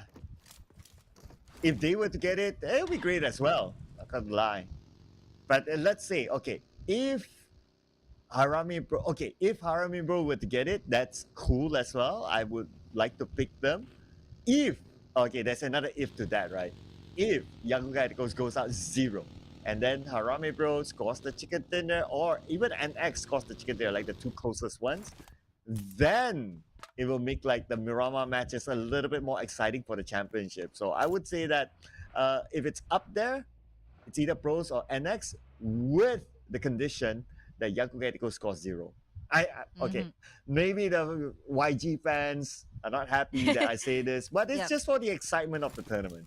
Exactly. Because you know that gap, having a map or match that they can get 0 points overall, I would not do anything actually. You know, so I also would want to see YG get 0, not because we do not want YG to get that championship, but to spice things a little bit, to give that, to give us a bit of that, you know, a bigger challenge for those teams to have a motivation and inspiration to get a little bit closer again to Yangon Galactus. Yeah, basically to give us all a ooh moment as we head on to, of Mm-hmm. course, the final two games inside of Mirama. Harame Bros. Okay, we just talked about them. They have arrived at a South Yogo pool and no other challenges around them. So, okay, they can park themselves here. Now, I really want to see where exactly the circle is at. We'll get to know that in a little bit more once we are about to enter stage number 2. My gut feeling is that it's okay. I have another gut feeling is that the circle is like 50-50 between like the shooting range area and also like the Rozok-ish area, like the main peninsula. So that's why we see Harame Bros, they park themselves at South Yogopo in case the circle hardships up north, then they have quicker access there as compared to staying in, say, Pochinki or so. But to be fair, the fans of YG also commented that they would want to see that to happen as well. You know, to have more exciting battles. But with Ah. the movement and the hard shift of the circle, look at that. PBMS getting the middle of that safe zone. I think they have a good chance here. Small island circle. Small island circle. I want to see that. I want to see that. Okay, it's going to be the last Erangel for this season. Might as well. But before we see that, we're going to see KE kill enemy against 214 in the area hospital. But KE, do they really want to push this? It's on the outside of the circle? Maybe not. We will see that later on. But now that 2 and 4 is actually right in front of us, I would want to say as well that I am also proud of how 2 and 4 managed to handle this grand finals right in front of them. So with that 111 points, they could easily get those points of Nexus Vanguards as well, given that they have this Erangel map all for themselves. And even because they got that winner chicken dinner earlier, they could also have that replication onto this match. But with Sin Esports, as you have said, it was just right to give them that standing ovation for that previous match because they had a miracle run. Oh, yeah. It would have been perfect if they scored the chicken dinner, but I don't want to go all Asian dad onto them. It was still a very good run for Sin. In case any of you missed out on the previous round, just rewind back, zoom in on the Sin and how they somehow survived very, very long with Circle not favoring them, with lots of teams blocking them from coming in. I mean, all everything was against a Sin, but they were still able to survive to like what, number 7? And that was amazing if you ask me.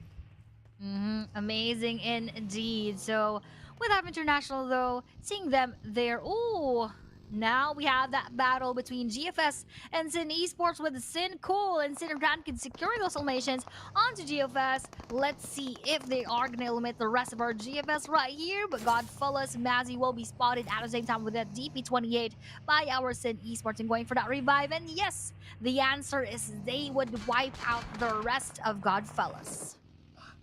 And we spoke about Sin. I guess it's a little bit of a caster's curse here. One of the players knocked, but Go Esports is not really pushing yet. They're still assessing the situation. Or maybe they will anytime soon. Oh no, they seem to leave this place. Okay, not interested to take over this compound for the Hands of Sin.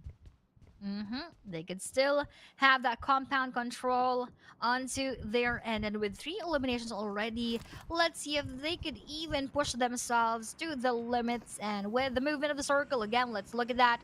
Where would that go? Who will that favor? And who will that bless at this point? APG coming from the bottommost part, though, they still need to face kill enemy right there. But with the movement that we are seeing right here, bro, Jappy will be spotted. PBMS Monboy at the same time coming in from our Time to Quick. And Time to Quick, one of the teams that we mentioned earlier on. Arame Bros, 1 player knock. Long range by Hive International. They will finish off Jappy. Again, Young Gaticos, they're looking at the elimination feed and smiling all the way to the bank.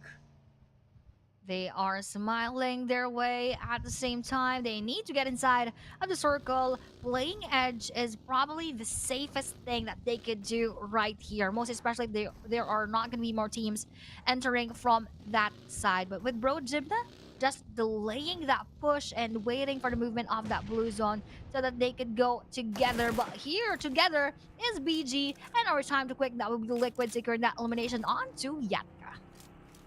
Time to quick, no circle this time.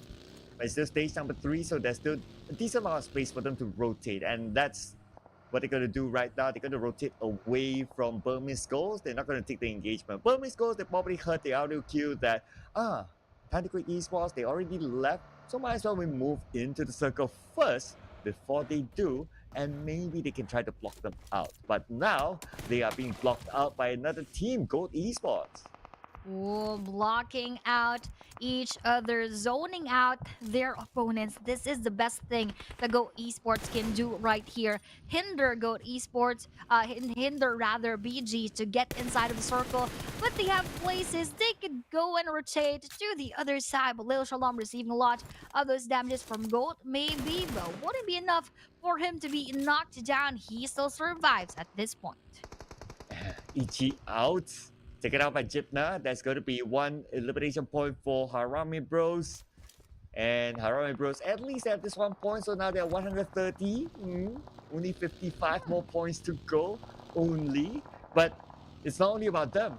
Somehow, Young Gaticos have to go out with 0, and they're still in with a full squad. Yup. And now here, PH versus PH could have that possibility of facing each other. Hivedale, Hive Red could be facing our bros. Oh, Lil Shalom, though, received so much of that damage coming in from Bro Jibna. And that would be Burmese Ghost being out. And they were robbed of that chance to go past that 100-point mark. And this is the second elimination point for Harami Bros. Gold Esports. We have Bunny here alone in the building. Time to quit Esports. They have arrived, but Liquid will be punished by Bunny. Bunny, he was prepared for it. Okay, he gets one. He needs to deal with the other 3 players of Time to quit Esports. The Molly is still active, so they cannot go on to the second floor just yet.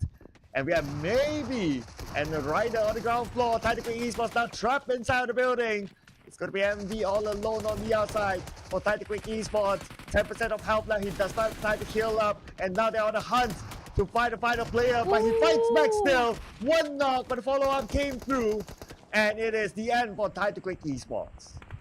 Everyone is just mad at this point. You cannot mess with anybody who needs more of those eliminations. Look at that, Gold Esports eliminating that full squad with additional spam shots on those crates. But look at this, Bros would also want to do the same because they need to wipe out all the players that are going to be in front of them in order for them to get closer a little bit to Yangon Galacticus. They threw all those nades and even that Molly. But Go Chill Guy, though, will be confirmed in the process. But for the rest of Gold Esports, they are still having that good chance.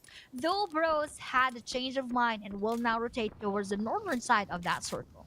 And you know what, Taya? There goes another team that we wanted to score the chicken dinner. Time to quit Esports. Now it's only FRL or Fearless Esports. We mentioned them earlier on. Let's see if they can actually do it. Well, now we'll look at what's going to happen with Harame Bros. The circle again went away from them, but with more teams in front, this time they might be forced to take fights. Yes, they are indeed going to be forced to take those fights. The Fearless are still alive, now taking those eliminations onto 214. NX, though, will be spotting Goat Bunny in the process and will secure that elimination. Fearless is really fearless at this point, taking down 214 one by one, and that will be 2 eliminations onto 214 Esports, which is not looking good because Michi here is just swimming his way under that bridge. Meanwhile, MS is trying to survive onto that cliff right there, but APG top doing the same thing. Fearless also is throwing all those bullets onto him. So hard for him to dock himself. We shift forward to Harmony Bros. Somehow they miraculously found an entry point into the circle. Wow. But by staying in the middle of the circle, it's going to be a bit harder for you to collect elimination points. And They really, really need to bring those points in. They cannot allow Young Galacticos to just continue to survive. We're still at 12 teams, so no placement points yet for anyone. And Harame Bros will need to take advantage of the fact that it is still no placement points yet, but Smile will start to come in. One knock onto 762. Here is Yangon Galacticos. Oh, they are now here. And as one of the players, or rather one of the viewers commented, it is quite impossible for Yangon Galacticos to score 0 points. And now that they're starting that elimination and battle onto Hive Dale, I think it will be quite impossible as they now have one for the count. Look, I'm just trying to play the build up, right? Oh, come on. don't Yeah. spoil it for us. We're trying. We're trying here. We're trying. Though in reality, we know it's kind of hard. Yep. And they continue to collect points. Now one elimination point for Young Radicals. Looking for more. It's going to be red in front of them. And with the spread that they currently have, they not only might be able to take out red, but they should be able to secure another elimination point out of a drop play of Hype International. Anyway, Smile will be knocked out by Rage from Harame Bros. Yep, and as you have mentioned, we're just pushing aside the thought that YG is already having the whole tournament all for themselves, dominating the grand finals, and already, navigating their way through that championship title. And it's quite of one-sided at this point, yes, but we're just having a different take on whatever's happening, just in order for us to have a bit more fun right here. But fun is not on the side of Hive Red, as that circle will shift away from his end. Yeah, and plus he is the Lone Ranger now for Hype International. And teams still know that he's there, especially Young Radicals, waiting for him to make the move. Myrna is spraying into the smoke, hoping to hit a target, but no target hit yet. And Myrna is still keeping an eye onto Red. Where is Red going to go now? Oh man, it's probably just a matter of time. But Emas knocked out in the water and will be eliminated by support from Fearless Esports. Now with that elimination on the Fearless Astro X, Maxter will take that one, but from behind, 214 Mitchie, surprise, surprise, taking that knockdown on to him, and Mitchie surviving those engagements and still trying to take those eliminations. He needs to push himself towards the front part of the circle, though that would not be so possible, but I think that is still a good thing that he has a blessing in front of him, which is a buggy. Oh, I know, right? Somehow the buggy just appears in front of Michi and now can zoom into the circle. But there's so many teams in front of him. Where is Michi right now? I really want to know. Anyway, Pop, they will need to be extra careful. Thanks to the wall, he's still able to heal up. Michi back in the water. He probably realized that just too many teams in front. But now there's even goats. And finally, Michi did not survive. 2-1-4. One elimination out. One elimination out right there, but Hive International will follow their footsteps at the same time. So we already lost 2 PH teams. We already lost 1 Cambodian in 3 Myanmar and 1 Brunei team altogether. But with Fearless pushing our team back right here, I don't think that is the best thing for them to do. Just stopping right in front and not crashing in front, or probably in the inside of this garage. So that is not the best thing for them to do. But for Team Max, that was their best moment as they took those eliminations all for themselves. Well, there goes our hopes and dreams, Aya. The bottom teams, they have all been Yep. eliminated. So, yeah, it is what it is. I also just want to address everyone's understanding that there will not be any slot to PMGO. We will just crown the champion. They will take home the trophy. They'll take home the money. And that's going to be pretty much about it. No slot to PMGO for the champion this season at least. Maybe in the future, hopefully. So we will see what happens. But for now, we're still going to see these teams eyeing out for the chicken dinner this round. Majority of the teams on the northern side, including Young Galacticos. Oh no, this might be a good game for them and might just seal the deal altogether. Who knows? But with the movement of the circle, ooh, that will be favoring Bro right there.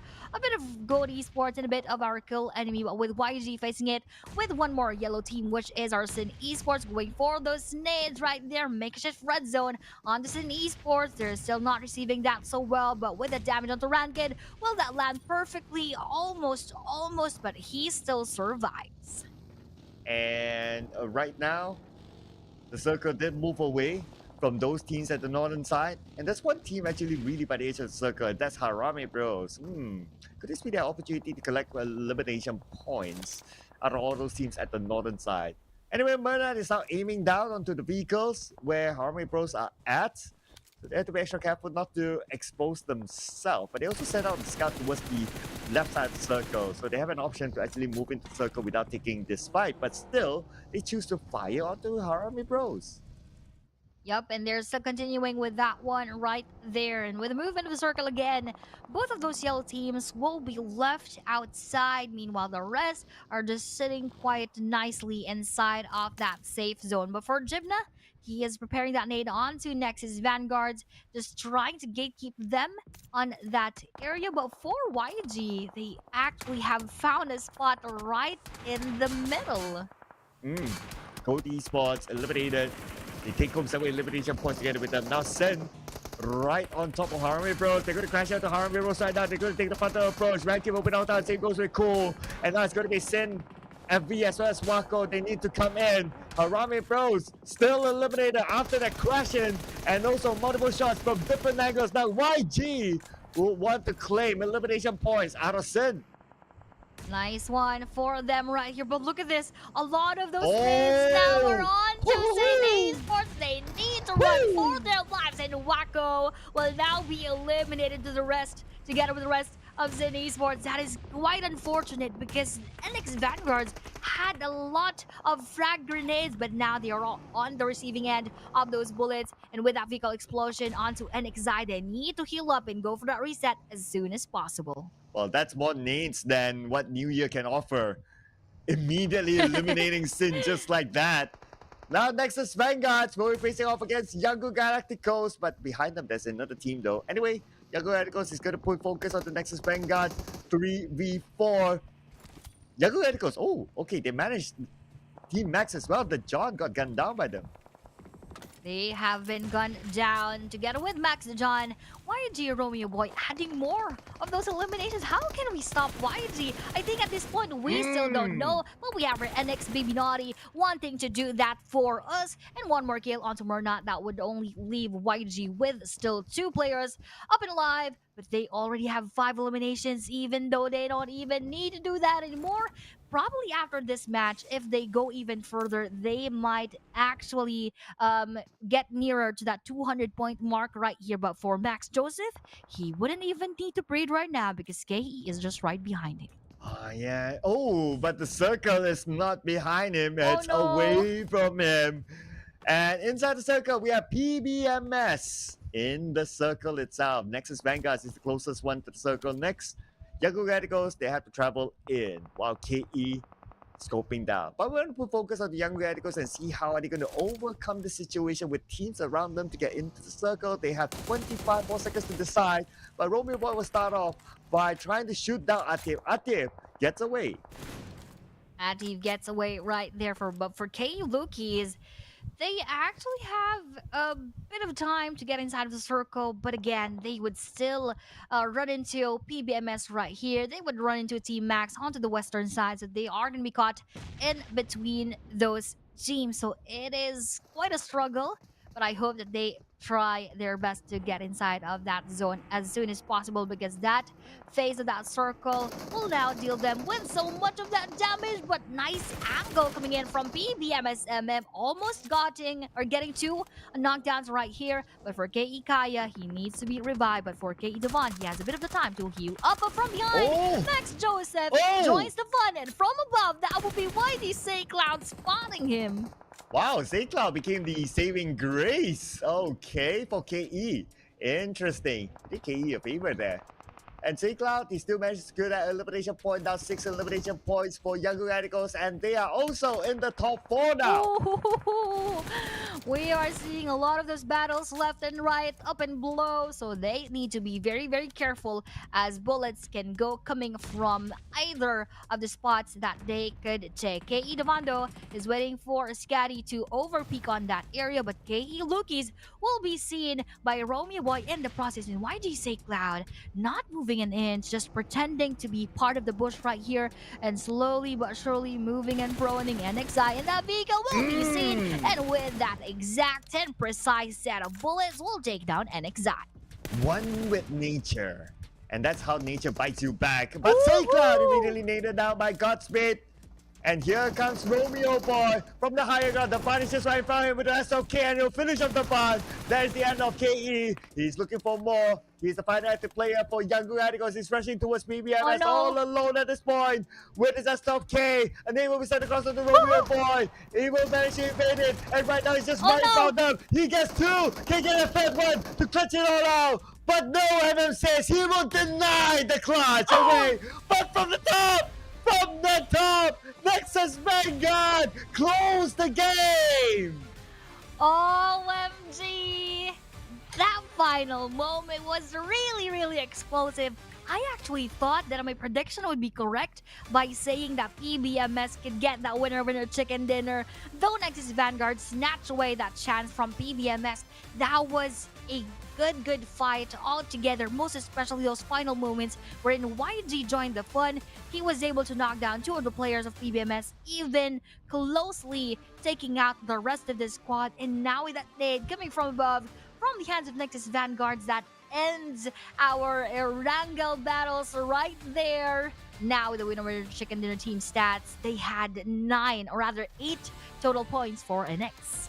Yeah, 8. So that is 18 points collected by Nexus Vanguards in this round. And what a quick ending that was.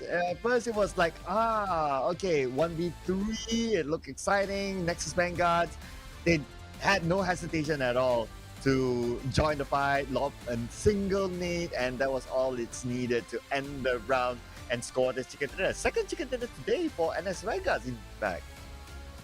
Exactly. So now with Nexus Vanguards maximizing their stay here, let's see how exactly that happened during those highlights.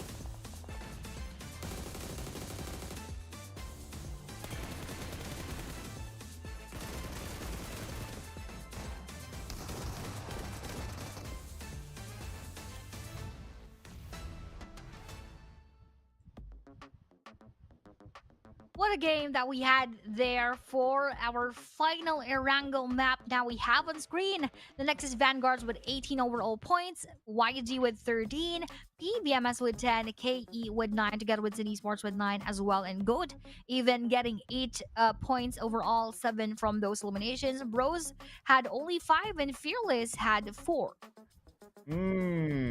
Fearless still up here with 4. Not too bad. No place on points. No problem for them to be on page number 1.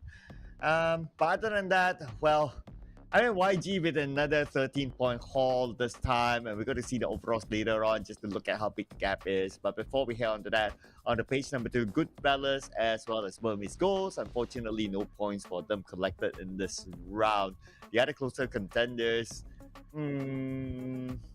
I would say among these, probably maybe even like 214, 1 point, APG 1 point, but by then they're not close enough to be in contention for the number one spot. So it's too bad for them. However, they did try though, but it was not enough points collected. And here are the official numbers. And the gap is now officially 60 points with 2 more games to OMG. go. I have absolutely no idea who will be the champion. Probably it might be a different team other than YG. Yeah, I feel that YG is not the champion yet. 60 points, really not enough. Probably another team is going to be the champion. Might be, Sir Cloud, might be. But kidding aside, that 60-point gap, it needs a lot of miracle. It needs, I don't know, it needs half of the lobby to be eliminated in order for you to get those points. So, again, we are not yet sure who's going to be the champion. Though, we have here on the screen the top 4 teams overall for that match. That was Nexus Vanguards, YG, PBMS, and Kill Enemy. So both YG and NX got 8 total eliminations, and 4 for PBMS and 5 for Kill Enemy. So when it comes to their utilities that have been used, look at that. Nexus Vanguards used 32. That's why they had that mini, red zone on the Sin Esports earlier. That was very unfortunate for Sin that they were on the receiving end. Yeah, out of 32, probably Sin received like 30 of them earlier on. It was like a meteor shower. But we're going to shower our love to our MVP this round, which is WTZ from Nexus Vanguard. And he came in with 5 eliminations, 354 damage, only 63 damage taken. Now, this is the round that I wish that we would have an extra stat on, like exactly how many nades did WTZ throw earlier on, because that was like fire raining down on Sin. Exactly, that was fire indeed. And Sin Esports didn't have anywhere else to go. They just had that ridge, and wherever they go, actually, they would be chased down by those nades coming in from Nexus Vanguards. Now they had actually a back-to-back winner chicken dinner. We were not able to emphasize that enough, so that was 2 for them for both those Erangel matches that we had earlier on. So first one again was taken by YG. The second one was taken by 214 Esports. But before we go on a very, very short break, I'd like to shout out those people on the Facebook comment section. Trin Hai Chow, to Night Myo Chun, to Emmanuel Okik, to Heng Sros. I hope that I pronounced your names right. But thanks so much for watching and supporting your teams in that Facebook comment section. And for those on YT as well, I might shout you out, guys, later on. But for now, that we had finished that Erangel matches, we are now going to head on to Miramar map. But for the next few minutes, we are going to go for a very, very, very short break.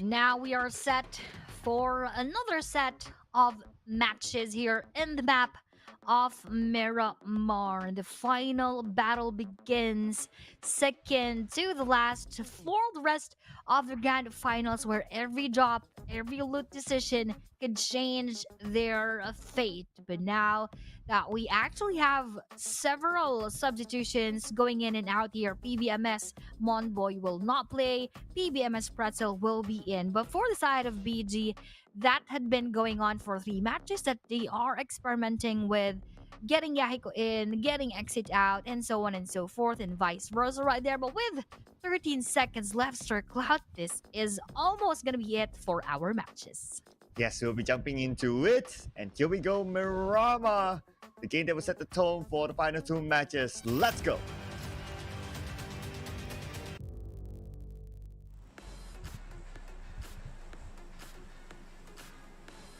Let's go indeed, and this is now gonna be a different scene than what we had for the past 3 matches consecutively in the map of Erangel. So for those who are waiting for this Miramar match to happen, this is where they need to bank those points on.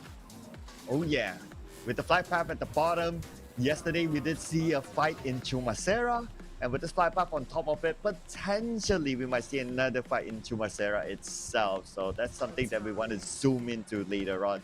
So the earlier drops, Goodfellas drops early, Time to Quick Esports inside the Impala, that's their regular drop spot anyway. Burmese Goals also dropping towards Puerto Paraiso. So there's a chance that they might meet Goodfellas in Puerto Paraiso itself.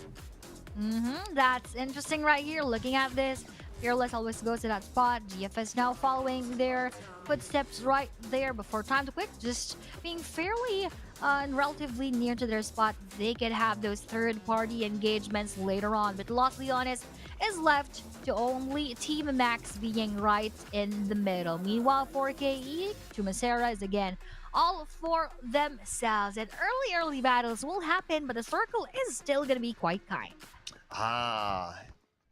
Kind maybe, unless it lands into Impala itself. But we'll look at that later, because right now we're going to focus on to Goodfellas and Fearless Esports.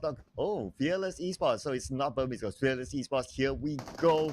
The fight for Puerto Paraiso as Astro X deals a lot of damage on the newbies.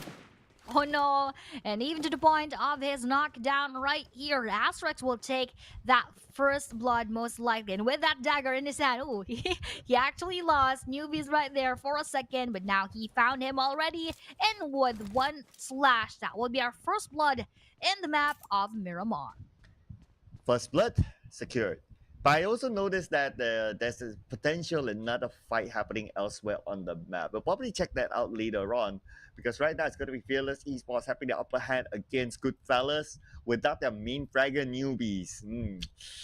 Not looking good for Goodfellas in this fight. Definitely not looking good, because they were expecting probably to get this spot from Fearless, but it is this other way around. Although that was a good peek onto Fearless Ranzer. Coming from above though, he would be spotted at the same time, so that is just going to be an exchange of knockdown over there, and it will be a confirmation onto Fearless Ranzer. Asterix though will be spotting one more player of GFS as he goes down that spot. Okay, 1 for 1.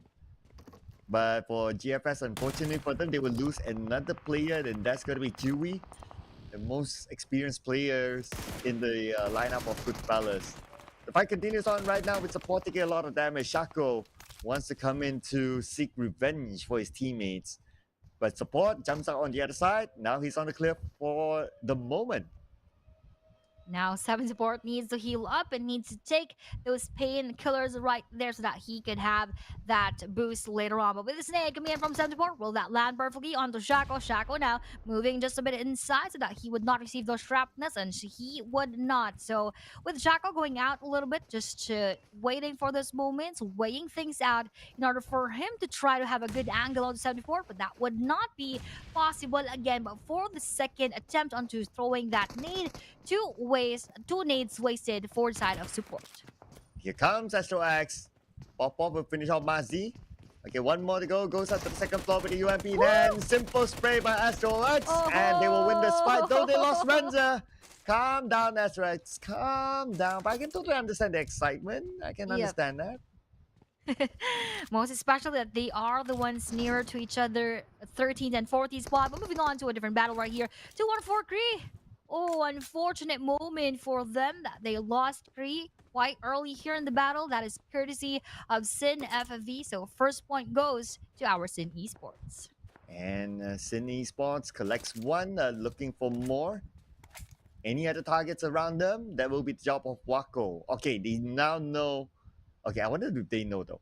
Emas is nearby. In the shack. Emas, he definitely has the information that Sin is across him, but it doesn't look like Sin knows, or maybe Cool knows. Not too sure yet.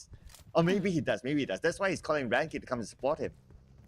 Probably yes, but will they actually go for the push? That is the question right here, though. Rankit is just directly going towards Emma's spot right here. Will he go for that push? I think he will. Ooh, with a prone right here, just, trying to test the waters, trying to check if where is Emma's exactly at right now. But with the push coming from Saint Nicole, that would exactly be a crash right here. And with this Molly onto Emma's. Oh no, unfortunate times. Emma is not actually moving. So I'm not quite sure what is happening in that moment right there. So 2-1-4 Emma's probably just accepted his fate right in front of Zane Esports. Yeah, I mean, to be real, he probably knows that he stood no chance. Even if he step out, he will be eliminated. So, might as well, like what you said, accept your fate. It's just like how our top 5 elimination players are accepting their fate. 3 of them from Young Radicals. Are we not surprised now? With Smile, Myrna, and Romeo at top 3. Who might be the champion of PMCL rather? We are not sure. But getting aside, that is again Sin Esports getting one more for the count on to 2-1-4. So one player remain, and he is not anywhere to be found here. Here now, being on the camera. This would be 2-1-4 Bohem. Also just hiding behind this shack and praying and hoping that he would not be spotted by other teams. Doing the ninja right now. So far so good. No teams know that he's here, but I can understand like being the final player, right? Like you just want to just play as super safe as possible, and even if it means staying in the shack all alone, it's totally understandable as well. Now KE is in the chase. They are chasing down Harame Bros, but Master D2K, he does have that front line advantage, but Harame Bros, they decided not to take this fight. They changed their route towards the right side, and they will be on a clear. But it is gonna be, quite difficult for the bros later on if they are gonna be staying on that third spot because they held on to the second spot for so long. But let's see if they are gonna be able to reclaim again that spot from Nexus Vanguards, or will Nexus Vanguards stand strongly on that number 2 spot. Meanwhile, for PBMS, with that 16-point difference between them and Bro, they could also still possibly do that, most especially if they perform well like what they had shown us during that previous match wherein they almost got that winner chicken dinner, and adding on to those would be their elimination points as well. Yeah, and speaking about adding elimination points, Ooh. I'm still hoping that this chicken dinner goes to the teams below. Yep. Fearless Esports added 4 points, and GOA still in the game with a full squad, and Time to Quick Esports the same as well. So if any of the bottom teams can score the chicken dinner, that would be pretty nice. At least it's a bit more. At least it's like sharing the celebration between the teams, right? Among the teams, Yep. that is. And the circle does favor those teams. Exactly. Let's just do it for the highlight. Let's do it for those moments where we can post on TikTok how we got that winner chicken dinner in the grand finals. Let's go, guys. Let's cheer those teams on the bottommost part of our scoreboard right here. But for the movement of the circle, that is quite scary, Sir Cloud, because a lot of teams would need to meet around the middle ground in order for them to get inside of that safe zone. Oh yeah, only 2 teams in it. The last we checked. Yep. It means everyone else, the remaining 13 teams, will need to get into the circle. So we might see a few fights on the way in. Early on, we did see like, okay, I see you, you see me, but there's still a lot of space. It's still stage 1. We can still go our way. But stage 2, with this kind of circle, maybe we'll see the engagement happen.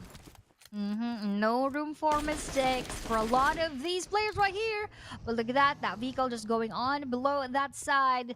And he was pressured by those bullets coming in from afar. But with just a few meters away from each other, this would be Team Max versus our Harame Bros. So a lot could be lost for the Bros if ever the Team Max will be wiping them out later on. And if they are going to take that challenge.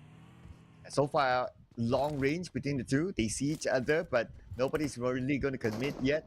I guess because of the comfort of being in the circle. So that's why. KE, they're going to come in from the high grounds of Impala into the circle. And this is actually a really nice spot with the current circle that is. And it allows them access to go down even better, even easier in case the circle moves away. NX, looks like they're not interested to take this fight. They are also circling around to get into the circle. Ooh, that is quite a tricky moment coming from Naughty that he bumped over that tree right in front. But for our Sun Esports, Hive could bump into them later on, but they're just probably getting a bit far from the location of Sincool right here. So with Wago also staying that spot, they need to enter that safe zone later on. But with this battle going on, this would be Naughty actually being spotted by Fearless. Ooh, Godspeed though will be seen by Fearless Aspect, and with that knockdown on him, Zai would go for that revive as soon as possible, but Naughty also will be chased by those bullets, and fortunately for him, miraculously surviving that battle. Yeah, somehow he managed to still survive it. To fight another day. Unless Zai could not save him. Okay, but Zai should be able to. Okay, so he managed to crawl onto Zai. A nade. Okay, a bit of splash damage, but he's still fine.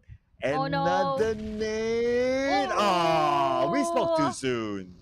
Yeah, we spoke too soon indeed, and this will be Zai being spotted by Pop-Up right here, but he still survives though. He needs to heal up, he needs to hide right here. Ooh, with almost a knockdown onto Fearless, and with the rest of Fearless just circling around the spot of our Nexus Vanguards. They're actually pinning them down outside of that blue zone with NXI being spotted. Fearless Support will also be knocked down by WTZ right there, but WTZ also seen by Pop-Up from below. We're seeing a lot of these battles left and right already, but left and right as well is happening on the Time to Quick and Team Max. And Pop-Up got it. And that is a good shot from the lower ground to get out WTZ. But he has to get out the blue now. He does have 3 first aid, so he can somewhat tank it out still. But he has to save his teammate at the same time. Support is bleeding out while Baby Naughty is looking at the side. I wonder if he wants to try something cheeky. We are going to wait for that, but as for him, he would probably just wait a little bit further, as this is just stage number 3, and he just can't wait for Fearless to leave this situation. But that is also another team, PBMS, driving by. They could take that challenge onto Fearless, or Fearless could just take a different route altogether. But for PBMS, not only Fearless would be right in front of them, but also Kill Enemy and KE Lookies will also have that best angle onto our PBEX MSI right there. MM receives half of that damage. And is now still being chased down. KE is still looking for them, but another team is passing by. KE can shift their attention, but D2K really wants it. Okay, he's alone though. I hope that he knows that his teammate is left behind. And that he is just the front liner from our Kill Enemy, and as he goes back, that would be Fearless right there. Woo, but with that CQC right in front and additional DBS damage, YG Master Smash Bullets goes through our GOAT Esports, claiming one of their lives. And here is Smile, Yangon Galacticos, looking at GOAT Esports. And GOAT Esports just across them. But I doubt that they will make big moves against GOAT Esports. Not like they really do need to, unless they want to, just because. Ooh. But they can still hold on to their position. While we look at KE now against Fearless Esports, let's go! Let's go indeed. And as they're going through this battle, we have Astrex going for that nade onto K-Davan. Won't that damaging? Ooh, but the bounces is off a bit far from his location. Though K-Davan will go for that nice counterattack with that M249 onto Fearless Astrex in an instant elimination at the same time. Though Devon will be spotted with that S12K by 70 port and one more from above. That is just a very quick reflex coming in from support and even managing to eliminate two. Yeah, now he has to get into the circle because the blue is on top of him, and also D2K still in front. Circle continues to favor Goa. Interesting. Okay, let's see how will they be able to make the most out of this kind of situation. But for D2K, he waited for the right moment. He got support. Now revenge is served.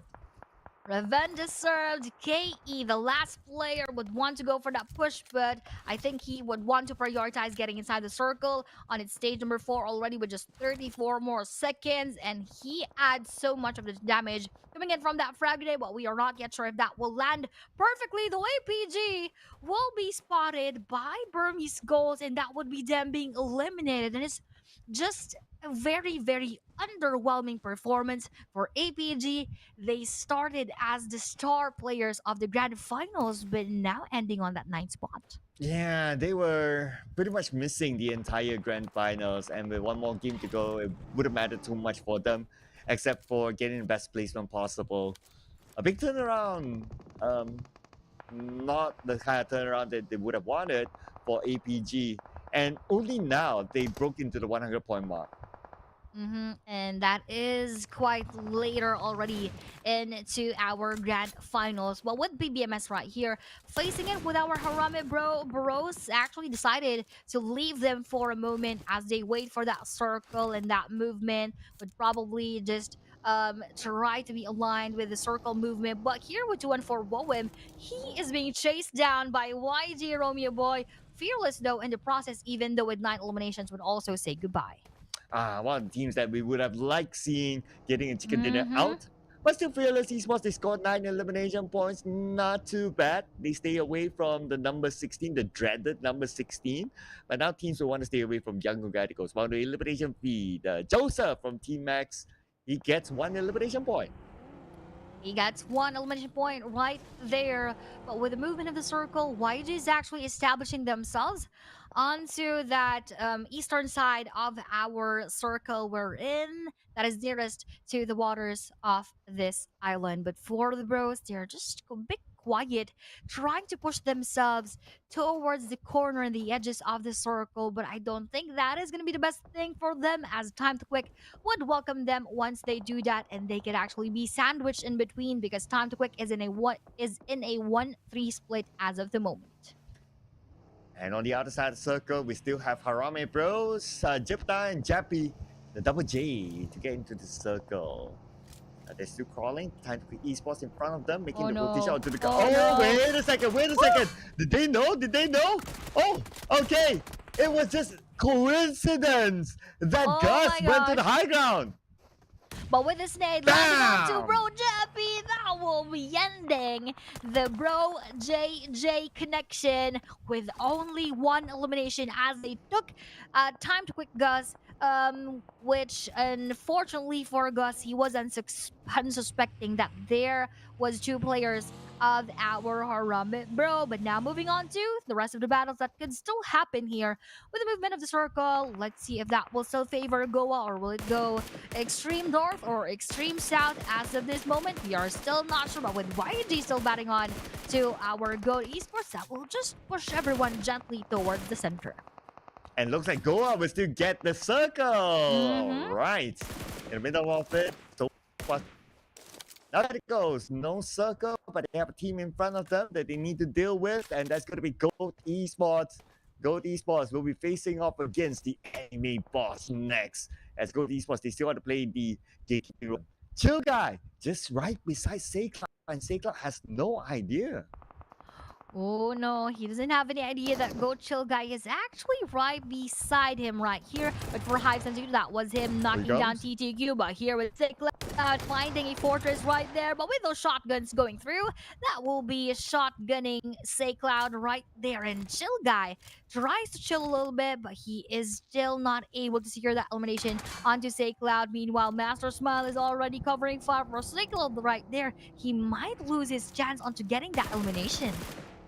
He got the spray by Smile on to Chill Guy.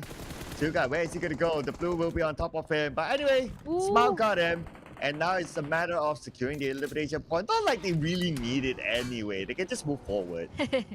Exactly. You know, they can just leave everything else. They could actually give themselves to the opponents if they wanted to. But of course, this is YG. They would want to even further heights and go even further heights rather here in this battle. But for Tatwick versus PBMS, they still need those points right here. But with another nade, KH was almost knocked down, but with additional bullets right here as follow-up, that will be PBMS Pretzel securing the rest of our time to win. 8 elimination points as of now for PBMS, with Pretzel scoring 5 of them. Wow, this guy's on fire this round. And they are by the edge of the circle. No other opponents yet in front. And they will be playing safely on the lower ground anyway, so that's going to be fine. Now, on the higher ground, the flat lands, well, somewhat flat that is, we have Sin here, and we have Burmese Ghost as well. So they will be facing off against each other while waiting for the next phase of the circle in about a minute more. And just around 1 minute more, they need to again move out of their spots unless they are that lucky into having that zone blessing right here. But with the smokes right in front of them, they need to hide themselves so that they could enter effortlessly inside of the circle. Hive 762 together with Day right here. Ooh, they're receiving that damages coming in from Team Max. And no further follow-up yet. Everyone's anticipating next circle, 30 more seconds to go. Hive International, by the rim of it, most likely will need to move forward, so they start to move now instead of waiting later. But they know now that Team Max is in front of them. This team is waiting for them to just show themselves, and the circle might force them to do so. We'll see that in a couple more seconds. Who will be favored by the circle? Whether it will still go up north towards Goa, where Goa has been getting the circle the entire round. But for Goa, it's not only about the circle, it's also about Young Radicals in front. Anyway, middle circle, Goa still gets it. Goa still has the favor of the gods right here, although that would be Romeo Boy getting that initial knockdown onto Goa Jeffrey. That was just very, very, very quick.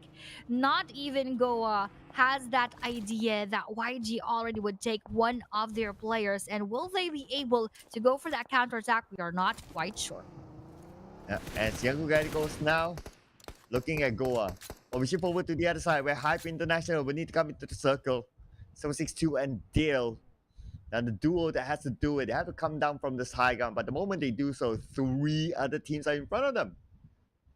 Yep, and right here, they just moved a little bit, but they need to move a little bit further. Goa 22, though. Ooh, nice one for him. He knocks down Myrna Boy, although Master Smile will be seeing one more onto that side. Rather, that would be the other way around. Myrna Boy secures that elimination onto Goa 22. So Ngapik Yao would be just right above them, but I'm not feeling any push from their end.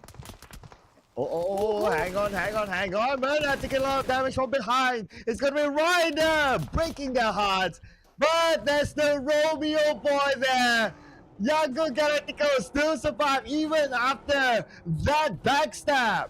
And they could even go back to a 2-player strong lineup after this one. And with the 2 players for Goa, they are quite in a spread. So in any case that one of them gets knocked down, that will be it. And they will be left with a lone ranger fighting for the rest of the team. But for Sin Esports, as we're seeing them, they're just getting inside of the middle portion of the circle. But for Hive, that would be Dale. You know, could try to get himself inside of the circle, but that wasn't possible as Team Max has their eyes really stuck onto them. Oh, man. Again, the question is that what does it take to take out Young Radicals? I mean, they were backstabbed earlier on, Oh, look at but this, look still at they're this. able to survive. Okay, Ngapek Kao, mission is yours. Young Radicals, they don't know that you're there. Let's see if you can be the one to take them out. But I don't think he would want to go for that initiation. He just lets YG walk in front of him, like they are free to do that anyway. So Nga Pacquiao just wants to hide himself behind a bit of those grasslands, those bushes right in front of him, and still he is alive. And at the same time, is the same thing goes for YG. And Romeo Boy scoping down onto Burmese goals. Showing that he's there now on the scene. A simple spray, I must say. I'm still waiting for if Nga Pacquiao will make the move, but he's still not doing it. Come on, Nga Pacquiao. Entertain us.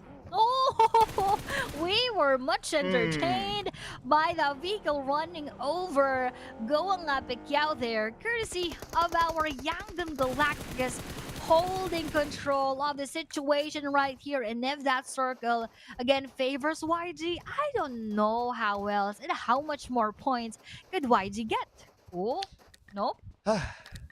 Exactly, right? Even playing as a duo, even when Nga Pacquiao had the chance to just go for surprise, but he just didn't. Probably it's the chills knowing that it's YG in front.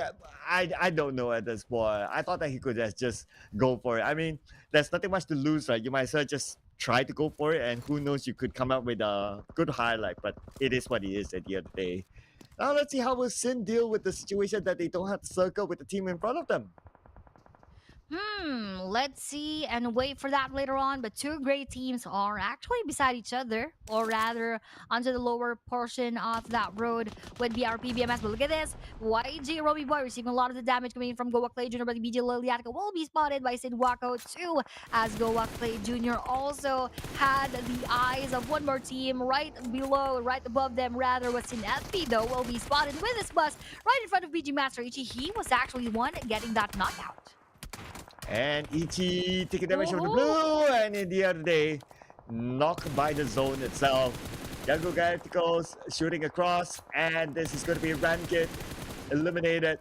They're looking for the next target right now. How many more points can they collect? One more point to make it 10, might as well. I think YG would want to eliminate the rest of our lobby right here, remaining with 16 and 13 players, of course, -2 because that was a Romeo Boy and Mornat Boy right there. But with more bullets going through and with that additional damage being dealt onto Sin Esports, that would be them being eliminated courtesy of our team Max and a lot more teams right above and below and around them, with YG getting 10 more eliminations plus 198. Definitely going past that 200-point mark. Have you ever watched South Park? Oh, I haven't. Oh, okay. So in South Park, there's this character called Kenny. And he always dies every episode for whatever reason. And there was this one episode when he was eliminated in the episode. Yep. Yeah. Some of the characters say, "Stop it! Stop it! Stop it now! Stop it! He's dead! Stop it!" Yeah, this is the exact situation now. The younger guy, I think, was just not giving room to anyone else.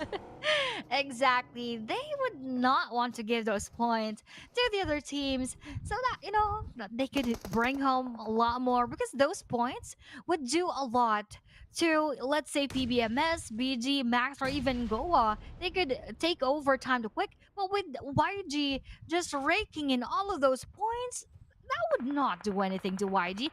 There's no rank even higher than number 1. Yeah. At this point, I'm going to put up a challenge, right? Do not mention YG at all in the final game.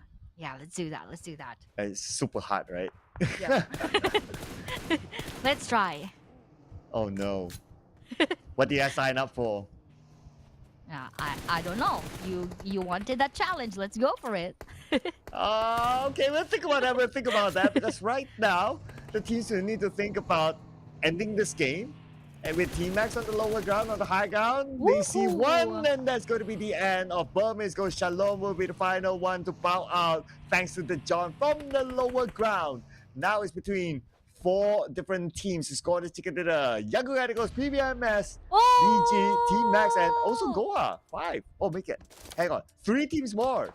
Yep, Myrna Boy for 3 right there. On to Goa being eliminated. Now we only have YG, PBMS, and Team Max. Max, though, reaching and going past that 100 point mark for them. But for PBMSMM, he was now knocked down by Romeo Boy again. And he got sprayed by Romeo Boy trying to secure that elimination point for whatever reason.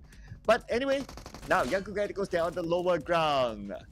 And the Team Max on the higher ground, they have the elevation advantage. They're still looking for where's the final 2 players of PEMS. Okay, I believe they're on the other side. Okay, they're also gray color. That's why it's the same as Team Max. Whoa. But anyway, Pretzel from behind will take out the John. Actually, PBMS is just solo right here with Pretzel trying to heal up. Oh, that will not actually make it. And he will be taken by that blue zone. And Maxajon will be revived right here. So this will be a 3v2 situation. Team Max on to YG. And here comes the grand finale for this round. Romeo Boy moving on down, leaving Mernat only alone. But Mernat from afar is still able to get a knock on to Joseph. One more to go on the other side. But hang on.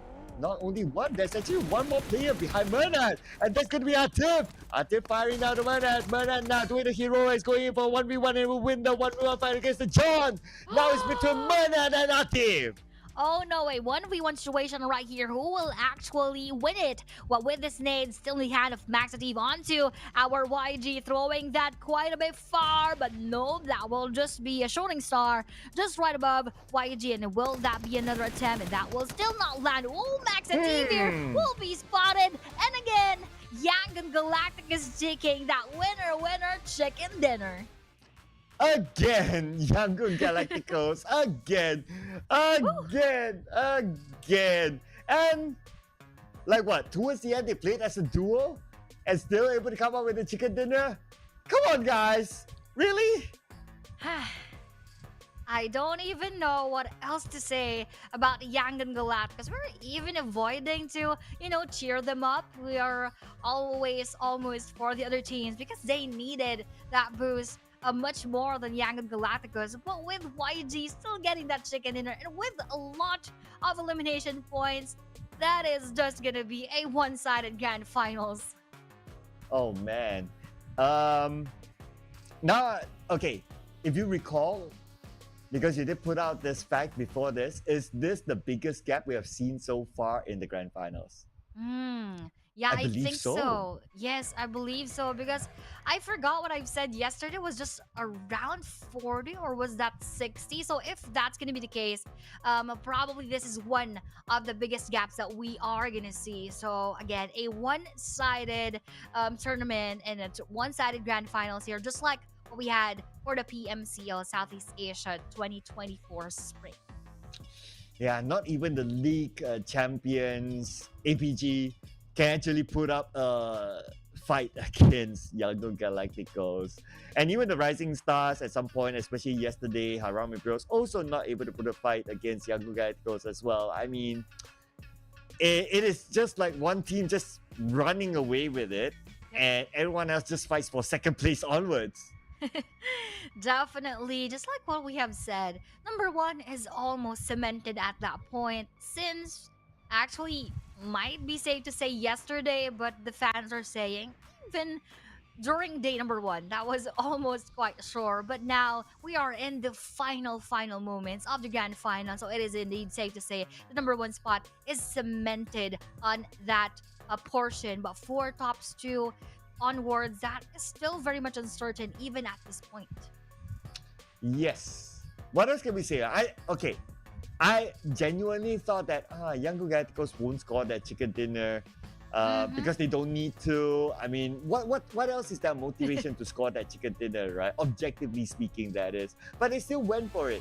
And they could just let go the chicken dinner to a certain extent because they played as a duo towards the second half of that game or towards the end. They could just like, we're playing as a duo.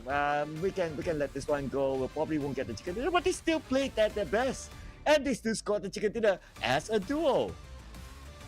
YG. Not that we're tired of YG. We're just I don't know how to put that into words, but we would want sort of a closer fight. But YG, being YG, they would want to make their lives easier. They've banked on those points during day number 1.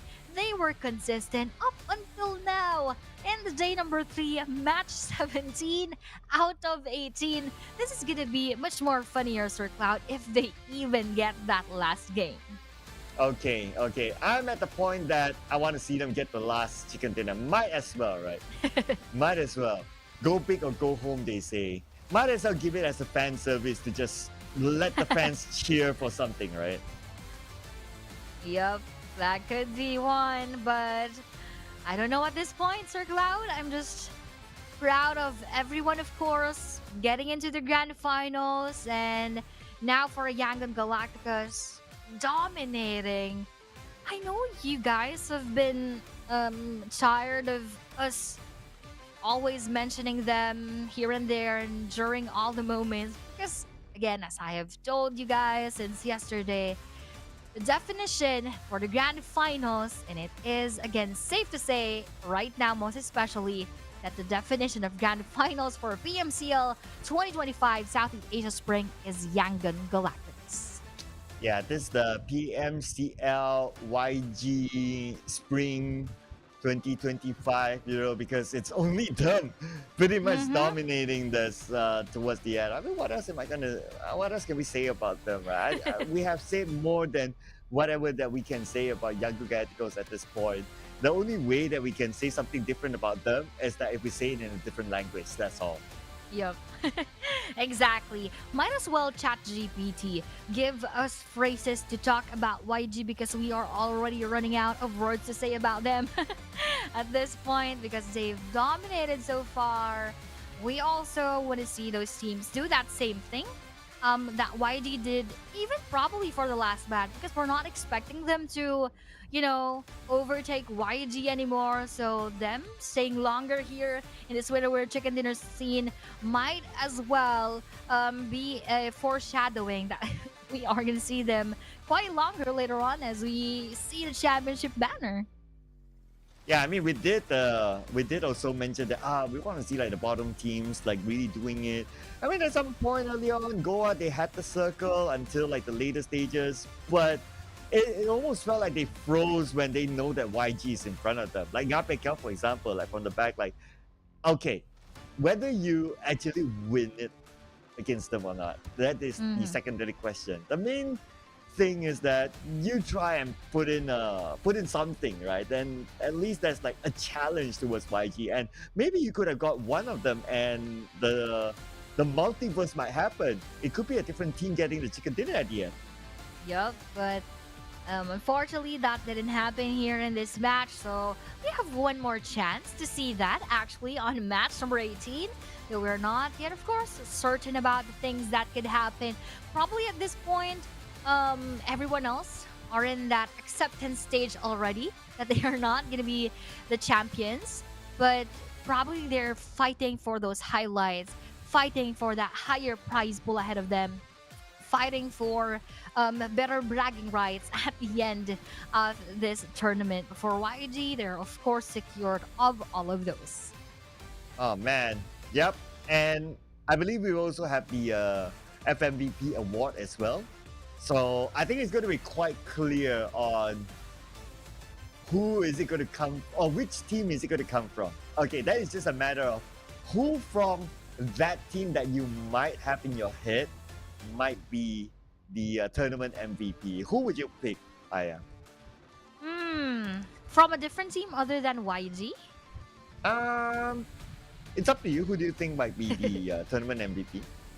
Yeah, I think it's actually going to Master Smile right here. Might be Master Smile, because we've seen, of course, 3 out of 4 in this lineup are always in the top 5 eliminations, but because they have sort of that small difference in between them with regard to the points, I think it just slowly or a little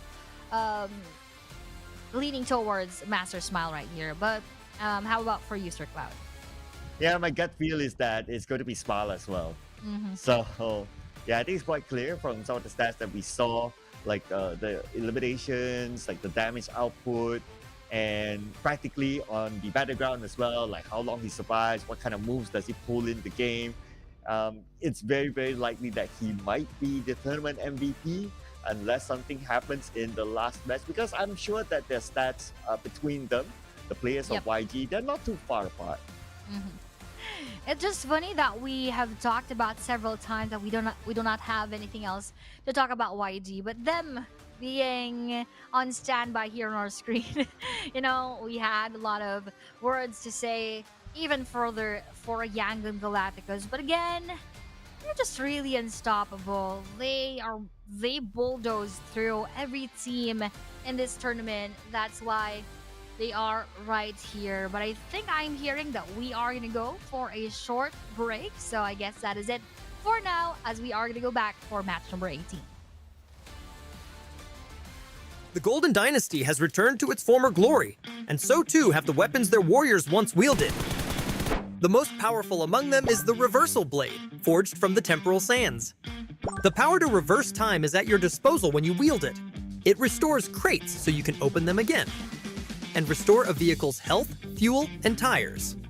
You can also mark your current location and status, gain a speed boost, then use the skill again while it's active to turn into a temporal orb and return to the marked location.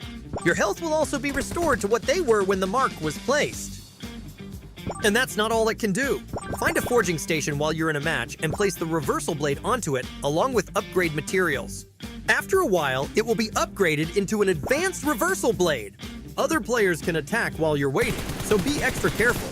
The advanced Reversal Blade provides a bigger speed boost and shorter cooldown, and it has a special rewind ability that can only be used once per match. If you're knocked down or eliminated while the skill is active, you'll immediately be brought back to the marked location with your health and energy restored to their previous state. When this ability is triggered, the advanced Reversal Blade will break and disappear. The Reversal Blade's powers make it always useful in battle. At the start of a match, land at the Gilded Palace or Eminence Courtyard, where there's a higher chance of finding one. Then collect upgrade materials as quickly as you can. After getting a Reversal Blade, use its rewind ability to collect supplies from crates twice to gear up faster. When you have everything you need, head for the nearest forging station to upgrade your Reversal Blade. Then you can get around the map in a vehicle and use it as cover. Because even if it gets destroyed, the Reversal Blade can restore it. In the final play zone, the advanced Reversal Blade's rewind ability will be your key to victory. There are also other powerful items associated with the Golden Dynasty. The Golden Scepter's powerful magic summons a healing zone that restores the health of all players within it. You also have a self-rescue chance if you get knocked down while in the zone. The Golden Scepter can be used 3 times, and there is a cooldown after each use. Golden Armor Racks also have the power to turn the tide of battle. They can be found in the Gilded Palace and Eminence Courtyard. Approach one to restore your helmet and armor's durability. If you have none equipped, it will issue a set of level 2 or 3 helmet and armor. Think it's a pity that you can only get your hands on such a powerful item in specific locations? Don't worry! With a Golden Armor order, you can summon a Golden Armor Rack anywhere you want. Summoned Golden Armor Racks last 30 seconds, during which they can be used twice. Get defensive gear anytime, anywhere. These items are extremely powerful, and used properly, can introduce lots of unexpected turns in battles. Wipe out your enemies now! The power of time sweeps across the battleground, dragging Arangel, Livik, and Rondo back to the past. The Gilded Palace on the floating island is a 1,000-year-old relic of the Golden Dynasty. When landing on this hourglass-shaped area, you can select whether to parachute up or down. The Gilded Palace contains loads of treasures. The Golden Armor Racks in the buildings can repair helmets and armor, or issue you a set of level 2 to 3 helmet and armor to aid your exploration. Those of the Eternal Dunes worship teams who demonstrate great power by erecting a statue of the strongest. The crate beneath the statue can only be opened sometime after the match begins. The team who opens it will receive generous supplies and becomes the strongest team, activating the statue. They can use the statue to recall teammates who still have respawn chances, or teleport teammates who aren't in the area to the Gilded Palace, so the team can keep advancing at full power.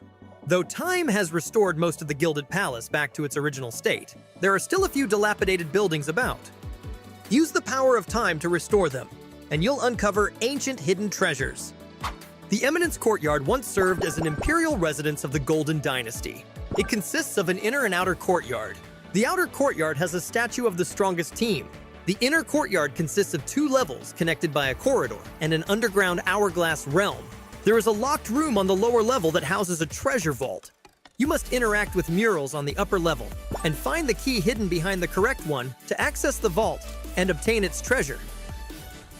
The vault also leads to an underground area that is also accessible through the fountain at the center of the inner courtyard, or staircases in the building on either side. The walls in the Hourglass Realm are adorned with murals. Interact with them to dust them off and get awesome rewards. Time has returned us to the Golden Dynasty's Age of Prosperity and restored sections of the map to their original state. Now, Erangel's power plant, factory, quarry, both bridges, and Livik's Midstein have been restored to how they used to look in the early days of the game. In these Reminisce zones, you'll also encounter special weather and run into certain checkpoints. Interact with these checkpoints to take a photo with your past self and get supplies. Occasionally, you might also come across a picnic blanket. You can eat the food it provides to restore energy. These areas also contain reversal fragments. Interact with them for awesome supplies. The number of reversal fragments in an area will be displayed in the upper right corner of the mini-map. However, note that some reversal fragments are traps. Interacting with them will teleport you to the sky. Sometime into a match, special reversal fragments will appear. Interact with these to get the Golden Scepter. Take this opportunity with the re-emergence of the desert's past to make its ancient treasures your own. As an animal that once dwelled in the Eminence Courtyard, the camel is quite a curious one at that. When you encounter one by the side of the road, it will stretch its neck over to observe you. But don't worry, camels are very docile. Feel free to approach and climb on. While mounted, tap the weapon button to fire at enemies. Camels aren't only found by the side of the road, they can also be summoned with a camel bell as a 2-seater vehicle. The camel runs at speeds of up to 80 kilometers per hour and swims at up to 18 kilometers per hour. It also possesses the temporal powers of the Golden Dynasty, granting it a special ability, Golden Mirage. Tap the skill button to transform both yourself and your camel into a spirit form with enhanced mobility. The skill will then go on cooldown. If you think that's all camels are capable of, you're wrong. This region used to be their home, and they're still highly perceptive of the area, acting like a living radar in the desert. While mounted, tap Supply Search and the camel will help you locate nearby supplies. You can save so much time on hunting for supplies this way. In battle, if you're under attack, use Golden Mirage to quickly put distance between you and your enemies. After recovering, hop onto the camel and start firing again, striking everyone down. If the enemy attempts to escape, you can use the mobility of Golden Mirage to pursue them. Find yourself a camel now and journey across the desert together. Time bears witness to all and brings all sorts of changes to the battleground. As the area with the highest concentration of temporal power, the center of the Gilded Palace is where you'll find a statue of the strongest team. Open the crate beneath the statue, and time will shape itself into the strongest team's form. Interact with the statue to trigger its temporal powers and recall teammates who still have respawn chances, or teleport teammates elsewhere to the area. The Eminence Courtyard also has a statue of the strongest team, but it exists merely as a statue and cannot be used to recall or teleport your teammates. Since the Gilded Palace provides a special respawn, getting eliminated in the area will automatically use your respawn chance. At the start of the match, you can land in the Gilded Palace with your teammates to loot its supplies, then land somewhere else after you get eliminated. As long as you become the strongest team, you can use the statue to teleport other teammates over and gear up the entire team with Gilded Palace supplies. Unlike the statue that records the present, the past reflection station reflects the past. Interact with it and a past version of yourself will appear. Take a photo with yourself to get supplies. It will enter a cooldown afterward, during which you cannot get supplies from it. Golden Sands platforms also provide a photo-taking opportunity. Their locations are marked on the map. Interact with them to wipe away the sand on their surface, and the golden sand will light up the surrounding torches.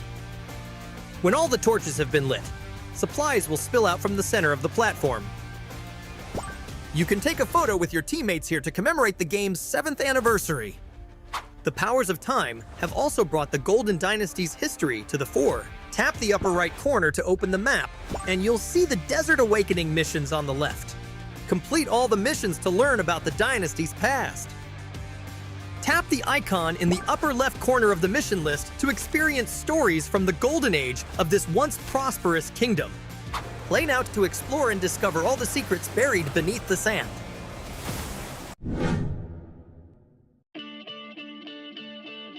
In World of Wonder version 3.7, we've updated the play system and creation center. Let's check it out. Version 3.7 brings updates to the main World of Wonder interface and in-match display. We've adjusted the interface structure and sub-tab layout to help you find what you need more efficiently, and also improved how creation details are displayed to make it easier for players to quickly find creations they're interested in. Now, when you get eliminated in a match, you can view detailed damage information. Also, when you claim the first elimination or are on an elimination streak, you'll receive achievement medals.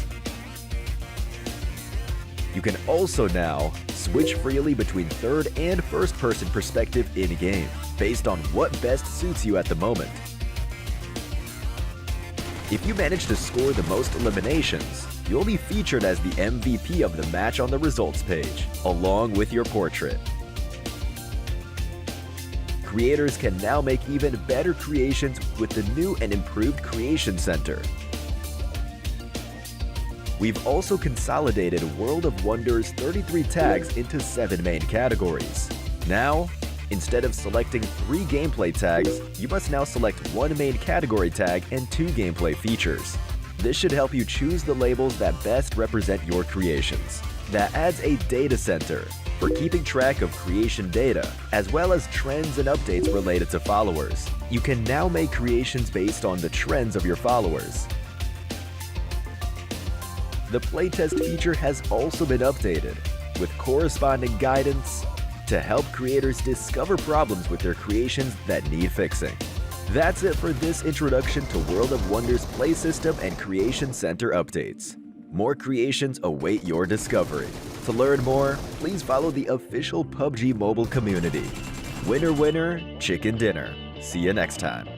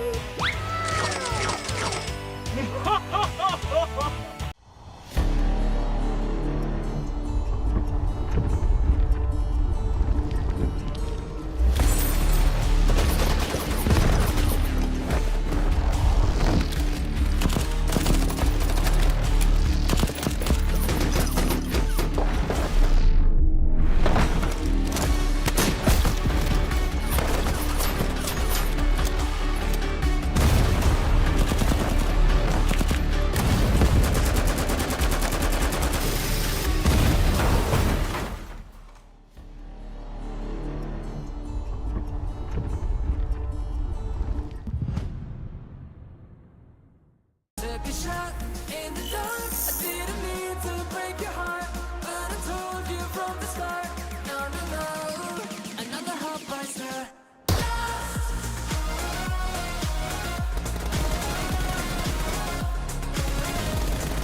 Another heartbreaker.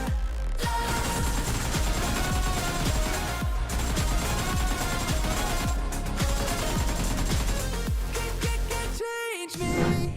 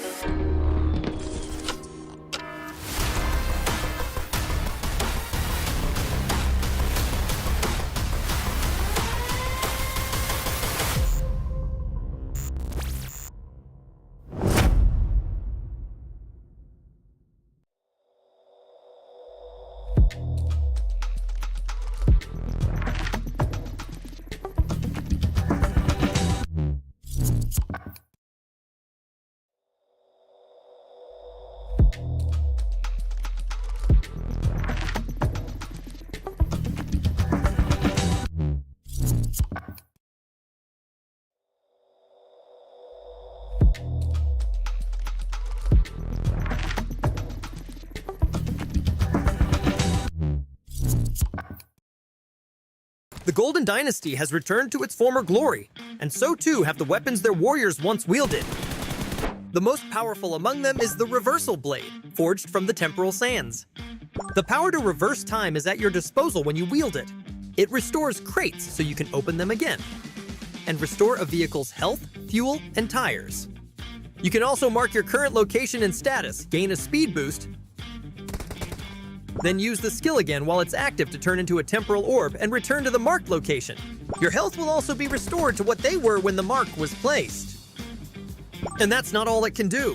Find a forging station while you're in a match and place the Reversal Blade onto it along with upgrade materials.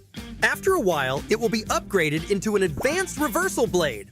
Other players can attack while you're waiting, so be extra careful. The advanced Reversal Blade provides a bigger speed boost and shorter cooldown. And it has a special rewind ability that can only be used once per match. If you're knocked down or eliminated while the skill is active, you'll immediately be brought back to the marked location with your health and energy restored to their previous state. When this ability is triggered, the advanced Reversal Blade will break and disappear. The Reversal Blade's powers make it always useful in battle. At the start of a match, land at the Gilded Palace or Eminence Courtyard, where there's a higher chance of finding one. Then collect upgrade materials as quickly as you can. After getting a Reversal Blade, use its rewind ability to collect supplies from crates twice to gear up faster. When you have everything you need, head for the nearest forging station to upgrade your reversal blade. Then you can get around the map in a vehicle and use it as cover.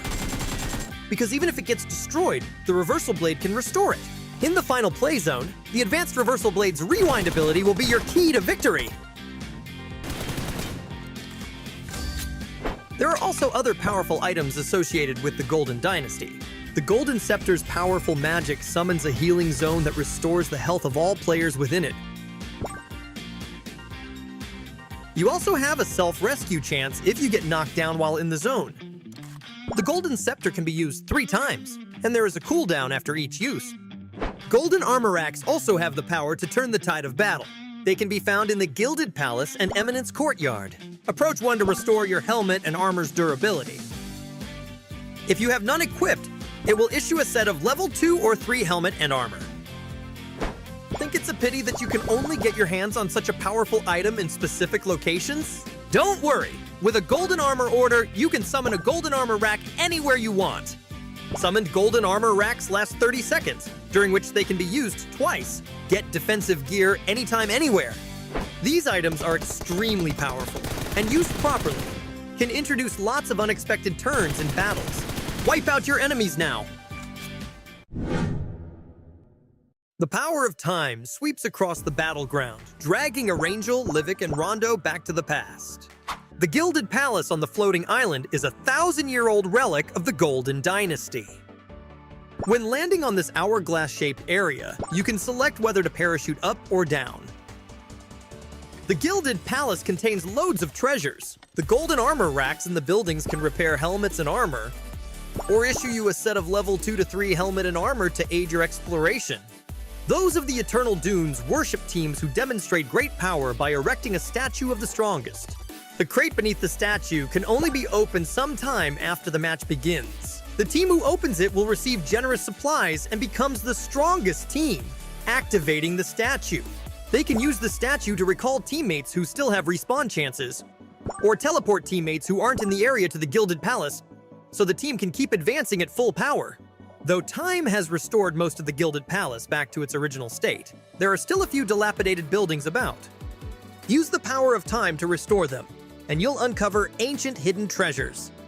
The Eminence Courtyard once served as an imperial residence of the Golden Dynasty. It consists of an inner and outer courtyard. The outer courtyard has a statue of the strongest team. The inner courtyard consists of 2 levels connected by a corridor and an underground hourglass realm. There is a locked room on the lower level that houses a treasure vault. You must interact with murals on the upper level and find the key hidden behind the correct one to access the vault and obtain its treasure. The vault also leads to an underground area that is also accessible through the fountain at the center of the inner courtyard, or staircases in the building on either side. The walls in the Hourglass Realm are adorned with murals. Interact with them to dust them off and get awesome rewards. Time has returned us to the Golden Dynasty's Age of Prosperity and restored sections of the map to their original state. Now, Arangel's power plant, factory, quarry, both bridges, and Livik's Midstein have been restored to how they used to look in the early days of the game. In these Reminisce zones, you'll also encounter special weather and run into certain checkpoints. Interact with these checkpoints to take a photo with your past self and get supplies. Occasionally, you might also come across a picnic blanket. You can eat the food it provides to restore energy. These areas also contain reversal fragments. Interact with them for awesome supplies. The number of reversal fragments in an area will be displayed in the upper right corner of the mini-map. However, note that some reversal fragments are traps. Interacting with them will teleport you to the sky. Sometime into a match, special reversal fragments will appear. Interact with these to get the Golden Scepter. Take this opportunity with the re-emergence of the desert's past to make its ancient treasures your own. As an animal that once dwelled in the Eminence Courtyard, the camel is quite a curious one at that. When you encounter one by the side of the road, it will stretch its neck over to observe you. But don't worry, camels are very docile. Feel free to approach and climb on. While mounted, tap the weapon button to fire at enemies. Camels aren't only found by the side of the road. They can also be summoned with a camel bell as a 2-seater vehicle. The camel runs at speeds of up to 80 kilometers per hour. and swims at up to 18 kilometers per hour. It also possesses the temporal powers of the Golden Dynasty, granting it a special ability, Golden Mirage. Tap the skill button to transform both yourself and your camel into a spirit form with enhanced mobility. The skill will then go on cooldown. If you think that's all camels are capable of, you're wrong. This region used to be their home, and they're still highly perceptive of the area, acting like a living radar in the desert. While mounted, tap Supply Search and the camel will help you locate nearby supplies. You can save so much time on hunting for supplies this way. In battle, if you're under attack, use Golden Mirage to quickly put distance between you and your enemies. After recovering, hop onto the camel and start firing again, striking everyone down. If the enemy attempts to escape, you can use the mobility of Golden Mirage to pursue them. Find yourself a camel now and journey across the desert together. Time bears witness to all and brings all sorts of changes to the battleground. As the area with the highest concentration of temporal power, the center of the Gilded Palace is where you'll find a statue of the strongest team. Open the crate beneath the statue, and time will shape itself into the strongest team's form. Interact with the statue to trigger its temporal powers and recall teammates who still have respawn chances, or teleport teammates elsewhere to the area. The Eminence Courtyard also has a statue of the strongest team, but it exists merely as a statue and cannot be used to recall or teleport your teammates. Since the Gilded Palace provides a special respawn, getting eliminated in the area will automatically use your respawn chance. At the start of the match, you can land in the Gilded Palace with your teammates to loot its supplies, then land somewhere else after you get eliminated. As long as you become the strongest team, you can use the statue to teleport other teammates over and gear up the entire team with Gilded Palace supplies. Unlike the statue that records the present, the past reflection station reflects the past. Interact with it, and a past version of yourself will appear. Take a photo with yourself to get supplies. It will enter a cooldown afterward, during which you cannot get supplies from it. Golden Sands platforms also provide a photo-taking opportunity. Their locations are marked on the map. Interact with them to wipe away the sand on their surface, and the golden sand will light up the surrounding torches. When all the torches have been lit, supplies will spill out from the center of the platform. You can take a photo with your teammates here to commemorate the game's 7th anniversary. The powers of time have also brought the Golden Dynasty's history to the fore. Tap the upper right corner to open the map, and you'll see the Desert Awakening missions on the left. Complete all the missions to learn about the Dynasty's past. Tap the icon in the upper left corner of the mission list to experience stories from the Golden Age of this once prosperous kingdom. Play now to explore and discover all the secrets buried beneath the sand.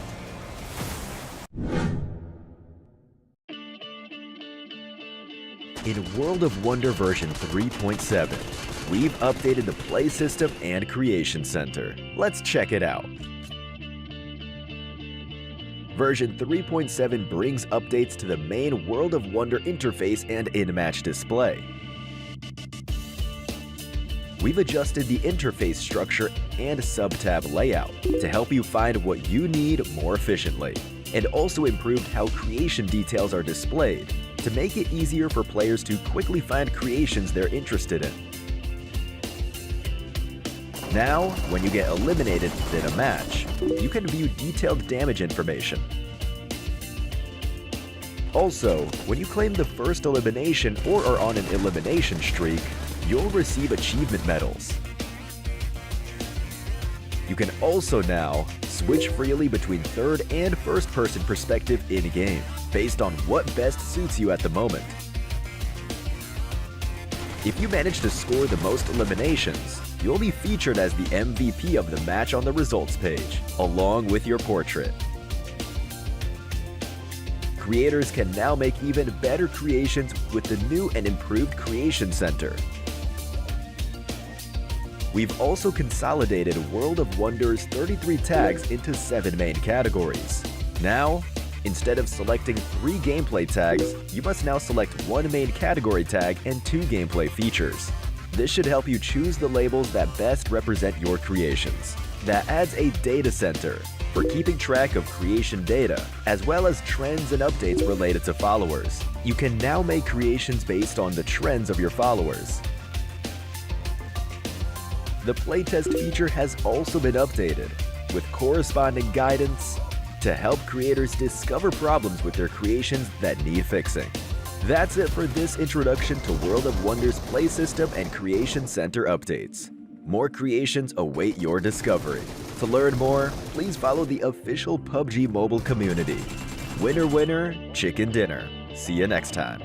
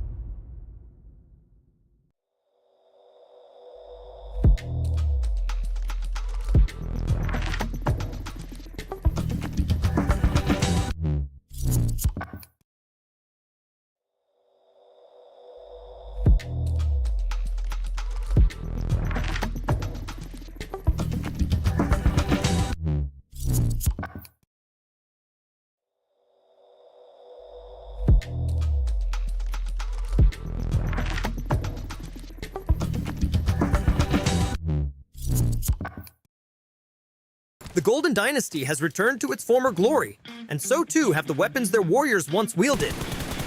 The most powerful among them is the Reversal Blade, forged from the temporal sands. The power to reverse time is at your disposal when you wield it. It restores crates so you can open them again, and restore a vehicle's health, fuel, and tires. You can also mark your current location and status, gain a speed boost, then use the skill again while it's active to turn into a temporal orb and return to the marked location. Your health will also be restored to what they were when the mark was placed. And that's not all it can do. Find a forging station while you're in a match and place the Reversal Blade onto it along with upgrade materials. After a while, it will be upgraded into an advanced Reversal Blade. Other players can attack while you're waiting, so be extra careful. The advanced Reversal Blade provides a bigger speed boost and shorter cooldown, and it has a special rewind ability that can only be used once per match. If you're knocked down or eliminated while the skill is active, you'll immediately be brought back to the marked location with your health and energy restored to their previous state. When this ability is triggered, the advanced Reversal Blade will break and disappear. The Reversal Blade's powers make it always useful in battle. At the start of a match, land at the Gilded Palace or Eminence Courtyard, where there's a higher chance of finding one. Then collect upgrade materials as quickly as you can. After getting a Reversal Blade, use its rewind ability to collect supplies from crates twice to gear up faster. When you have everything you need, head for the nearest forging station to upgrade your Reversal Blade. Then you can get around the map in a vehicle and use it as cover. Because even if it gets destroyed, the Reversal Blade can restore it. In the final play zone, the advanced Reversal Blade's rewind ability will be your key to victory. There are also other powerful items associated with the Golden Dynasty. The Golden Scepter's powerful magic summons a healing zone that restores the health of all players within it. You also have a self-rescue chance if you get knocked down while in the zone. The Golden Scepter can be used 3 times, and there is a cooldown after each use. Golden armor racks also have the power to turn the tide of battle. They can be found in the Gilded Palace and Eminence Courtyard. Approach one to restore your helmet and armor's durability. If you have none equipped, it will issue a set of level 2 or 3 helmet and armor. Think it's a pity that you can only get your hands on such a powerful item in specific locations? Don't worry! With a Golden Armor order, you can summon a Golden Armor rack anywhere you want. Summoned Golden Armor racks last 30 seconds, during which they can be used twice. Get defensive gear anytime, anywhere. These items are extremely powerful, and used properly, can introduce lots of unexpected turns in battles. Wipe out your enemies now! The power of time sweeps across the battleground, dragging Arangel, Livik, and Rondo back to the past. The Gilded Palace on the floating island is a 1,000-year-old relic of the Golden Dynasty. When landing on this hourglass-shaped area, you can select whether to parachute up or down. The Gilded Palace contains loads of treasures. The golden armor racks in the buildings can repair helmets and armor, or issue you a set of level 2 to 3 helmet and armor to aid your exploration. Those of the Eternal Dunes worship teams who demonstrate great power by erecting a statue of the strongest. The crate beneath the statue can only be opened sometime after the match begins. The team who opens it will receive generous supplies and becomes the strongest team, activating the statue. They can use the statue to recall teammates who still have respawn chances, or teleport teammates who aren't in the area to the Gilded Palace, so the team can keep advancing at full power. Though time has restored most of the Gilded Palace back to its original state, there are still a few dilapidated buildings about. Use the power of time to restore them, and you'll uncover ancient hidden treasures. The Eminence Courtyard once served as an imperial residence of the Golden Dynasty. It consists of an inner and outer courtyard. The outer courtyard has a statue of the strongest team. The inner courtyard consists of 2 levels connected by a corridor and an underground hourglass realm. There is a locked room on the lower level that houses a treasure vault. You must interact with murals on the upper level and find the key hidden behind the correct one to access the vault and obtain its treasure. The vault also leads to an underground area that is also accessible through the fountain at the center of the inner courtyard, or staircases in the building on either side. The walls in the Hourglass Realm are adorned with murals. Interact with them to dust them off and get awesome rewards. Time has returned us to the Golden Dynasty's Age of Prosperity and restored sections of the map to their original state. Now, Erangel's power plant, factory, quarry, both bridges, and Livik's Midstein have been restored to how they used to look in the early days of the game. In these Reminisce zones, you'll also encounter special weather and run into certain checkpoints. Interact with these checkpoints to take a photo with your past self and get supplies. Occasionally, you might also come across a picnic blanket. You can eat the food it provides to restore energy. These areas also contain reversal fragments. Interact with them for awesome supplies. The number of reversal fragments in an area will be displayed in the upper right corner of the mini-map. However, note that some reversal fragments are traps. Interacting with them will teleport you to the sky. Sometime into a match, special reversal fragments will appear. Interact with these to get the Golden Scepter. Take this opportunity with the re-emergence of the desert's past to make its ancient treasures your own. As an animal that once dwelled in the Eminence courtyard, the camel is quite a curious one at that. When you encounter one by the side of the road, it will stretch its neck over to observe you. But don't worry, camels are very docile. Feel free to approach and climb on. While mounted, tap the weapon button to fire at enemies. Camels aren't only found by the side of the road, they can also be summoned with a camel bell as a two-seater vehicle. The camel runs at speeds of up to 80 kilometers per hour and swims at up to 18 kilometers per hour. It also possesses the temporal powers of the Golden Dynasty, granting it a special ability, Golden Mirage. Tap the skill button to transform both yourself and your camel into a spirit form with enhanced mobility. The skill will then go on cooldown. If you think that's all camels are capable of, you're wrong. This region used to be their home, and they're still highly perceptive of the area, acting like a living radar in the desert. While mounted, tap Supply Search and the camel will help you locate nearby supplies. You can save so much time on hunting for supplies this way.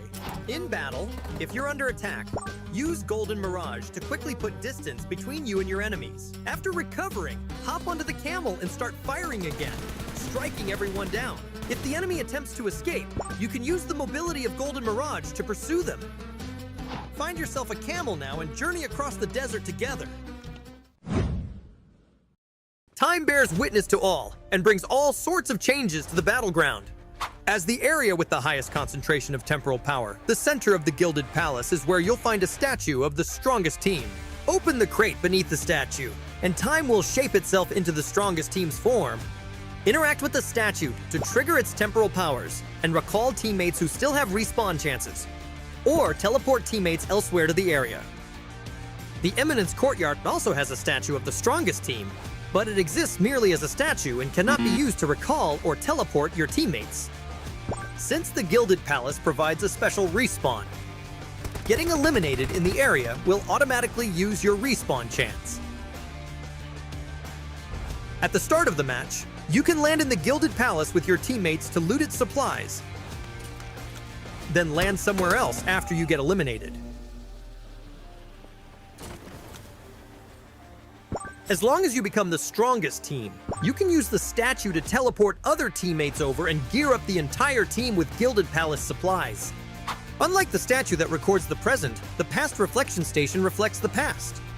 Interact with it, and a past version of yourself will appear. Take a photo with yourself to get supplies. It will enter a cooldown afterward, during which you cannot get supplies from it. Golden Sands platforms also provide a photo-taking opportunity. Their locations are marked on the map. Interact with them to wipe away the sand on their surface, and the golden sand will light up the surrounding torches. When all the torches have been lit, supplies will spill out from the center of the platform. You can take a photo with your teammates here to commemorate the game's 7th anniversary. The powers of time have also brought the Golden Dynasty's history to the fore. Tap the upper right corner to open the map, and you'll see the Desert Awakening missions on the left. Complete all the missions to learn about the Dynasty's past. Tap the icon in the upper left corner of the mission list to experience stories from the golden age of this once prosperous kingdom. Play now to explore and discover all the secrets buried beneath the sand.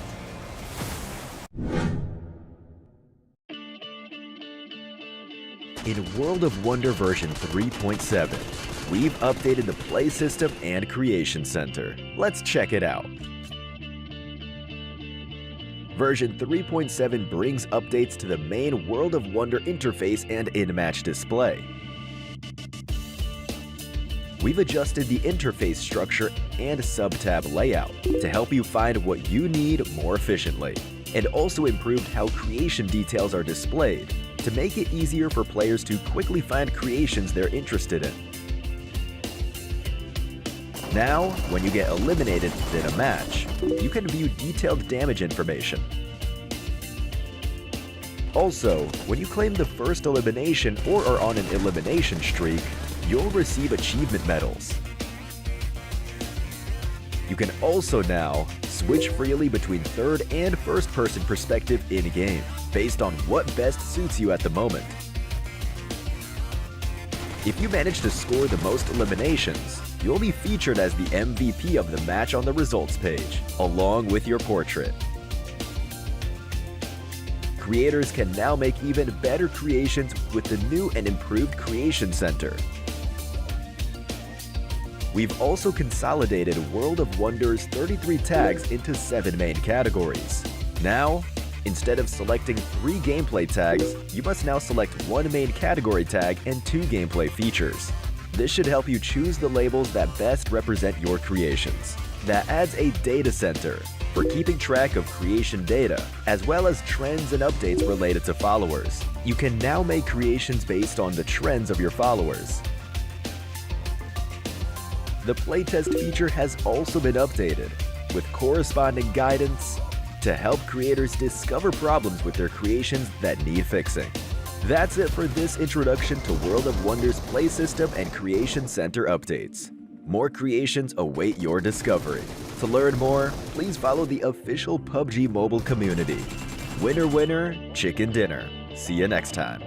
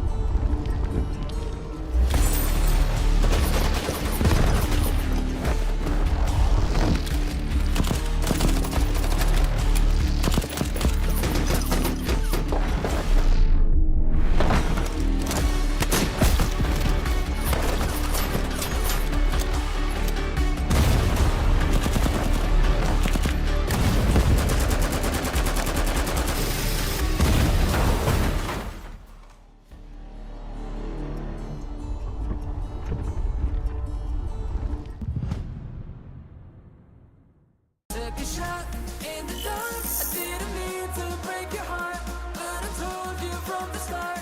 No, no, no, another heartbreaker.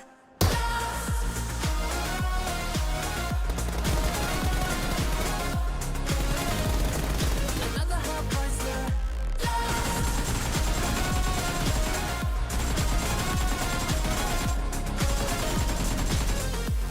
Can't change me.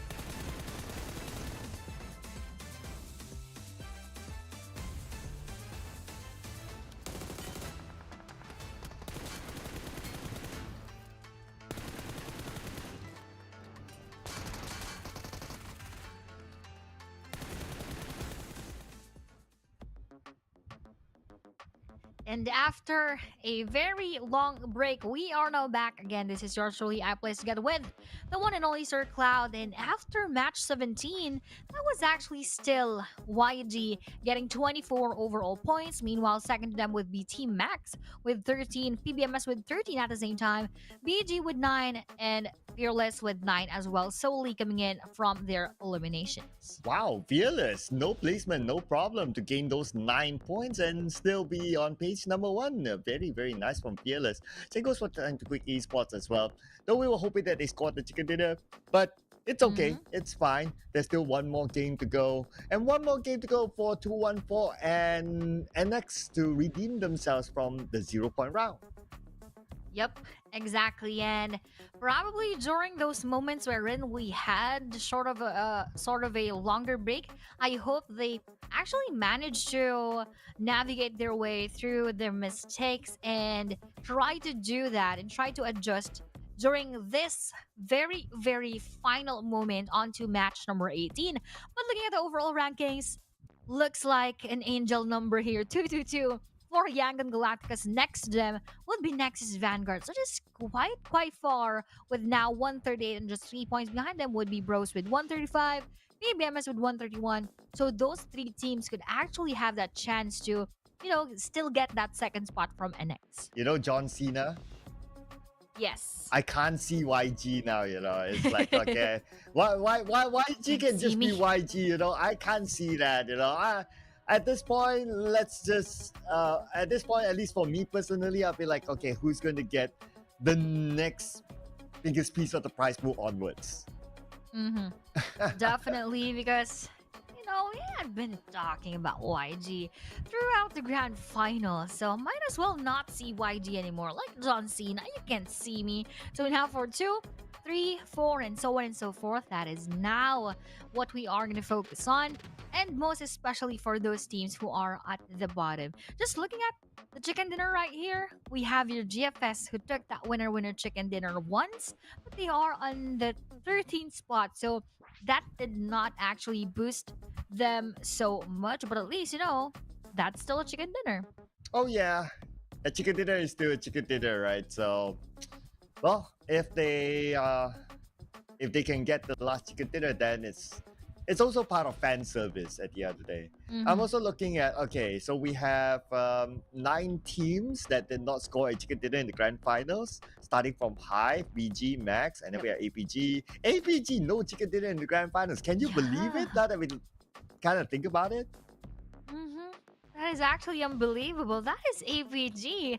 We've known them being very dominant throughout the matches, most especially during week number 2, and now them performing quite underwhelmingly in the grand finals. That is an unfamiliar spot for APG to be at right now. And going back as well, next to them is actually KE with 2 chicken dinners. So them being pushed down on that 9th spot is not really good because they started quite strong during the grand finals, and now them being on that 9th spot. But just a recap for everybody who was not here, during day number 3, Sandhawk was taken by YG during the first game. Second Erangel map was taken by 2 and 4. Third match was taken by NX, and that is a back-to-back for both the final Erangel matches and the second one. And for Miramar, that was again Yangon Galactica. So we were just juggling around few teams here for getting that chicken dinner. And now for the final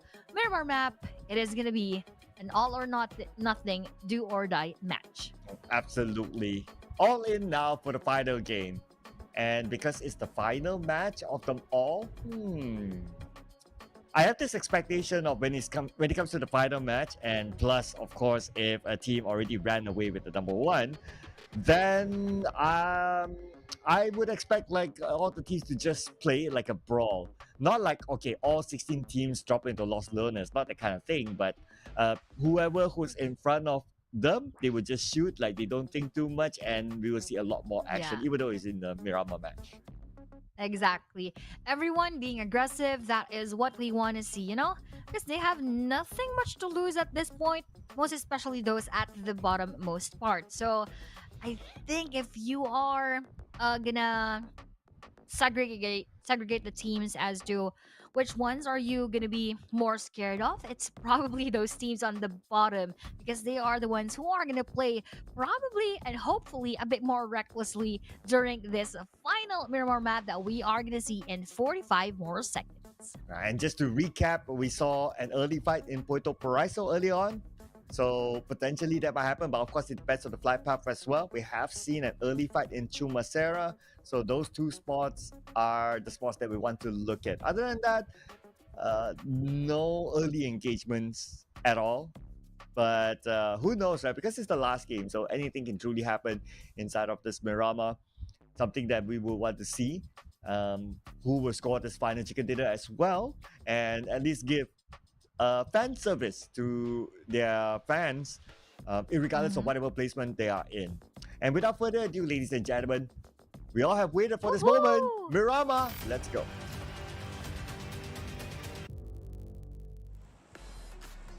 Let's go indeed to the final match for the grand finals, match 18 out of 18. The pressure is indeed on for those teams, most especially around the middle, who are wanting to take that second, that third spot, and most especially the higher chunk of the prize pool here in the grand final. So it all just boils down to those teams who would want to get that higher rewards must need to do extra steps and probably go for those higher risk movements. Mm. And this is the best time to actually pull off those higher risk moments, right, for all these teams. Looking at the first few drops, so we're going to see the regular PBMS. They like to drop up north, same goes for Gold Esports. So it's going to be regular drops there. Of course, we want to see whether for the Paraiso, will there be a challenge or not, because the flight path is not too far away. Chumacera, a bit of a distance. Maybe we won't see the clash inside Chumacera. So to answer Puerto Paraiso, we need to look at where Goodfellas is at. And Goodfellas, they drop on the north, it seems. So Fearless Esports will have Puerto Paraiso for themselves. Yep, exactly. So it is quite a quiet start for Fearless right here, but with a circle. Oh no!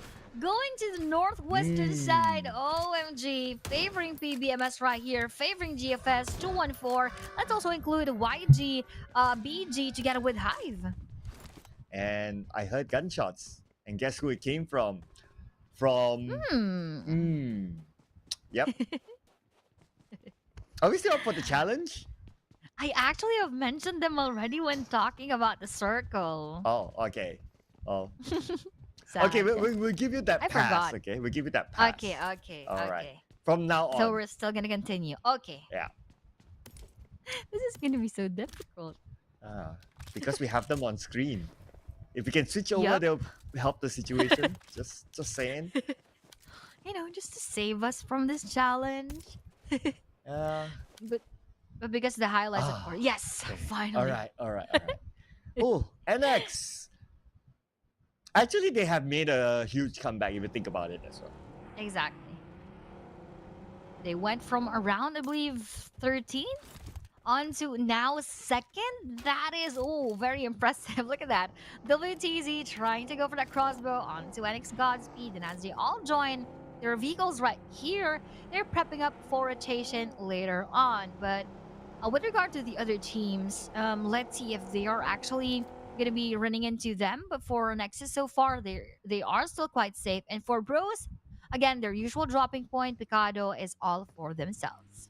So you know what? Looking at that crossbow move, if there's this one feature that could be implemented in PUBG Mobile, I would like to see a friendly fire feature. Oh, yeah. Yeah. That is fun. Because I also do like knocking down my teammates with those nades and with with those mollies. So it would be much easier, for that friendly fire moment. Yeah, like it does not only involve like nades and mollies, like even gunshots. If you shoot your own teammate, it hurts.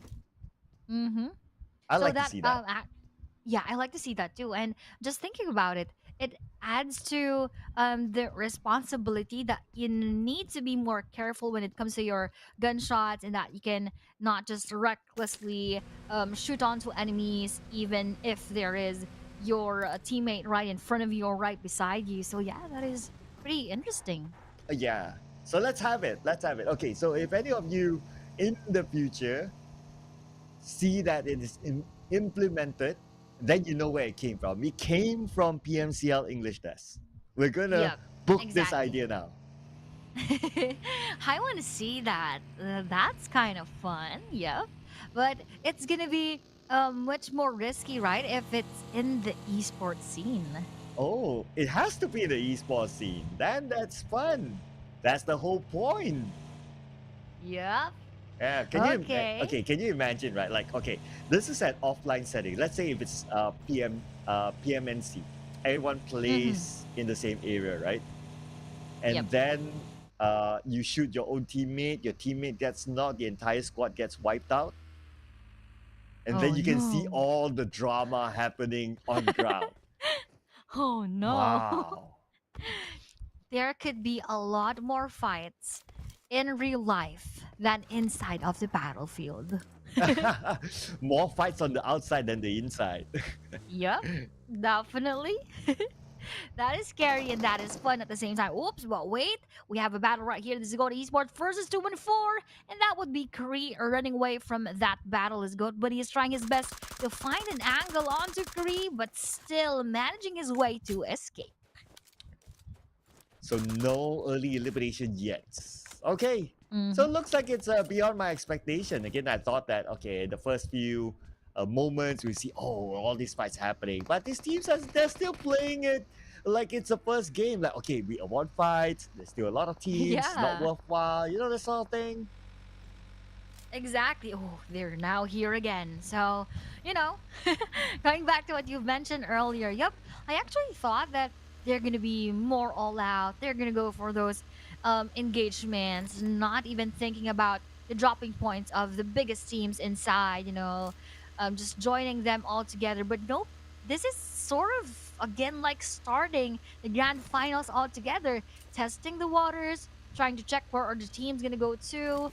So I'm not sure. Probably the factor that we had to be on a short or probably not a short break, but we had to go on a break. So they their aggressiveness, their tension, their momentum probably went on sort of a reset as well. Wow. Okay. Okay. I mean, that's a good theory to put out. It almost feels like it's a brand new day for the teams, and it's like, okay, we have to play now. Oh, okay, it's Hmm. round one. Okay, let's restart ourselves. And true enough, it took a while now. We're almost into stage two, but we're starting to see not no eliminations yet. Oh yeah. Right here though, we have one onto Time to Quick, one onto Fearless to make that two. For Fearless as Ranzer also will be taken down. KH though will now go for that push. 74 is just waiting inside, or he's not actually inside. And now he will be pinned down like that is a trap for him to take. But 74 though will receive that knockdown coming in from Fearless. And that is an early elimination onto Fearless with 0 points. Ooh, okay, okay. I can see the motivation now for Title Quick Esports. They don't want to be the number 16 team. Yep. So now that Fearless Esports have been eliminated, if they can go above Fearless Esports, and that's only 3 more points, then they are surely not going to be number 16. Mm-hmm. Probably that could happen later on, but for Goa, with just 2 points behind them so far, I think they could still have that chance unless Goa will also be eliminated quite early. But let's see what will happen between these two teams and as they catch on to Fearless right there, being the first team to be out. The moment that we are waiting for is where again will that circle go to? Okay, a lot of teams in the middle, so tons of teams playing safe, but okay. Oh my gosh. All right, all the way up top. Okay, if it goes to the Oasis, it will be great. We don't always get to see that kind of circle. This is really again more interesting because at least because we've waited for quite a while. This is worth the wait. This kind of circle is indeed worth the wait, worth the struggle for the players, in my opinion, that they are going to be more pushed to their limits during these final moments in order for them to give that highlight to their strengths or who knows, probably their weaknesses too inside. But look at that, going Epic Yao already confirming Max Joseph right there, not wanting to be pinned down onto that 16th place. Oh yeah, they saw Time to Quick Esports score 4, and then they're like, they already got 4. We have to do Mhm. more now, not to be in the last place. And at this point, because Fearless Esports again have been eliminated, as long as Goa can go above 63 points, then they will not be at number 16. So they are now 4 points away from Fearless Esports. That is just 4 points in between them, so they could still have a chance. But right now, NX Godspeed, one of the key players right here in Nexus Vanguard, will he be able to take Nexus Vanguards still stay on that second spot, or will they be approached by Bros later on? But with one more knockdown on the PBMS, let's see how else would that happen, as GFS is actually in front of Sin Esports too. Oh, and Sydney Sports with the high ground against Goodfellas. Everyone's playing in the middle of the circle, and Goodfellas, they're not going to push it for now. But MM will be pushed by Harame Bros. Currently bleeding out, and the other players of PBMS nowhere to be found. But now they show up on the elimination feed. It is Minor, also gunned down. Oh no, Minor got gunned down. So I'm not sure.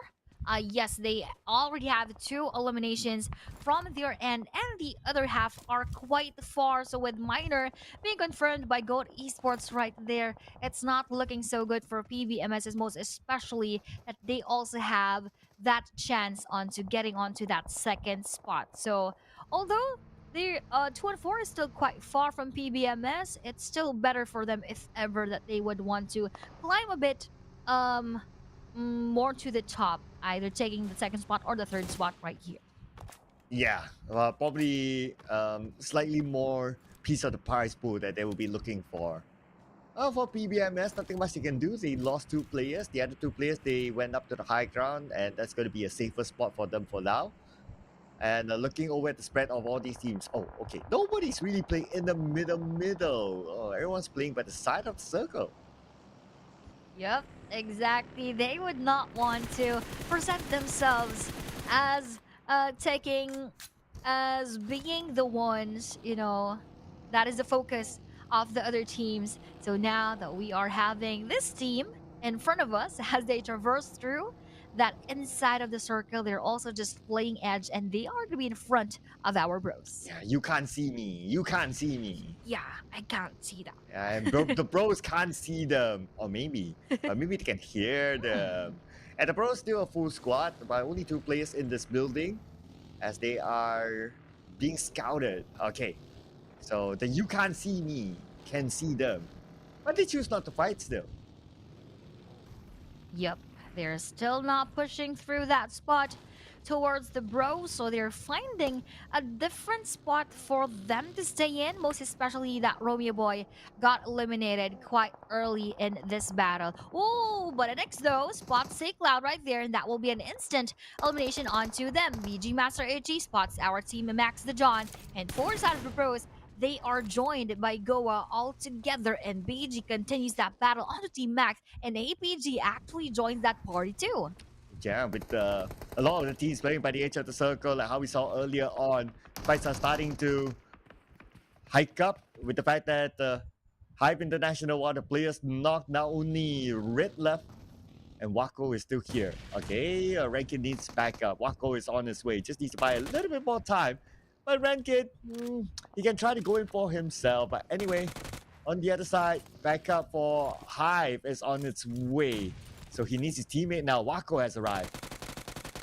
Ooh, Wako is right here, but they are still fighting it with Hive International, and they're quite healthy damage coming in from those bullets. So Rankid needs to heal up, but with a nade coming in from above and below and from behind, Hive Red will be taken right here, and Rankid will be revived and rescued as coming in from Wako right here. But Claude will be spotted. They're just making sure that they eliminate the rest of Hive before going for that revive, though we have Cole here to manage that situation. Let's see if he can actually do that.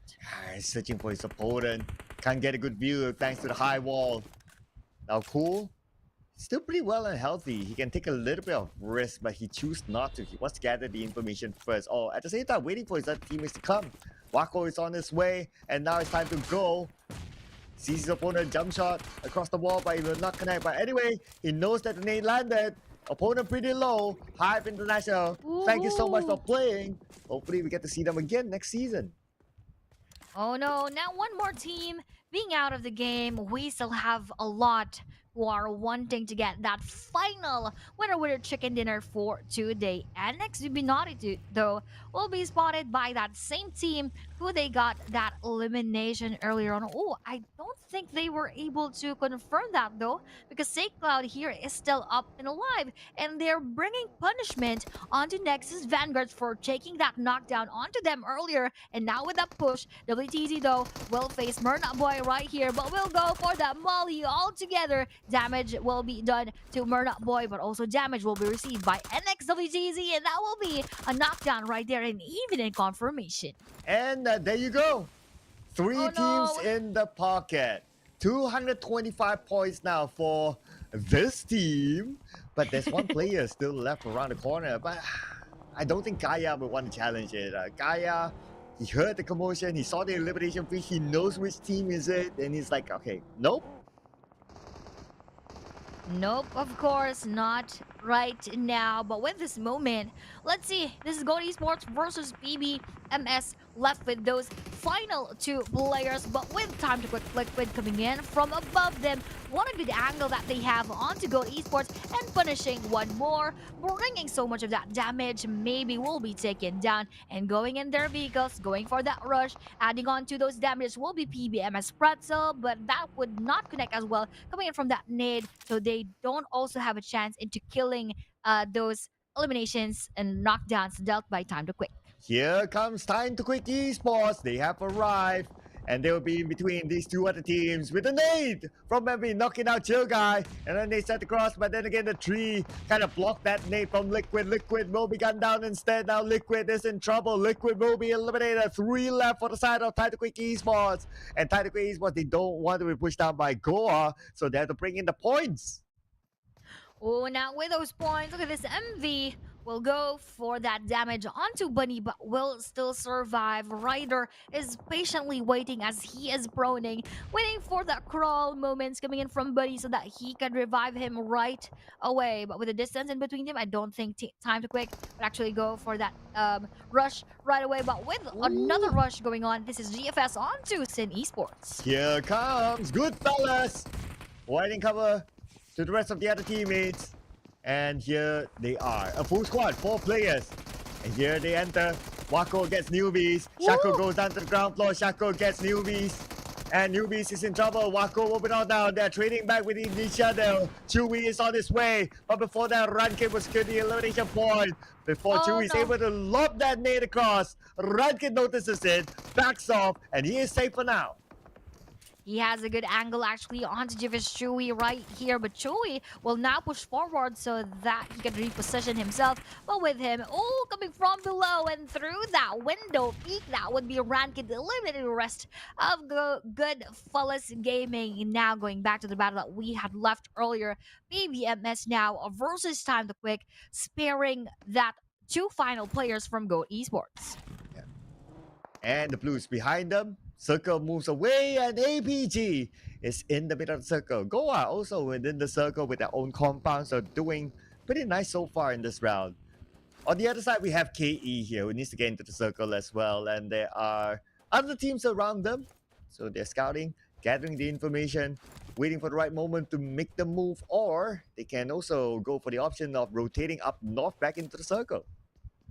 Yep. That could be one of the possibilities right here. But again, with the movement of the circle, it is very, very crucial, most especially when it comes to their movements. But look at that move. It's coming in from KE Master G2K onto Sin Esports. Sin Esports have always been in every battle throughout this match number 18. That also explains why they were able to get 8 eliminations so far. But it also puts the team at risk, though again, this is the final match, so this is the perfect moment for them to do this because they have nothing else to lose but a lot more to gain. But a lot more here to gain for either Gold Esports, Time to Quick Esports, or Harame Bros. Jappy will be knocked out by Ryder. Gold Esports on the other side, and Time to Quick Esports on the other end. So both teams sandwiching Harame Bros right now. Finding it hard to just survive this, just get in. Nathan will be knocked down. Harame Bros falling apart with Jappy knocked again. So that's down to Range and Jibna. Oh, this is now a difficult spot for them to be at right here with that additional motive coming in from time to quick. Bro range coming in from above. They would want to push down our time to quick while also being very vigilant and very careful because there is two players of good esports right behind them. MV though is still waiting for all of those things happening right in front of him. KH is also doing the same thing as Bro range and his footsteps are just right in front of his eyes. And here's MV with a high guy advantage. It's not really going in yet. Okay, with the stock, he probably would. KH needs to find that angle. Range is cooking up his nade.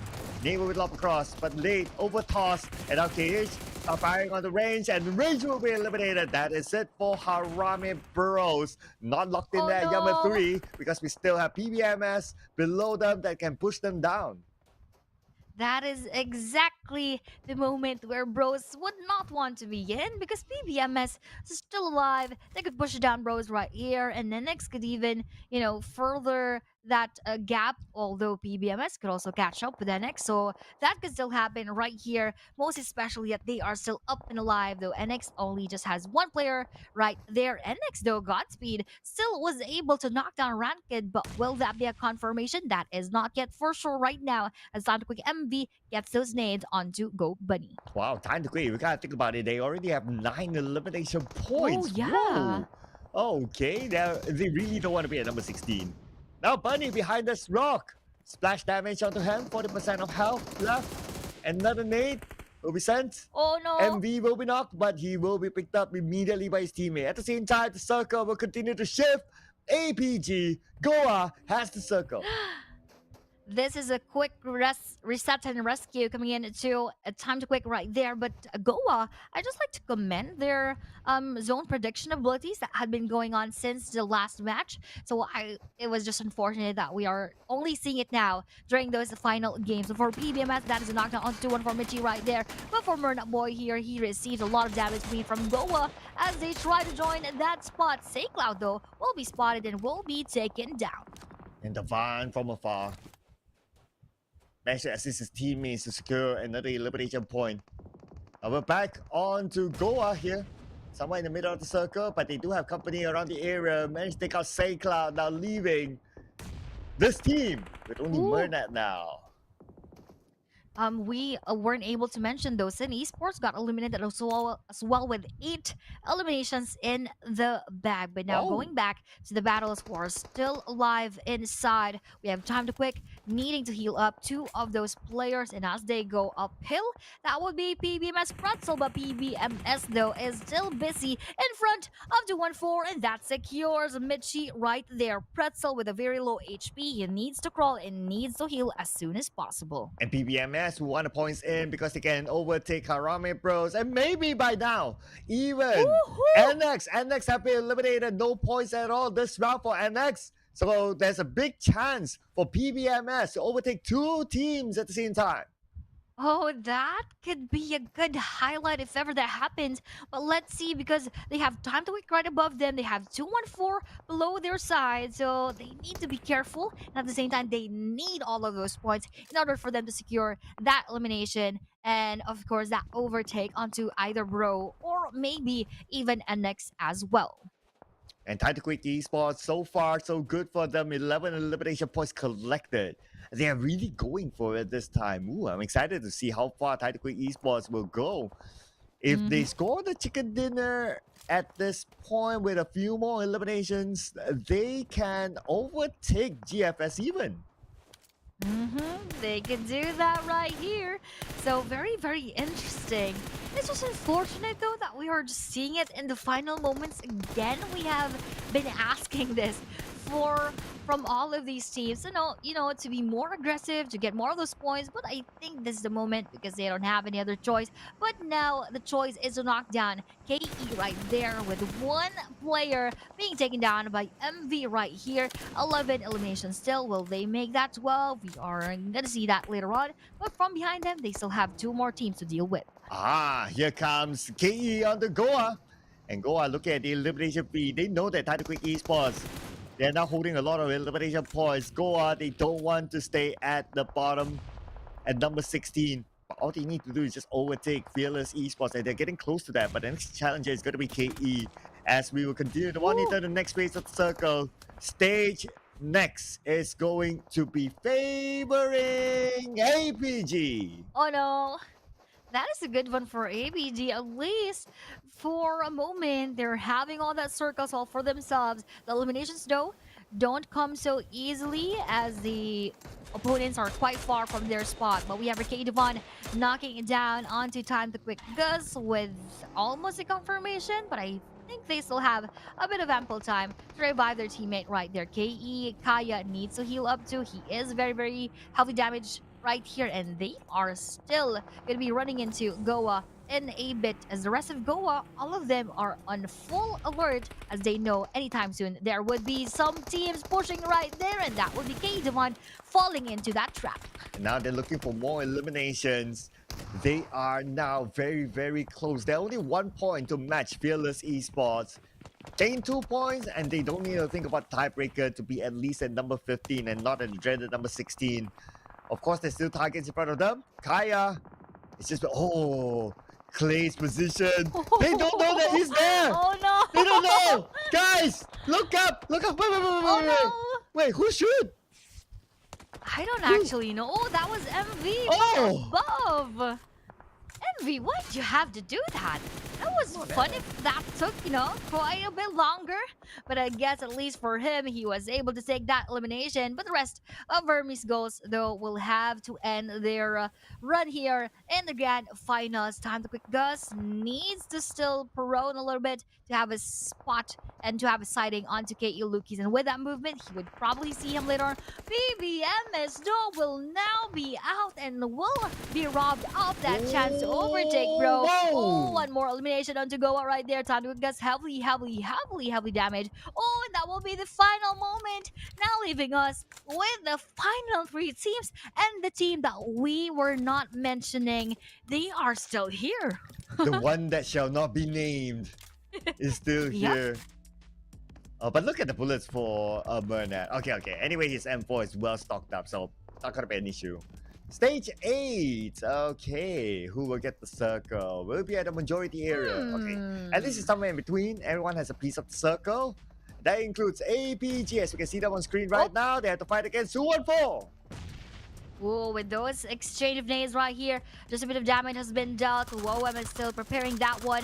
As Burnout Boy joins into the fun, doesn't have anything else to lose, and probably a bit more to gain with those eliminations if ever he gets that one. Being very careful still, riding this almost exploding vehicle, he's just having fun inside of this final game. 2-on-4 MS though, still trying his best to have a different angle onto APG. Yeah, and APG on the lower ground, but they have the numbers against everyone else. I mean, it's 4v2v1. And the 1 is still in the game. Can you believe no. it? Okay. WoM managed to get a nade onto APG. Fern is down. Fern takes splash damage again.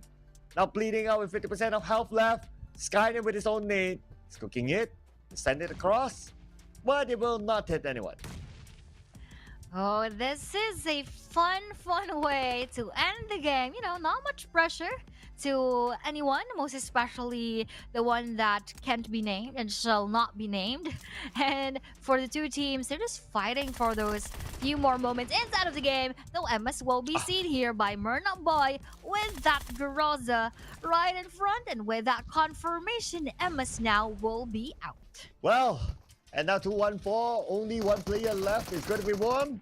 And WoM fires no. back. He gets Skynet. Okay, he's not going down without a fight, but at the other day, Nang has landed a nade onto him. It's going to be a 1v3, 1v4 situation between Mernat and APG.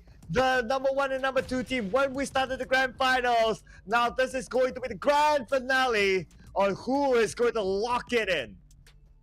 Locking it in, but still, not going home.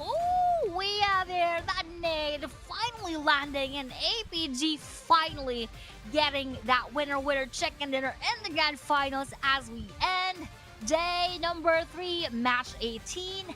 Out of 18, that would be Anchor PUBG Esports. A bit of a bittersweet chicken dinner for APG, and the first chicken dinner in the grand finals happened to come into the last game. But it is still giving it back to the fans somehow, at least giving up this poster to the fans, allowing them something to talk about, something to cheer about. Though it's a bit of a bittersweet feeling, and it's just because APG at some point they were in the running to get the number one. So it's just I mean it's a complicated feeling. Yep, I really had high hopes and expectations for APG, and I believe it's not only me, it's a lot of the people, most especially those who have witnessed their performance in week number 2. But unfortunately for them, that did not translate into their grand finals performance. But still, a nice run for APG, so looking forward to the next seasons of this specific team. Yeah, hopefully we get to see them more next season, because I'm sure the next season the stakes will be even higher. Yes. Because it might, okay, I'm just putting out there, it might involve slots to the international stage, just saying. But for now, this season, there will not be any slots to any further international stage. For example, the PMGO, so that might have to wait for the next season. For this season, it's all about us just crowning the champion and handing over the shiny new trophy. And I have no idea who it is. I don't also have even a hint.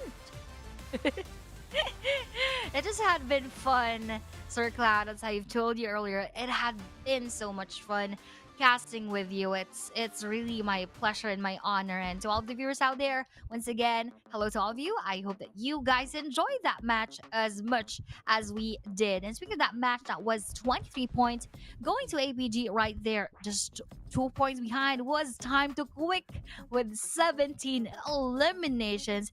That is around 1/4 or even more than 1/4 of our lobby. So kudos to Time to Quick for doing their best even here in this final moment. So that is 21 points, pushing themselves towards the top. YG, oh yeah, I can now mention them. YG with 10 points right here. City Sports with 8, Goa with 7, 214 with 6, and so on and so forth. Now to the second page, 4 teams did not get any in that match. Oh, I also want to point out that 17 eliminations in the round is the highest we have had in the grand finals. Oh yeah. Before this, it was 16. So Time to Quick Esports, they broke the record.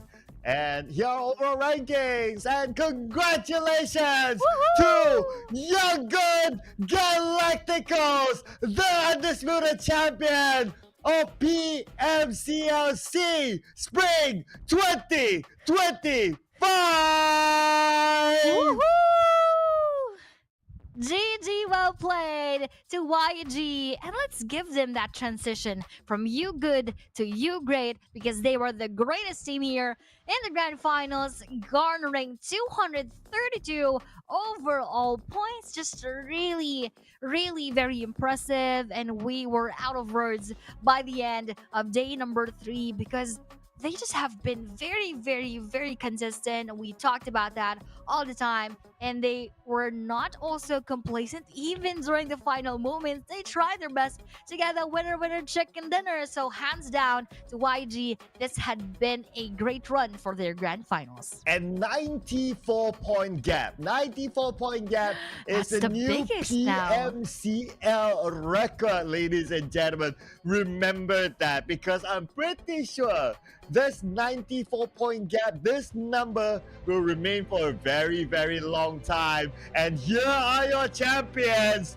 hailing from the Myanmar region. Ladies and gentlemen, give it up for Young Good Galacticos! Congratulations to YG! And now having all that confetti onto them. I believe they expected this. Of course, we all did. But again, Young and Galacticos, I am just very impressed. And I have nothing else to say, because their scores have shown to us how well they managed and how well they navigated through this PMCL Grand Finals. And MVP though, not Smile, but rather Mernot with 39 eliminations, 8,915 damage dealt, 1954 average survival time, and team contribution of 24%. Wow, it's an interesting surprise, but it still came from a former GE player. So by now, like Mernat and Smart, how many trophies have they got? I'm starting to lose count. They have Yeah. at least like what, 3 or 4 trophies by now? Wow. The room must be full of decorations now. They need to find a new cabinet. Definitely, their cabinets are full of all of those trophies, and they should be proud of themselves because this is no easy feat. Although they had that 90-point lead advantage, they just managed to, bank on those points very early, and that's why it was difficult for everyone else to catch up to the points that they had. Oh yeah, absolutely, absolutely. I mean, now that we can talk realistically, it's already like some say since day one it's locked in. Maybe more so for day 2, it's locked in. But you know what else Yep. is locked in? It's our official phone sponsor for this tournament. Thank you so much to Techno for being together with us, because Techno provides the best phone and they stop at nothing to provide the best in gaming for all of us out there. Definitely, just like Yang and Galacticus, they did not stop at nothing inside of those matches. Indeed, they just bulldozed through everyone running into their way. So GG's again to Yang and Galacticus for getting the championship title for 2025 PMCL Southeast Asia Spring.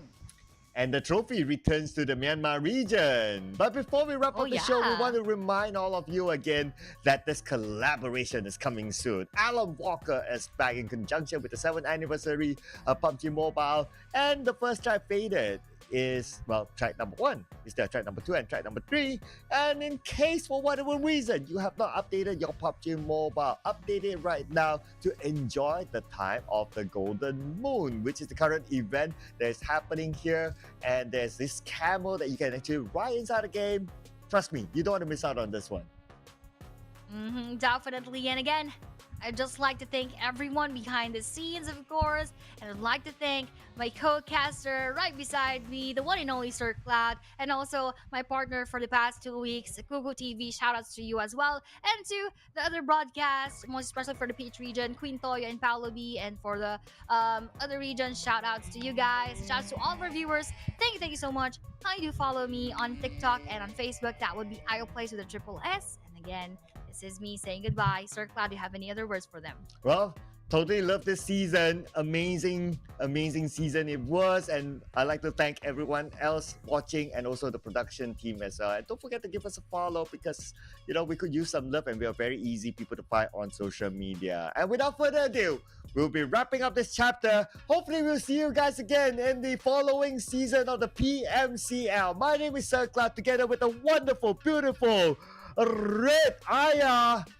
See you guys in the future. Bye! Bye!